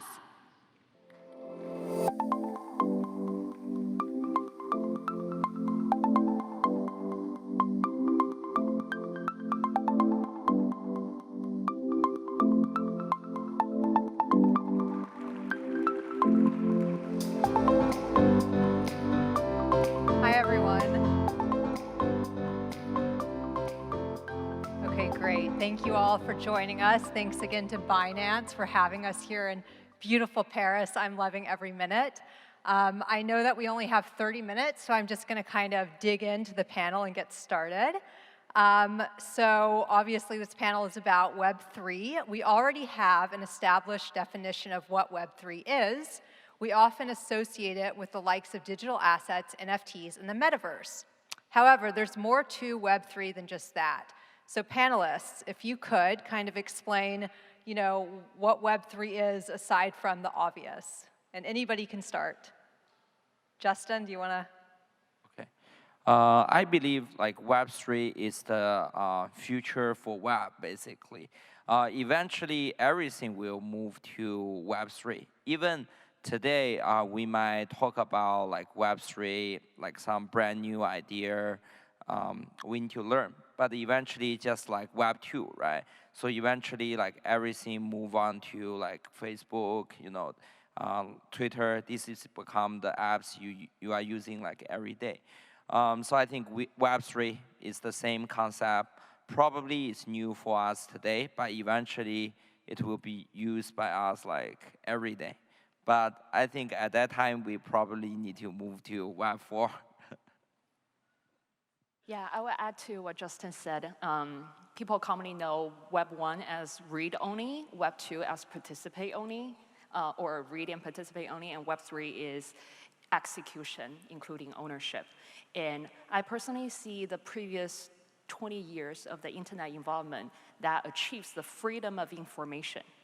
However, it doesn't really allow the values of the information to transfer as freely as what we would like it to be.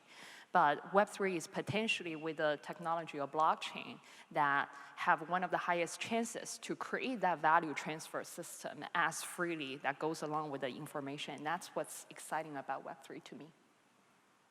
Yeah, just very little to add other than indeed, as Ewan said, the value of ownership, or the internet of ownership, is a very profound thing. And we apply it to NFTs initially, but if you think about the world is really built on this notion of ownership. And as you project yourself to the future, every aspect of both B2B and B2C commerce will ultimately need to kind of find its way on Web3, and that's, I think, what we're collectively working towards. Right. So now that we understand what Web3 is and how it will be utilized, let's talk about the tools that are needed to advance the space. So what kind of tools do we need to see a seamless Web3 future? Ewan? I'll probably jump in. When it comes into ownership, we need to define what does ownership mean. I will go back to Web 2. So many of you probably have Apple Music or read your ebook on Kindle. Something I consider those digital goods tends to be the product that you lease, but the product that you don't own. Why? If you want to give the music to someone else or give your Kindle book to someone else, you don't transfer that very easily. It's not like your physical book, it's not like your CD that you actually have the full decision-making regarding how you wanted to access or use that product. And that's what Web 2 environment is like. But Web 3 enables that full ownership. It means you can fully access, you can fully own, and once you buy that book physically at your home, then no one is gonna take that away from you. And we want the same experiences for digital goods and assets going forward. And wallet, especially for us, non-custodial wallet, very much believing that everyone's ownership, data, digital assets will likely to be on the blockchain. And non-custodial wallet, our job to blockchain is like browser to internet. We enable the users to have one of the best experiences, one of the safest potential channels to be able to interact, engage, and exercise their agency on what they want to do with the assets. So I think a lot of people are appealed to that ideas. That's why they go decentralization. And some of the data that we got is we are the largest mobile wallet in the world. We have about 60 million downloads and 10 million active devices on a monthly basis. So even though we don't promote ourselves, our team is extremely small, like 30, 40 people. We're already seeing that we're able to create a product with a very lean team that can already empower a lot of the people to the space. But we hope it to be more seamless, so that's the next topic. If I could just chime in to that as well. I mean, we talk about tools, but at the end of the day, we need this to scale, and I think scale is not just about a technical piece, right? Erwin mentioned UX. I think there's a phrase at MasterCard where we say, if it doesn't scale, it doesn't matter, and I think it's very true for this space as well. We need to relentlessly focus on scale, and UX, together with trust, is what makes scale happen. That is true if you want to buy a t-shirt on the internet. That is true when you buy a cup of coffee. You need to trust the counterparty, you need to trust the asset, you need to trust the environment in which you are. And we have a long way to go, but I think the people are working on the right things for that to happen. And again, UX is extremely important within that. And you know, for all of those who have tried to buy an NFT on OpenSea, I mean, you really need to want it, right? It is really not that easy to do. So we have a real opportunity to make a difference here. I think, first of all, for good UX experience for Web3, actually really costs like a lot of different front end, like back end work to accomplish this goal. So for Tron, for example, we basically, I think, focus on stablecoin, decentralized infrastructure to make sure when you transfer stablecoin, you will have seamless experience, which are very cheap cost and with faster speed, right? So, but also in order to have basically a very user-friendly experience, we need to integrate with like Trust Wallet, right, on the wallet side. And then when you want to deposit money into centralized exchange like Binance, right? And then in the future, probably we need better payment infrastructure like MasterCard, right? So all of them, like all put together, you will have a very good Web3 experience.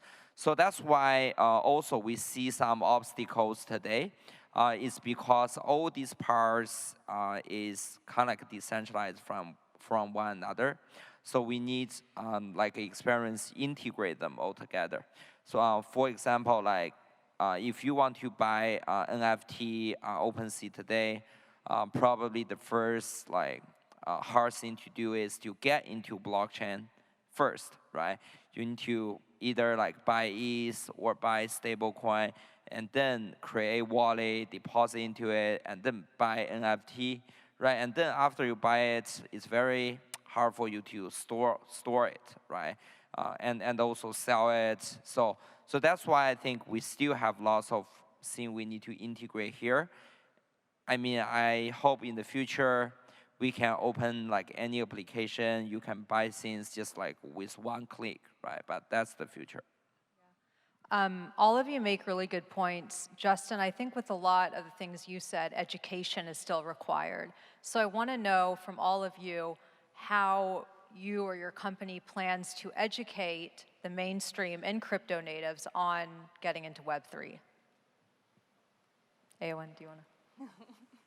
um, so education is very important for us because we're usually at the first line of defense as people come into the Web3.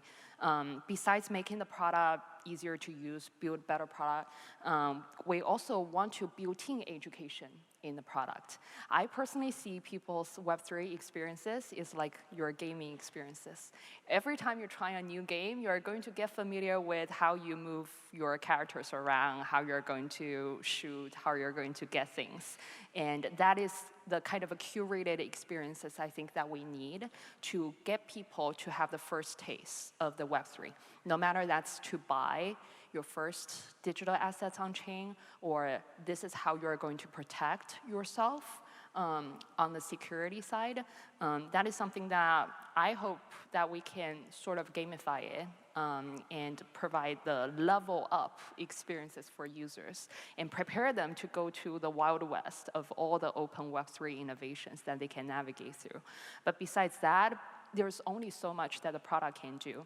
I do hope that the community, the society, all comes in together on educational effort. So we have about 2 million Twitter followers of communities. Then we constantly put out, here's your best practices for security, how to understand your responsibility when it comes with full ownership.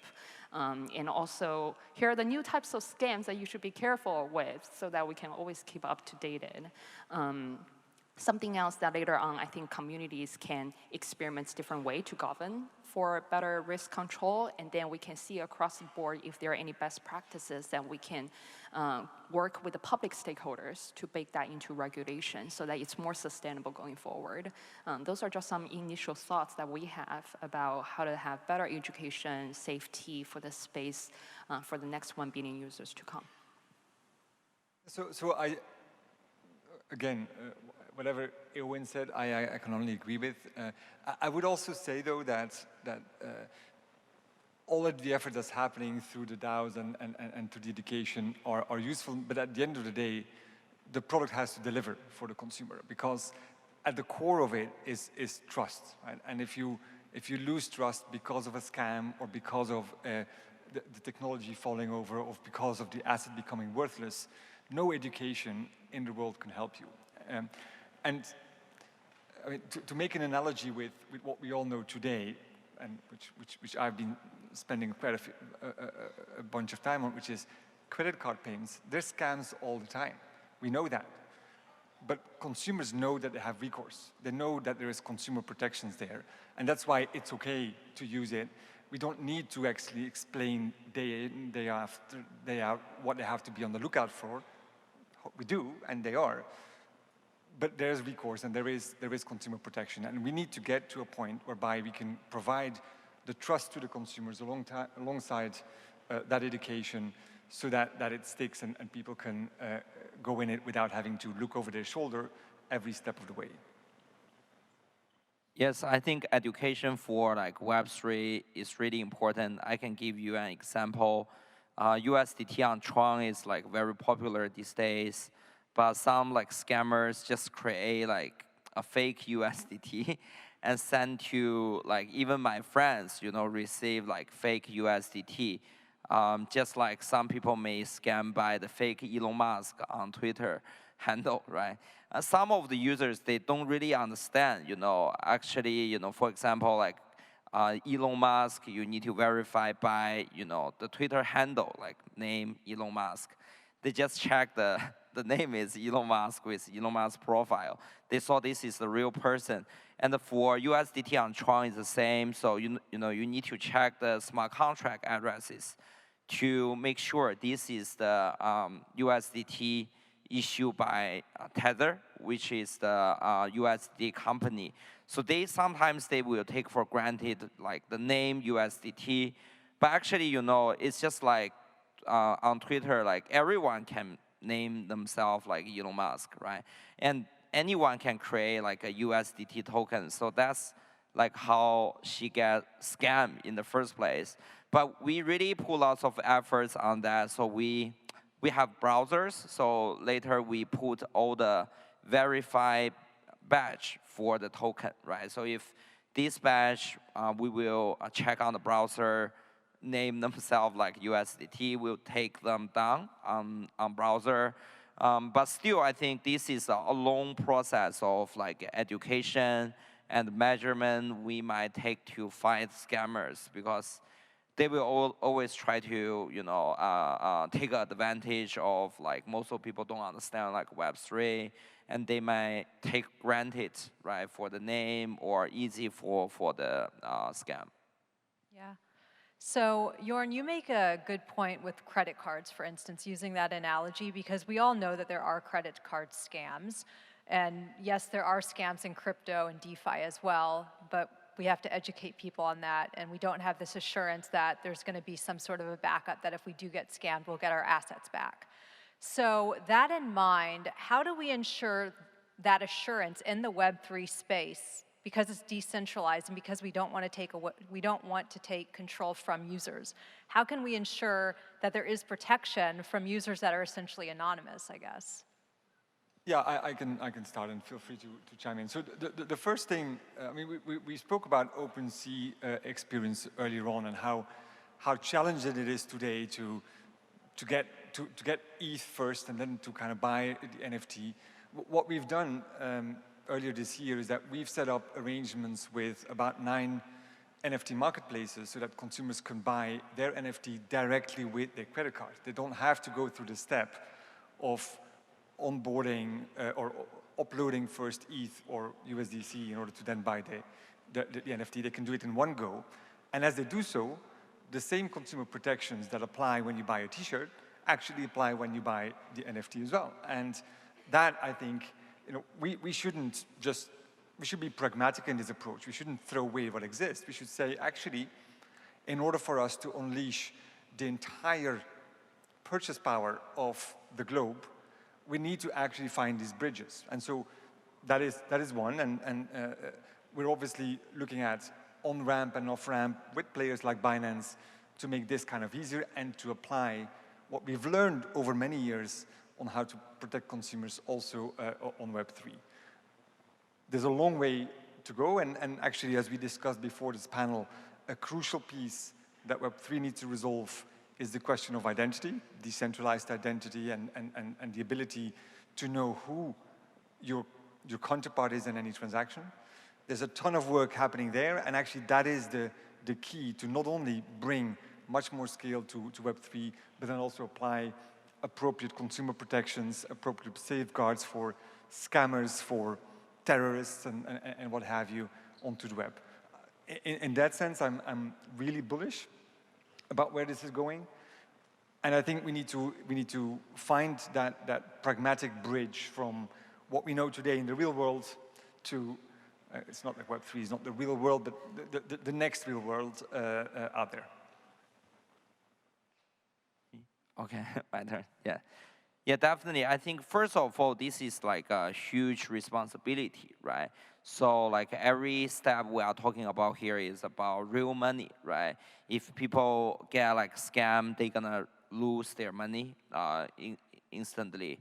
So that's why I think even this is very hard, but some of alteration happen on UI and UX can easy to prevent those scam happen.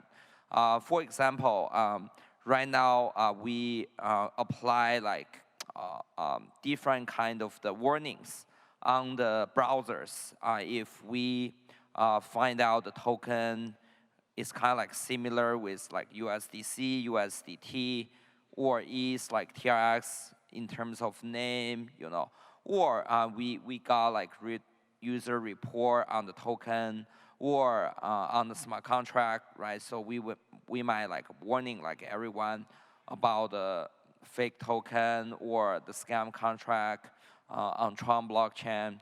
And also, same time, we have lots of followers on my Twitter and on our Twitter handle.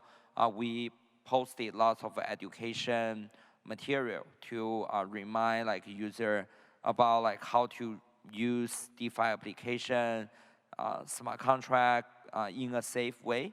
And also, of course, I think we are building out like verify like smart contract system.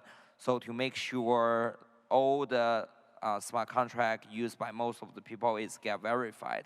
I think which is also adopt like Etherscan, like other Web3 infrastructure. I think this is very important, and the user later they might realize like every smart contract they are interact with, they probably need to check, to make sure when they spend money, they spend in a right way. Yeah, we're doing something similar. So we have two ideas how we can help the users in their work in progress. The first one is usually that you will send the money to the wrong address, or if that's a scammer's address. So on this part, we're working with Binance risk team. So Binance has one of the world's largest kind of the security databases, both for compliance reasons and also for the reported security reasons on hacker situation on chain. So we tap into the databases that we can help to check, are you actually sending the addresses to a potentially problematic address? If so, we'll give you a flag that I'm not controlling for you, that you can still send whatever your assets to that address, but at least I'm providing you the information that you can make decisions for yourself. Similarly with smart contract. So recently in the security of this space is that instead of just manual audits, let us use the power of AI and other technologies to do smart contract audit automatically. So that we're also working with some of these companies and how we can, as you're typing that smart contract, before you authorize to do anything with that smart contract, we can see that if there's anything potentially fishy, at least the capabilities flag you. It might not be 100% accurate because nothing is, but at least you get the information and then you can then dig in for yourself to make the best decisions. Something I also expect the space to do is just like any evolution of the social organizations. I don't like a very top-down approach that, in a Big Brother just determines this is how we do things going forward, because Big Brother is never having the perfect information to make the best decisions. So usually how the organization evolves or society evolves is that they first with the civil societies. So little villages, communities, they will figure out a way out how they govern and protect themselves. So we see that in different chains. So Chuang has a, BNB chain has a Avenger DAO. Some other chains also have that. So you see this kind of civil society, self-organized protection for their own environments popping up.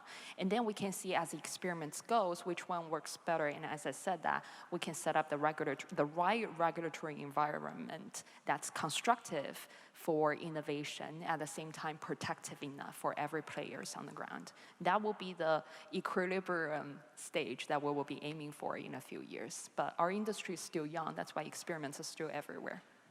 Right, yeah, those are all good points. I also think it's interesting in terms of like, this is where we start, but is the space going to adopt concepts from traditional finance? So like, Jorn, maybe like insurance, like, our crypto exchange is going to be insured. Like, how can the mainstream understand that their assets are safe in a very mainstream way versus like, this is a DAO type infrastructure, if that makes sense?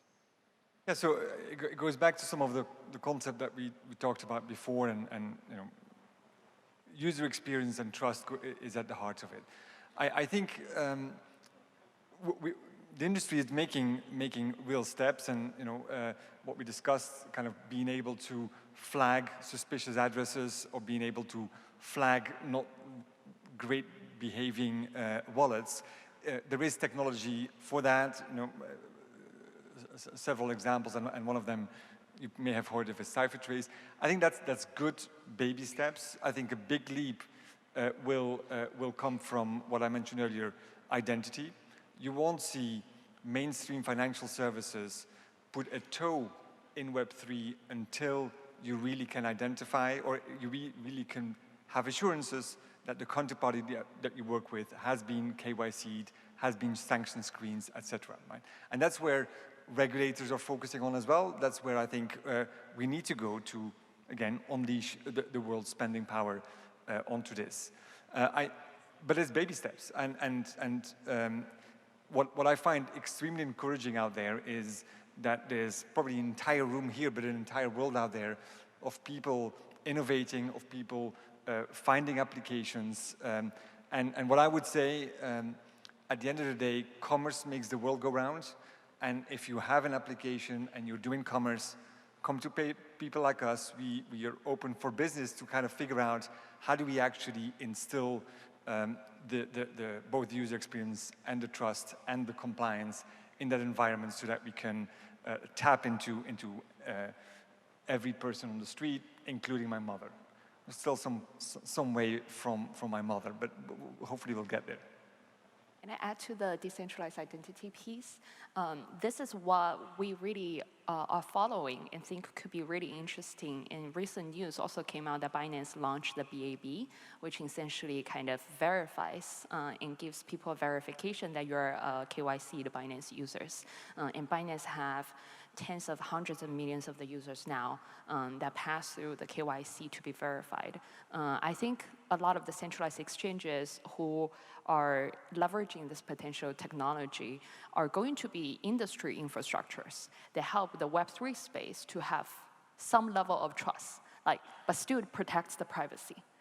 I don't need to access all the information of who you are in order to do business with you. Sometimes I just need to check certain boxes to have the level of the trust that I need to exercise that particular transaction. And I think the decentralized identity plus the ZK technology, which enables privacy on-chain but still compliance checkable, is going to be what all stakeholders in society, including the users, the governments, the business corporations, all feel comfortable about doing interactions with each other. And that is something that we do hope that we are at the forefront to enable the industry to make the bridge so that users and the business and the projects can all enjoy this potential verified, safe, yet still private environment.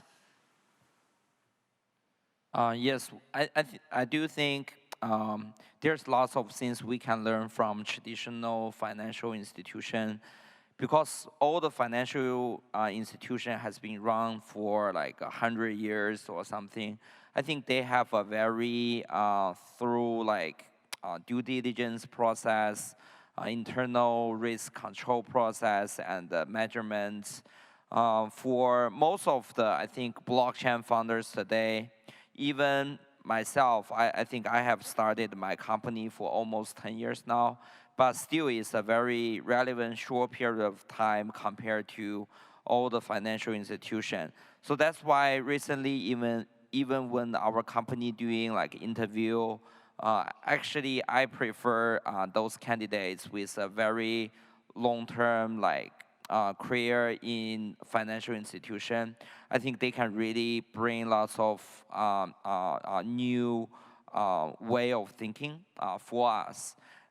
Even, I think one of the biggest weakness for our industry is most of the founders in the blockchain industry all graduate from computer science or from web business. And most of them have no idea what's financial internal control, or they have no idea about risk control. But the business they are doing is financial related, which is kind of very different from the web business we have done before. For example, when I doing panel 3 years ago, I just wear t-shirts with slippers, right? and these days I changed to suits because I believe this is also represent some kind of the responsibility here, I actually the other way around. I used to have a tie, and now I want to be part of the cool kids. Justin, that's such a great comment. I just love that. It shows how the industry has matured. Wait, were you going to finish on that? Yeah, sure. Okay. So that's why I even changed my outfit, right, in the first place. I think there's still lots of things we need to learn from traditional financial institution. And here we just want to make the user experience better. But I think with the help of AI, database, we want to guarantee the safety of everyone's assets. Right. We have a few more minutes, so just very quickly, what do all of you think the future of Web3 looks like or may look like moving forward? Eowyn. Yeah, I kind of talk about it. I do envision a future where everyone have the full ownership of their own digital footprints, of their own data, the value that creates, and be able to get the upsides in that environment. I think that is what's the most revolutionary about this space, is this technology can bring in a new type of social economic relationship amongst organizations, individuals, and the public stakeholders. And to do that, we need that privacy, we need the security, and we need the ease of the use. And I'm looking forward to the next 5 to 10 years and how we get to that better place. Yeah, look, if you look at blockchain economy today, 95%, 95% is people buying and selling crypto assets as investment vehicles. That doesn't use the enormous potential of programmability or of eliminating counterparty risk through multi-token ledgers. We do nothing of that yet because of the points that Eowyn mentioned. The future to me is unleashing all that, and then the buy, sell, hold, the investment will be 5% of what Web3 does, or even less. And a lot of energy goes on the 95%, which is really not that disruptive in itself. We need to get after the next 5%, and it is what Eowyn says. It's about identity while keeping privacy, and that will unlock the incredible potential. Yes, for me, I think I have been working in the blockchain industry for quite a long time. I hope in the future we can keep the decentralization, and at the same time we will provide like a safer place for everyone to use blockchain. Okay, thank you everyone. Thanks Binance, thanks CZ, thanks everyone. Thanks. Thank you. Thank you.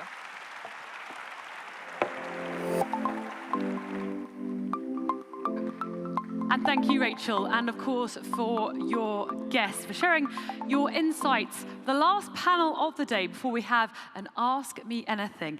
If it wasn't already evident over the past few days, there are going to be some monumental changes over the next few years, thanks to Web3. So much potential, so much opportunity. So we're finally reaching the end, and as I just said, the final session of this Binance Blockchain Week, and what a session we have lined up for you. Kayla, tell us more. Exactly, yes, exactly, Haley. And I can see the room has sort of filled up with lots of anticipation for our final session of the day and of this two-day conference. We have Binance's very own CZ, who will be doing an Ask Me Anything. And so before we hand over the stage to him, on behalf of Haley and myself, we'd just like to thank you so much for your participation, for being here over the last few days, for those of you online who've sent us messages, and it's just been really wonderful to be here and just be really immersed in this culture, and so thank you so much. Yeah, absolutely. I'm just going to second that, and thank you all as well. Thank you all for being here, and this energy has been shared here, and it's so great to see there is so much going on and so much enthusiasm and optimism in the future with, of course, Web3. Of course. So without further ado, all of us, a big warm welcome to CZ. And this session is going to be monitored by Asha.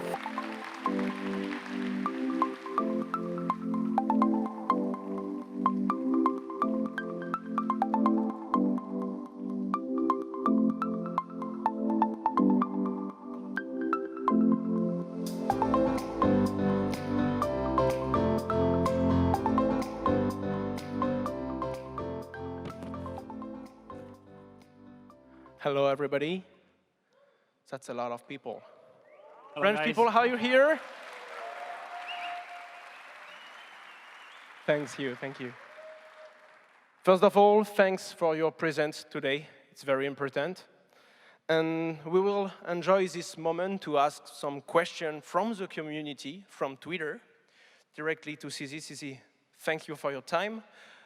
A pleasure to see you again in Paris. How are you? Yeah, I'm usually always in Paris. So. Yes, no, but that's very recent for us.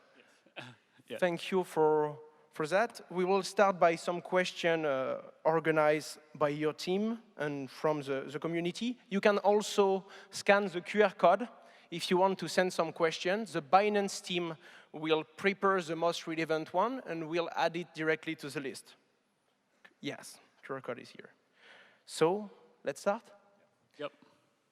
The first question is, can we expect retail bank to allow cryptocurrency payment and holding in the near future? I think so. I think for the banks that want to survive, yeah, we can expect that. It's a question from Gamburu.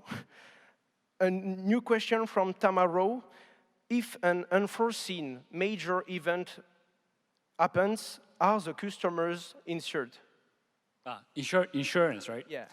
So yeah, this is a fairly detailed question. I'll go into a little bit of detail about this. Binance actually has a safer insurance fund that's more than $1 billion in it. It's stored on a different address. The address is published by one of our blog posts. If you search for it, there's a link to that address. So I think we're the only exchange that has this type of fund set up in this way. So that's Binance specific. But still, it is an address that's managed by us. Today, in cryptocurrencies, most of the insurance are self-insurance, which is not as good as a third-party insurance. The third-party insurance in traditional industries, financial industries, they usually have a cap, 120,000 or something like that. Or if you buy insurance up to millions of dollars, they're very expensive. There's another difficulty with insurance in the crypto industry. Let's say you want to insure me, and I say, okay, I'll put $1 million on this address. It's very easy for me to steal that money myself and claim I lost it, because all I have to do is just make a copy of the private key and use it somewhere else. It's very hard to prove I didn't steal it. So from an insurer point of view, how do you insure somebody and make sure they don't steal their own funds? So that's one of the difficulties that we have in the crypto industry. We have had this problem for quite a while. I don't know any solutions. So the third-party insurances are usually quite limited. They use a couple $100,000, a couple $1 million per, couple $100,000 per user. But we do have a separate insurance fund we set up ourselves. So yeah, that's the state of insurances in the crypto industry today. Not ideal, but we try to do our best. I saw a lot of centralized and decentralized insurance offer, and I think that will grow a lot, and in the near future we will find some solution, some product on that. The second question is, the first question, sorry, is from Ryder Oli on Twitter. What do you think about the metaverse? Not only metaverse in general, but in different industries like healthcare, for example. Yeah, so I think we're just at the very beginning of metaverse. We have this word called metaverse, but we don't really have we have a few implementations that are somewhat good, but I think we're still at very early stages. Especially like when you talk about healthcare, right? You can imagine like there's so many things that you can, there's a few different levels of metaverses you can do with healthcare. Number one is remote consultation, right? You can talk to somebody like in high fidelity. For example, if you have a bruise on your arm, they should be able to look at it and say, what kind of bruise it is. If you have I don't know, some allergy or some condition, they can look at it, they can remote diagnose. If you think about it a little bit further, you could actually use the metaverse to do even surgery remotely, right? So for example, you have to perform any type of surgery inside your body. That could be a metaverse that's inside your body that they can produce they can do the operations on. So yeah, it has very interesting applications in real world applications that life-saving applications. So all of this is possible. We don't have it today. So it remains to be built. That's the opportunity. It may be too early to do that right away. We may have to wait for the metaverse technology to mature a bit more. But the possibilities are all there. So I think today, just the very, very beginning. This is why I'm always bullish about this industry, is there's so much that have not been built yet. We're just at the very, very beginning. Yeah. We was talking about metaverse. We have to talk about NFTs. A lot of people are trying to create projects around NFTs, but how do you see the NFT utility evolving in the next 3, 4, or 5 years? Yeah, I think, again, we're at the very beginning stage of NFTs. Like today's, so far we've been mostly selling JPEGs and images, etc. There's some virtual goods in games, but there's a lot of real-world applications, again, we can imagine that we don't have today. I think we're piloting NFT ticketing for sports events, for Lazios in Italy. Now you can show your NFT and that's a ticket. If you think about tickets, it's on a specific day at a specific seat, that's an NFT.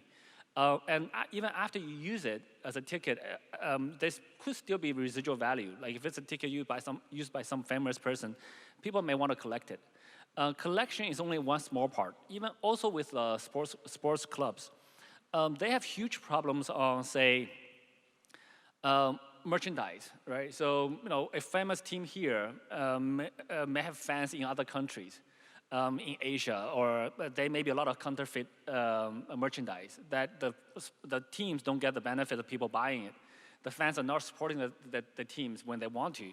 But what about if you can sell NFTs for those things and have people exchange those NFTs into merchandise? Then you know exactly, you can track that. We've spoken with artists, music artists, singers. They sell concert tickets at $150, and then that resells like 3 times through the, what we call it, scalpers.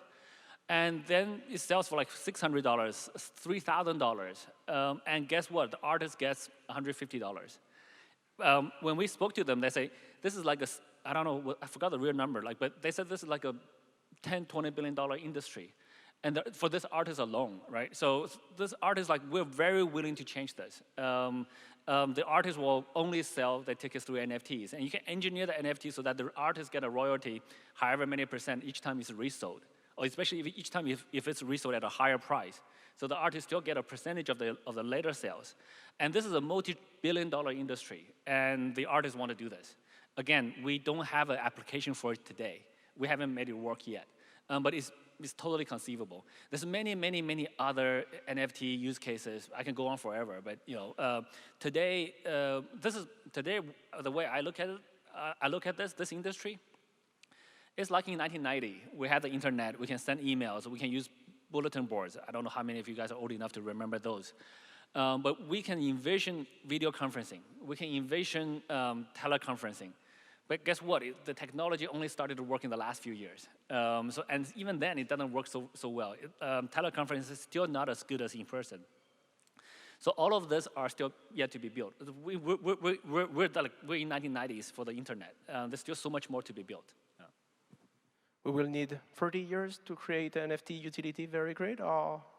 It depends. It really depends. Yes, that's complex. Yeah. So today we have the internet now. So information flows faster. Source code is more open. You can collaboration across the globe is much easier. So things should happen faster than when it happened for the internet. So we'll see.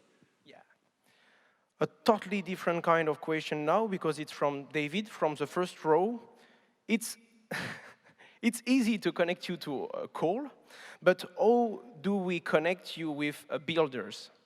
How can people directly contact with you, to take a contact with you when people are trying to create a project and initiative? So to be honest, many people try to pitch projects to me, but I'm not the right person. I am a developer turned into an entrepreneur. I'm not a VC. I don't know how to. Oh, this is from you. Okay. Yeah, so don't talk to me. I'm not there's some VCs that claim that they can just get a feel for the person within 5 seconds. This guy's a great entrepreneur, etc. I don't have that feel. I can get a feel if the guy's a good developer within a few seconds, but not for other roles. So for me to understand a project, I have to look at it in a lot of detail, talk to the founder, play with the product, and then follow the project for like a few months or even a few years to be able to understand it. And frankly, today, I don't do that anymore. I don't have time. That takes a lot of time. I'm pretty busy with a bunch of other random stuff, mostly tweeting. So yeah, so pitching projects to me doesn't work. I'm just not smart enough to judge projects. Whereas we do have a very strong team. Binance Labs have done really, really well in terms of investments, etc. So I think we're slightly over-selective. So we're going to broaden the range a bit. But that's the general direction for Binance Labs. So do contact Binance Labs. The easiest way to contact them is actually do a Google search. You enter Binance Labs the page. There's an application form. That's the best way. There's also an email, I think labs@binance.com. And if you want to contact me personally, Twitter is the best way. And then there are other private ways to do so. But I can't. If every method I publicize, I will lose that method because it gets spammed. A less serious question right now from the user Crypto Anchors. How can I get a pair of Binance socks? I think if you walk around the conference, you can probably get it from someone from Binance. So, yeah, whoever asked that, we should ping Binance teams and just get one. We don't sell merchandise. So many people like try to buy, Binance mercs. We specifically do not sell them. We give them away for free so that we make them priceless. We give them to strong supporters in our community. And so if you're generally active in the community, it could be Twitter, it could be Telegram, it could be something else. If you're generally contributing, it's quite easy to get it. Yeah. The second question is about government and regulation from X Enzo. It's good to know that a government is crypto-friendly, but there are still a lot of skeptical people about cryptocurrency. How do you think we can change their mind? So I think this is a very broad topic. I think number one, we need to do a lot of education. Conferences like this, working with the universities, Binance Masterclass, in-person classroom settings, Binance Academy, online free content. Binance Academy is actually used by many government agencies. For example, the government of Portugal, on the government website, in the education section about crypto, they use Binance Academy content with our permission. But our content is free anyway. So we're more than happy to push that. So there's a lot of education that's involved. I spend a lot of time meeting with senior leaders in governments, politicians, policymakers myself, meeting with them, etc. And I tweet quite a lot of them. I share quite a lot of my travel schedule, people I meet that are willing to share themselves. And when people see, like, hey, this is a crypto guy meeting with the president of a country, that usually have a little bit of a spillover effect in the population. And we need to make our product easier to use so that normal people can use crypto products. But at the end of the day, I think the crypto itself, the impact that it's going to make, the advantages of this new technology, on economic development, that's the best selling point. So we need to build very good products. And to a point where when people don't learn, we need to make people feel that if they don't learn about crypto, it's like they don't understand money, which is true, which is basically the truth. But many people don't realize it yet. So we need to make our products popular enough to get to that point. I actually don't think that's very far away. I think today, global adoption-wise, we're somewhere between 1% to 5%, depending on which number you use to calculate. Adoption is exponential growth. For an exponential growth curve, 1% is the half mark. So within a few years, I think we'll see a lot more adoption. So also for this reason, I actually don't spend a lot of my time talking to people who are against crypto. I don't like to play piano to cows, right? I like to talk to people who want to understand crypto, or at least not against it. So this way, I think that's the best use of my time. So I actually very rarely convince people who are against crypto about crypto. I talk to people who either don't know or who wants to know. But I think collectively we just got to continue to push this forward. But I think it's going to get better and better. And if enterprise and individual have to educate individuals, do you think enterprise have to educate regulator? Yes, absolutely. I think it is extremely important for us to educate regulators, government officials, etc. Because guess what? Regulators usually do not have experience. They normally do not hold crypto, and they're not a user, and they're not an operator. This industry is so new. If you talk to regulators, none of them have ran a cryptocurrency exchange before. So we need to tell them what are the issues we face. We need to tell them how we operate. We need to show them. So now, many regulators around the world, they're looking at KYC, AML. Guess what? Those exist in banking, so that's why they understand it. But when you talk about wallets, when you talk about how do you do multi-sig? How do you do like threshold signatures? How do you handle customer disputes about forks, airdrops? All of these terms, after you explain to them, they understand, but they may not think about it right away. So how do we handle customer disputes? Or even how do we do listing frameworks? What type of coins are there? Like, it's not just stable coin. There's many other type of coins as well. So we absolutely need to do education. So it's critically important that we continue to communicate with regulators and government officials, policymakers. We should not expect them to be expert. That's unfair to them. That's unrealistic. So we just got to continue to do that communication. Thank you. The next question is from somebody in the room. On Twitter, you said propose something stupid and see what people will say. How do you retain ownership and entrepreneurship in your high-growth company? So I think in a high-growth company, you don't want to retain control or ownership. You want to give people freedom and ability to execute. So the problem I have is actually the reverse. Many people, we're in an industry that changes so quickly. So anything in Binance that's routine, we'll have a procedure, we'll have somebody taking care of it. This is why I'm not involved in the day-to-day operations. I could be on an airplane, I could be in a meeting with a president, and there could be an issue with a network issue, our team will fix it, and Binance will operate fine. So I want to get to that point as much as we can. But today, the industry changes so quickly. Every day, there's like 3 or 4 new things that, hey, CZ, we don't have a president. And the other guys, we need you to get involved and make a decision. I thought, no, why don't you make a decision? So why don't we delegate the authority? So we have that reverse problem where for a fast-growing company in a very dynamic environment, we need to empower people.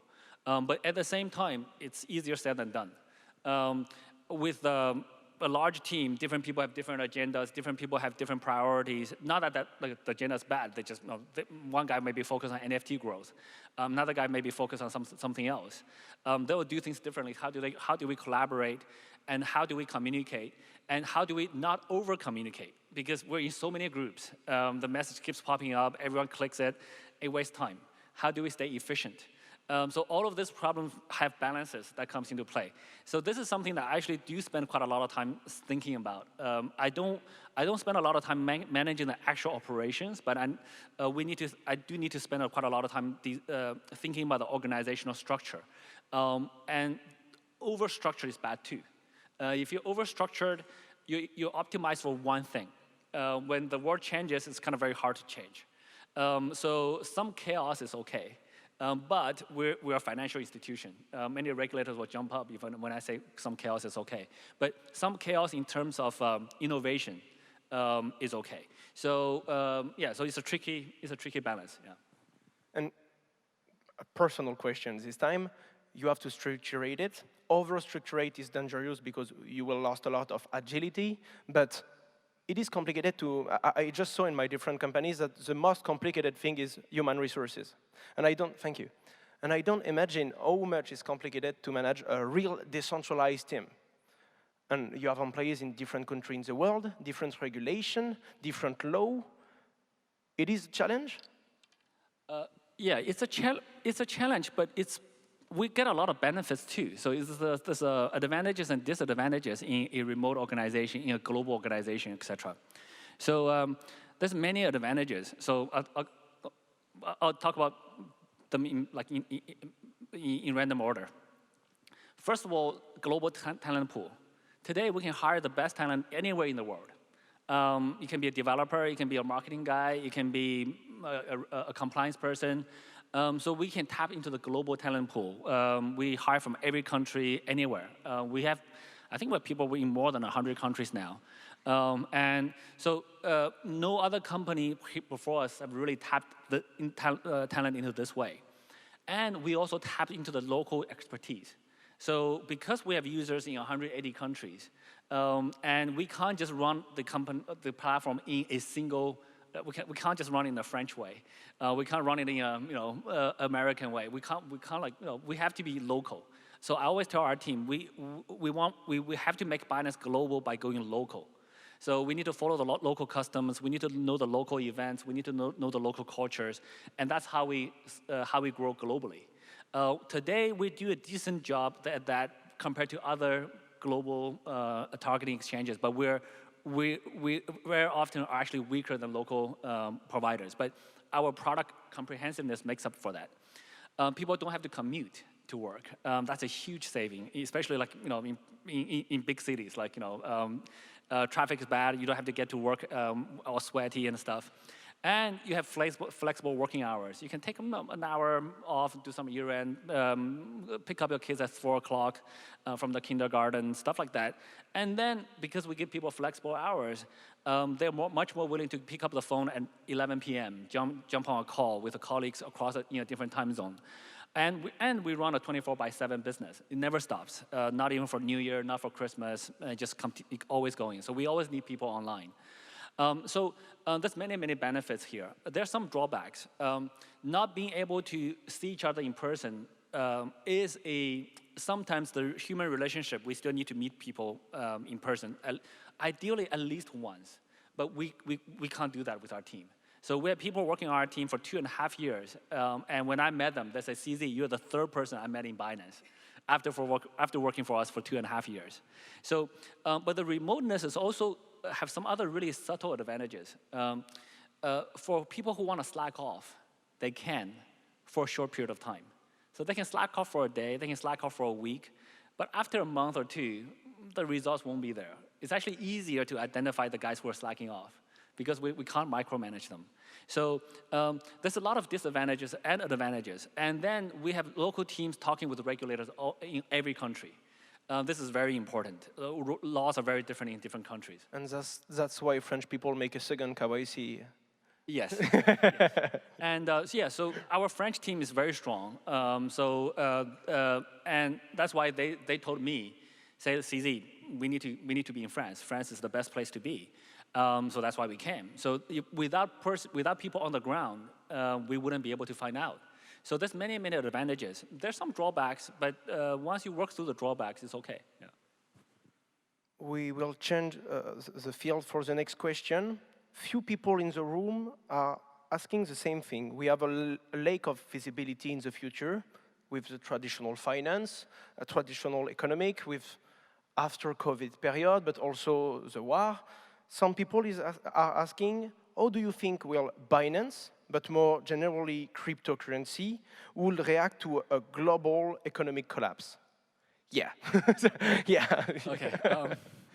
Yeah, well, first of all, it's a very open-ended question, and also it's fairly hypothetical. There's a few definitions. What does a collapse mean, right? So, I try not to think too much about in this, specific hypothetical situation cases, and I actually also don't try to plan too rigidly ahead. The only thing that's useful about a plan is when you're making them. The process of making a plan makes you think about different things. But as soon as a plan is made, it's usually outdated. The world has changed. I tell people, don't stick to a plan. Just adapt with the world. Just roll with the punches, whatever you call it. But you got to be able to adapt. You got to be able to adjust and execute. Adjust quickly and execute. So for us, I don't try to predict when there's going to be a financial crisis, when the global economy is going to collapse. We don't worry about that. What we worry about, this is a new technology. What applications can we make that people will use? And the more they use this new technology, then they are more insulated from other potential risks, including other collapses, etc. So that's the way I think about it. I don't try to think about, because this thing's going to collapse, we're going to make this, do this thing. Let's just make applications people use. And we need to adjust over time, though. So at the beginning, I can tell you, like at the beginning of 2017, I had no idea I was going to start Binance.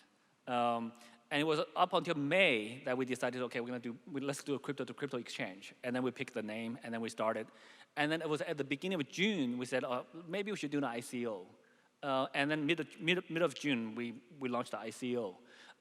And then we launched in July. By September, we said, well, we need to move out of the country. So we packed up, moved out of the country, and things changed. So if you, at the beginning of 2020, I would not have said DeFi would be the next big thing. But by mid-2020, Uniswap is all over the place. And then at the beginning of 2021, I probably would not have said NFTs. By the middle of 2021, the apes and JPEGs were flying all over the place. So but we adjust.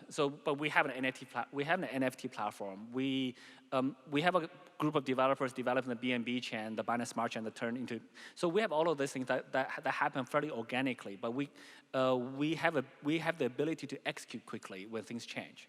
So it's not about predicting what the future looks like, but fundamentally larger direction we can see. This is a better technology for money. It has no inflation, or and sometimes it's actually mostly deflationary. It's cheaper to transact. It's faster to transact. It's more energy efficient, contrary to many misconceptions. So it has so many advantages. This will evolve. We just need to build applications on top of it. And once we build applications on top of it, people will use it. So you don't plan the internet. Right? Google built a very good search engine. Then that made the internet so much more useful because now you can find information all over the web. And then there's many social media, and then there's one social media people use. And then, so all of these things evolve because people build products. So we focus on that. We are now out of time, but I have two very, very short questions. The first one is, where did you get your shoes? I actually just saw them in a store. They're not custom made. I bought them off the rack. I saw them in a store. It's the right color without any obvious logos. So. And the last one is, how many CZ bots are on Twitter? Because it's terrible. So on this one, I think, so if you just look at this single metric, I was actually thinking about this today. If you just do a search on CZ Binance on Twitter and look at how many fake users versus how many real users are there, then that's probably I don't know, 10,000 to 1 bots. So I do wish Twitter can fix this problem. I don't know what difficulties they're facing, but I hope they'll fix it. Thanks for this answer. Thank you so much, guys. Yeah. So